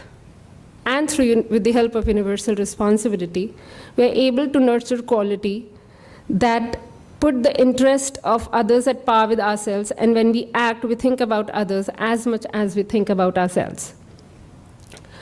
We are trying to incorporate all these components through our curriculum for pre-primary, primary, and secondary students across. This is irrespective of any religion, any country, any state. It's a very beautiful quote that I read last night, and I just added this slide. Young children do not care about nationality, faith, or caste, because these ideas prompt us to think in terms of us and them. They are divisive. They lead to violence, bullying, and exploitation, and worst of all, killing. The remedy is to look deeper and recognize that we human beings are physically, mentally, and emotionally the same. We all have the potential to develop compassion. It's a fact that as a child, we were never aware about differences. We were never aware about nationality or religion or our faith. We only got to understand all these divisive differences once we grew older. Violence begets violence. It's not an unknown fact that several researches are being done, and a lot of capital expenditure is being done on development of nuclear weapons in order to show strength. As Dr. Nivedita rightly mentioned, that the arms which we carry is for our protection, and the arms others are carry is to attack us. But we need to understand that violence or war bring only short-term solutions and leave behind human catastrophe. Through our curriculum, we stresses on peace and harmony. The focus is on peace and harmony, not of ourselves, but of others and the community at large. Through compassionate communication, nonviolent communication, and compassionate listening, we are able to resolve most of our differences. Compassion is built upon sense of security and stronger relationships. It promotes social harmony and reduces the likelihood of bullying. So we try to introduce all these concepts to students who are of the age group of 2 to 14 maybe, and they really do not understand. They do feel compassion, they do feel empathy, they do understand interdependence, but they do not know the concepts. So I would just like to share one story that we have mentioned in one of our book. The concept of interdependence, we share it like by discussing, what did we have for breakfast today? Anybody would like to participate? I need a volunteer. For 30 seconds? Yes, sir.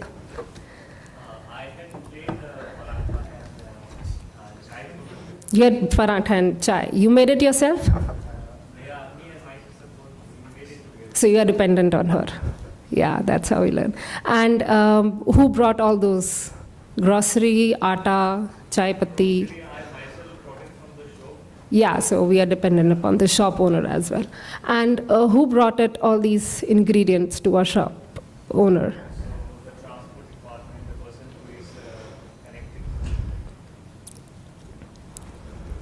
Yeah.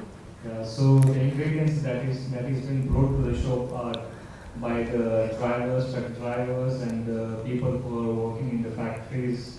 Okay, so we are thankful to these drivers also. And from where are they bringing all these? So from the farmers. So we are, we're dependent upon farmers. So when we say that we are not concerned about farmers' issue, so that is how we should actually be able to understand, be able to sympathize with their problems, because we are dependent on all these people. And thank you so much, sir. Thank you for helping me out with this thing. And that is how we try to teach children at school and at these various communities how we are interdependent, how we are dependent on each other, despite knowing about it.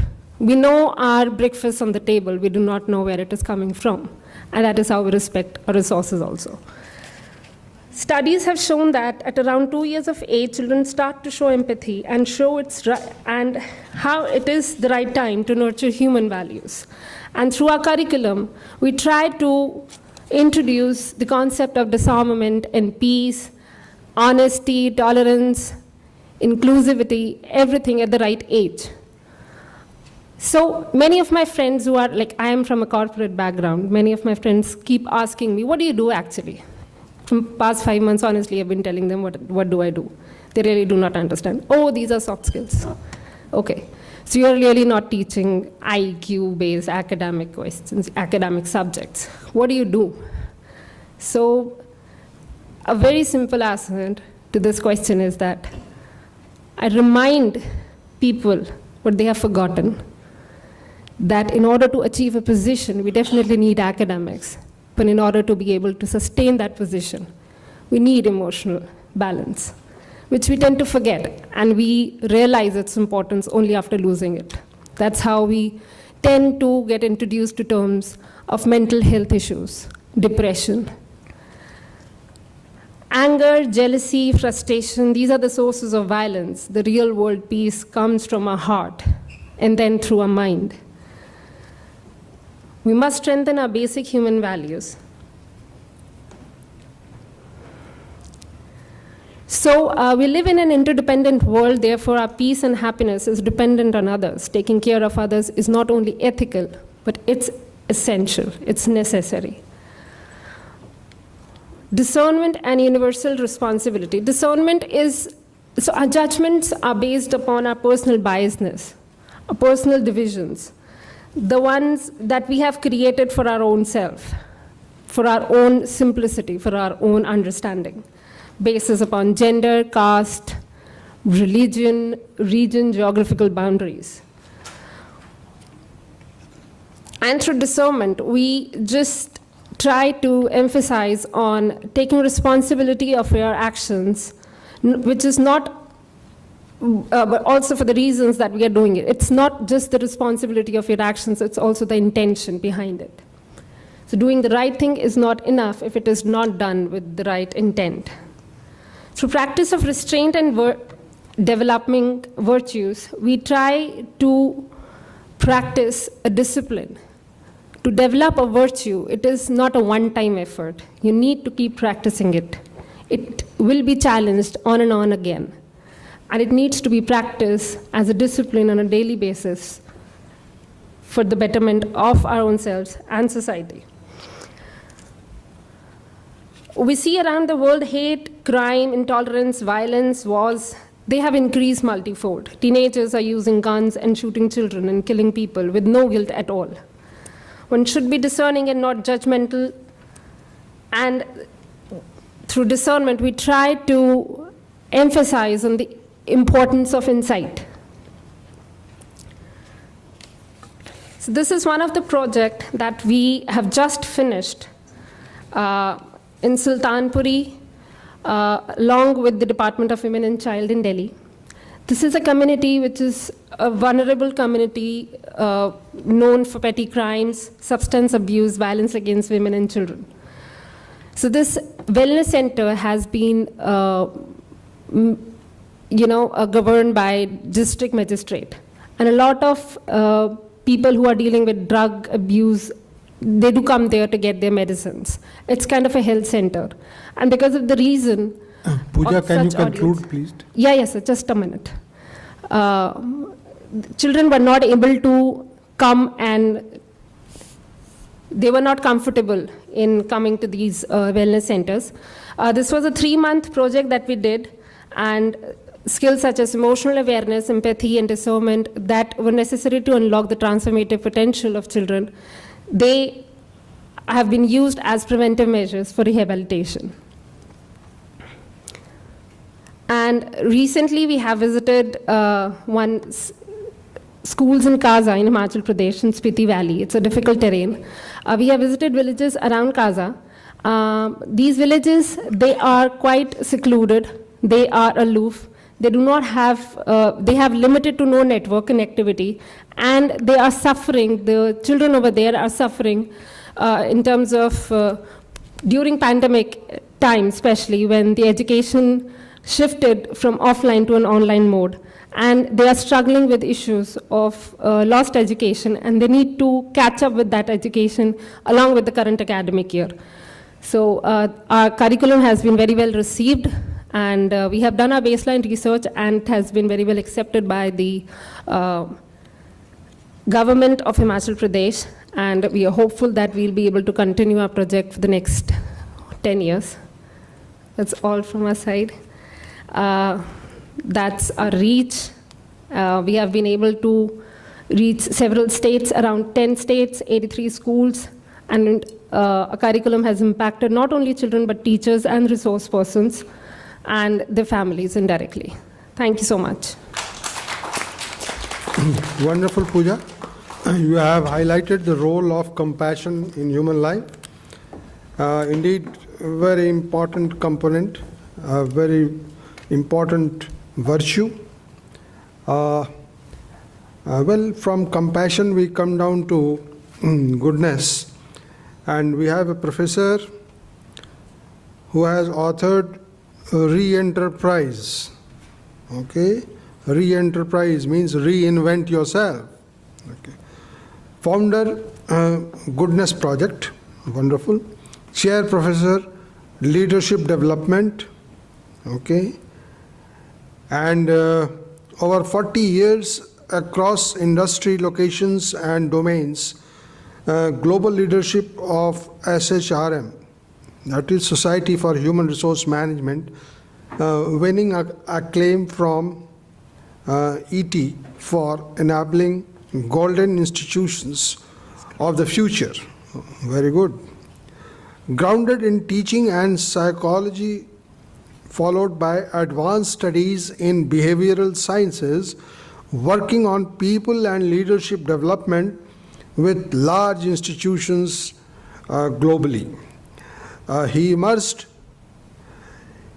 in concepts like industrialized agriculture, export labor, the eye of innovation, oh very good, tomorrow enterprise and Gulf and P. Wonderful to know all that. Let's hear from Professor Ravindran. Thank you.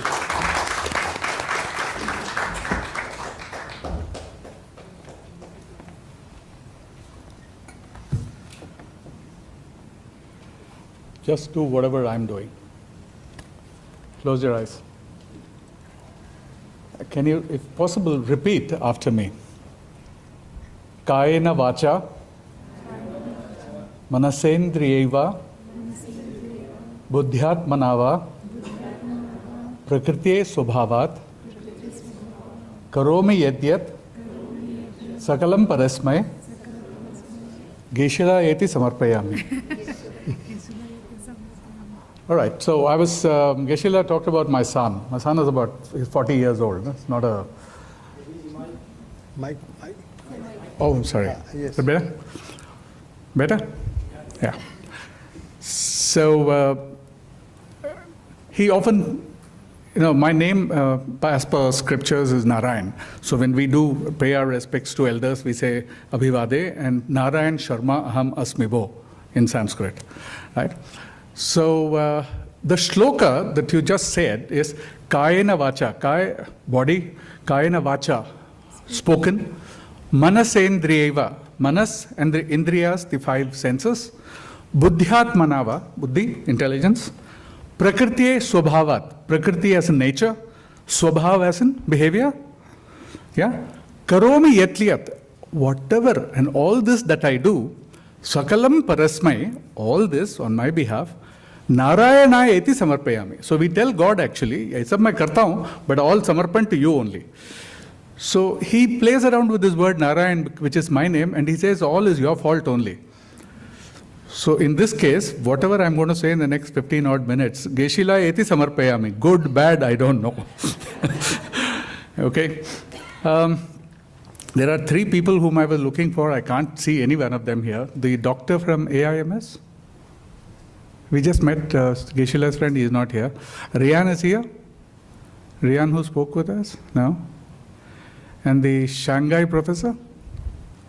who met us during lunch. Sab kat gaye yahan se, post lunch. This, Rian mentioned something about being the youngest here, right? Now, I attribute what I'm going to say to His Holiness. I don't remember the quote, but to me, he's one of the youngest people I have known, because he described two things as to what is young. He said, I have so much more to do,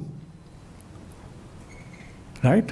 So there's so much to do, so I need to be young, and I haven't done anything much. So abhi paida hua hu, now mujhe karna hai, right? So by that yardstick, I think I'm younger than Rian. Okay. Now, I don't know how I'm going to link all this to disarmament, except that I think Mishraji gave a very, very nice thing which went home. He said, we don't need Agniveers, we need Shantiveers. Don't ask me who's Shanti, but that's a joke, folks. What is happening? Thank you. But yes, in spirit, that is what it is. This whole thing, had it been named, the chaos that happened, Shantiveer, I don't think there would have been that kind of an emotional response that happened in community, right? The second thing is what Nivedita said, peace. Peace systems. I have not even heard about something like this. Fantastic. And she also mentioned that disarmament doesn't need to be done anywhere except the mind, right? If we were to disarm our minds, I think most of the problems would get sorted out. We would be able to get, a civilized and peaceful world. The Goodness Project started a few years back. Now, I'll say it chronologically without mentioning the years because I keep forgetting. The first experience was with His Holiness. He had come to the Tata Institute to inaugurate a course on secular ethics, right? And the first sentence that he uttered was, change the name. And this was a time when he was coming up with Beyond Religion. He said it has to be universal ethics, because secular does not convey in spirit what exactly we want to do. It had to be universal ethics. And I still remember the way he defined it. I've shared it with a couple of you over lunch. He said, because my question was, what is universal about it, right? Two things. Human beings everywhere, whatever size, color, sex, wherever they are from, have two things in common.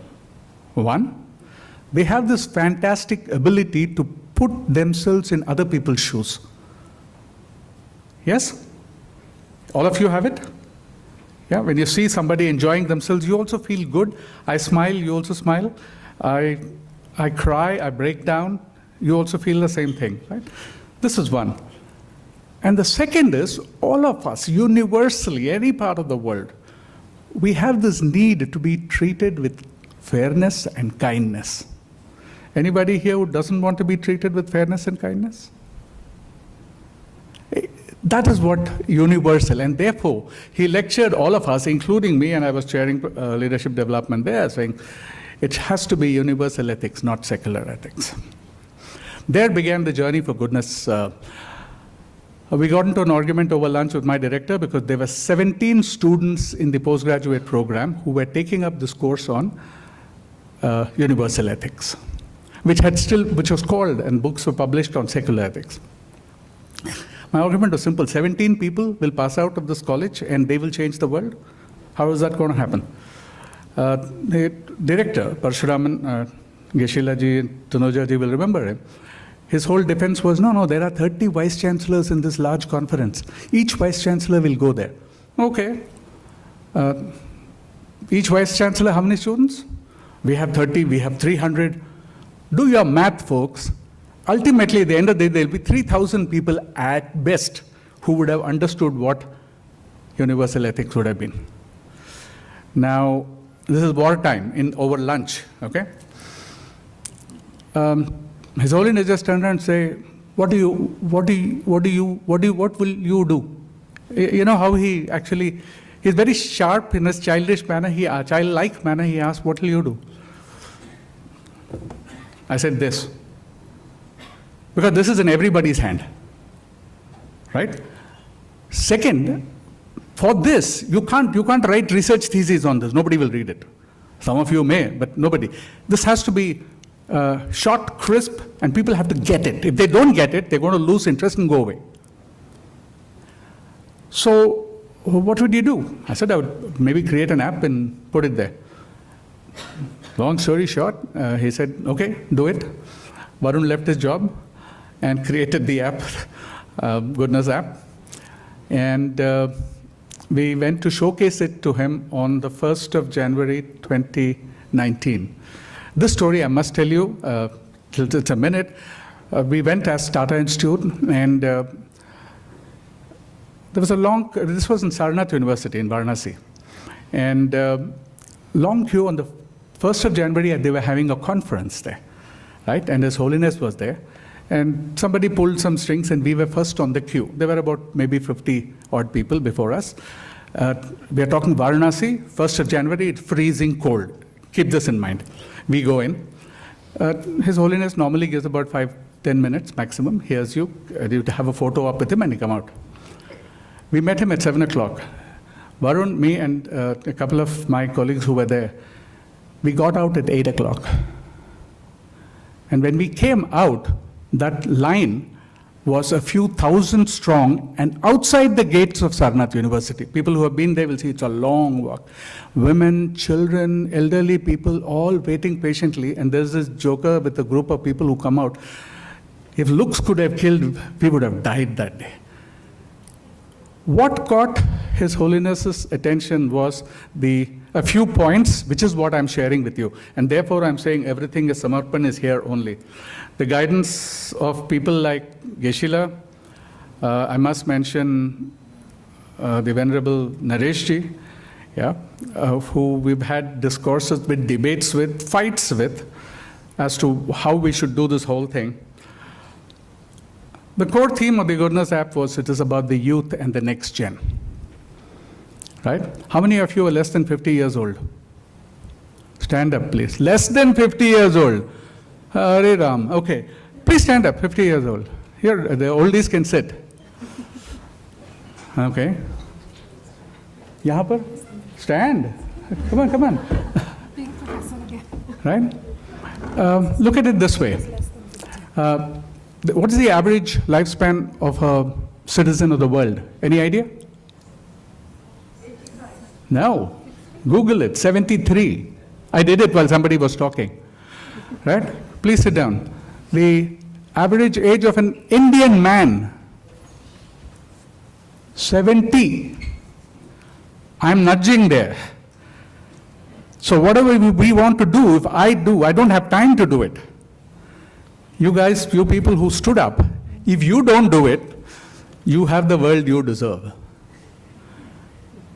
And honest to God, you have to start thinking differently now, right? The Goodness Project, the first thing was, we said we should focus on all due respects to seniors, elders, venerable scholars, everybody, we said, it has to be the next gen. And I've already mentioned to you, it has to be about scale and reach. Scale, Argyan, Nibas, please, I'm not hitting out at you. How many years have you been in business? 7 years. 7 years? How many people have they covered? Last slide. None of you read it. Yeah. A few thousand in 7 years. It's enormous work if you consider that they started from nothing. We are a population in this country alone of 1 billion plus. There are 7 billion people in this world. If you don't talk universal ethics on scale, I'm sorry, man, it's not going to change so fast. So you have to scale, and after scale, you have to reach, right? How do you reach? It's simple. It had to be technology. Technology is in everybody. Is there anybody here who doesn't have a mobile phone? I rest my case. Who? No, I think वो ऐसे कर रही थी. Look at it. You don't? Yeah, but there you are. There are about 50-odd people who are virtually listening to this. I'm sure they all have multiple gadgets, not just a mobile phone. They have a smartphone, they have a laptop, maybe sitting in front of a desktop. Reach can be through there. Signs. This watch that I'm wearing is an Apple Watch. You know, what do I use this for? What all does this tell me? Quickly, guys. It tells me the time, yes, of course. Huh? It tells me what is my oxygen level. Do you know this? It tells me what is my heart rate. Believe me, I'll show it to you. I can take an ECG right now on this and send it to my doctor. Right? How many of you have heard the name oxytocin? Okay, and now we'll make the people who haven't heard it stand up. Who haven't heard the name oxytocin, stand up, please. Come on, guys, just be with me for some time. You'll remember this. Who haven't heard? All of you have to, those of you who wouldn't put up their hands, please stand up. Oxytocin, you know what it means? It's called the love hormone. Please sit down. That's science. Why can't this tell me what is the hormone level in my body right now? When my endorphins are low, it's a signal that my pressure is going up, I am going to get angry. It can alert me, it can buzz me and tell me, Ravi, calm down, peace of mind, let this pass, otherwise you're going to cause disaster. That's the possibility of science. So it's science and technology to me are two different things. And all of you know that His Holiness pushes to the edge of science, saying, don't let things like ethics and compassion remain as something which is a goody-goody, touchy-feely thing. There is hardcore science. For example, happy hormones, which indicate to you what's your reward motivation, what is the, what is the kind of, as they say, a love hormone, and things like that. Get that into the system. So those are the three core themes. I'll come back to you, please. There were some sub-themes that we adopted in the Goodness Project. Simple and relatable content. I have already said that we can't have research publications on the mobile. It has to be simple and research. I love some of the things that Agarwal mentioned. They said they use stories. So we did that in the Goodness app. We took universal ethics, and thanks to people who are unfortunately not here right now, including people from Tibet House, we created stories and put them into the app. So when you're talking discernment, it is no longer a confusion thing that, do I have to read 25 pages? No, there was a 2.5-minute story in an audiovisual medium, which even a 12-year-old or a 40-year-old could understand. But unfortunately, at that point in time, it was in English. Yeah? Mobile and app-driven, all of you know what it is. Gamification. You understand what it is. Right? I'll come back to gamification after when I just finish this whole thing. Extend sphere of influence. I say this very, very carefully. And play on the front foot. Let us take this together. I don't practice discernment. मुंह में आता है बोल देता हूँ. ठीक है? So माफ कर देना if I say something that offends anybody here. Why is, what is the human resource development budget of this country? Does anyone know? No? It's about 8,000 crores. How many minutes? 2 minutes.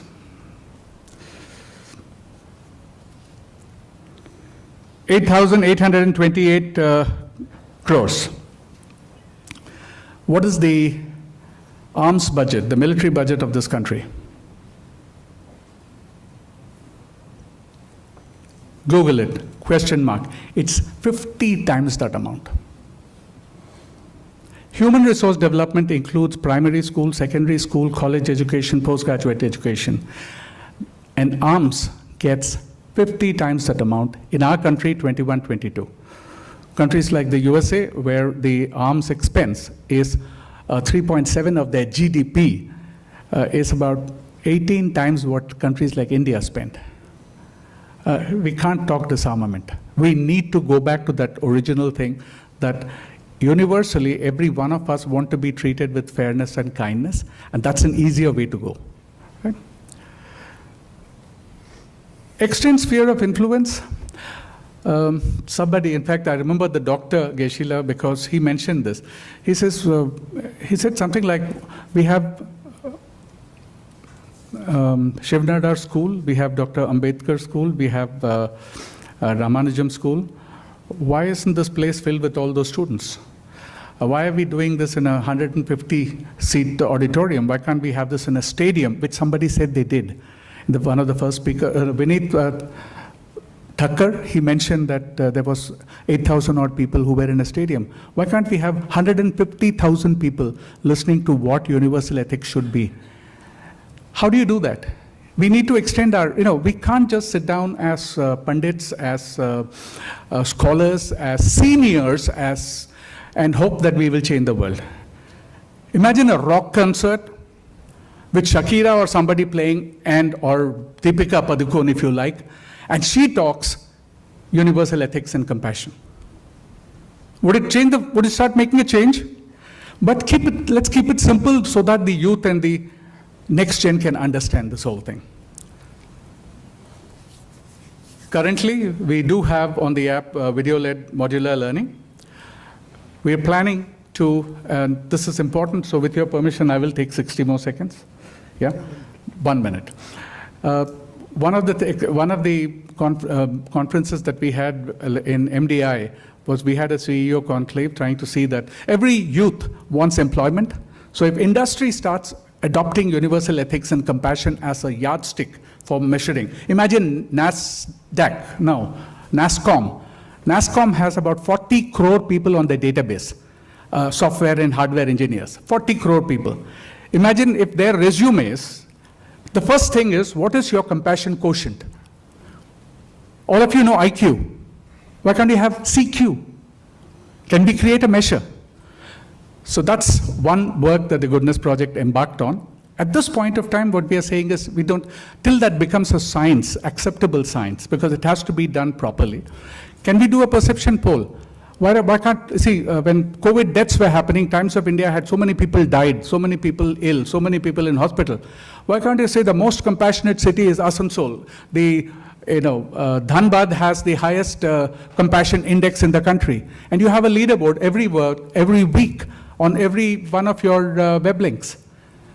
Can you see the mind? You have a air quality index on Delhi roads, correct? Why can't you have a compassion index for Delhi, for Safdarjung, alag se, Defense Colony, alag se? Can this be done? A perception poll is what we are trying to work on at this stage. As we go along, I think we are also talking of compassion courses, and ultimately saying that leaving universal ethics and things like compassion, they're so large, they're so widely, differently understood. If you can actually give it to them in chewable bites, something that will hold the attention. Think of your children, your grandchildren, your friends, your young friends. If these things can be productized into small things that they can understand, it'll be so much more easy. And give it to them in a medium that they understand. Stories, films, graphic novels. Think a little differently. I think there is a chance for change. Next level of high-techs, I already told you. Brand influences. And the rock concert was not an exaggeration. I think somewhere along the line, Geshe mentioned about when we started the Goodness Project, I did say that when we launched the Goodness app, we will take this to about 30,000 people. And my son did turn around and say, no, 30,000, you don't need technology. 30,000, you can do it. In our first month of launch, we hit 30,000. First month. And then COVID struck.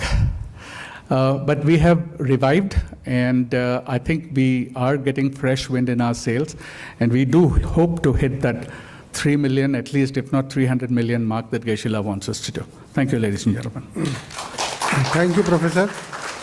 I think Professor Ravindran and including Ms. Pooja have demonstrated very well how to make active listeners, active audience.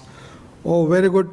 I think one central message should travel across the globe from this panel or from Geshe Dorji's Tibet House, that three things: spirituality, humanity, ethicality can make any world leader immortal. They are craving to become popular. They are craving to become powerful. They are craving for praise. All these can be attained by adhering to these three. That is spirituality, humanity, ethicality. That is how you become a memorable person of the century like Mahatma Gandhi, Martin Luther King, and the present living His Highness Dalai Lama. I think we are short of time, and we cannot have a question and answer session. Do we have time for that? So we have exceeded the time limit already.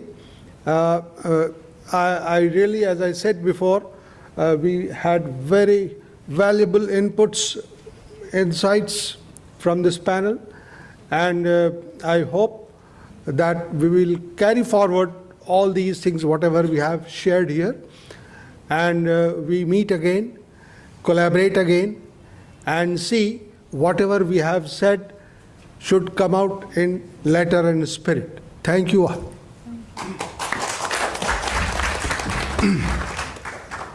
Thank you. With this, we have come to the end of today's third session. And I would like to thank our chairperson, Professor T.K. Mishra, and to all the speakers for a very great session. So last but not the least, I would like to request Dr. Damdul Fernandez to kindly offer a khatak and souvenirs to all the speakers and chairperson.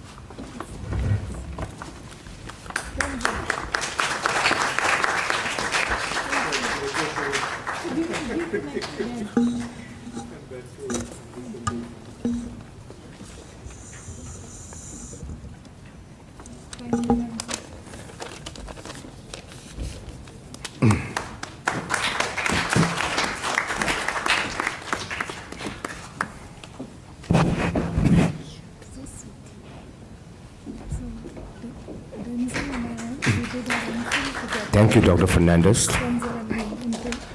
So we will now disperse for a short break for 15 minutes, and I would like to request everyone to be back in the auditorium for our last session, which is panel discussion on the role of spirituality to stop wars. And this session will be moderated by my dear colleague, Kungwa Chundela. Thank you.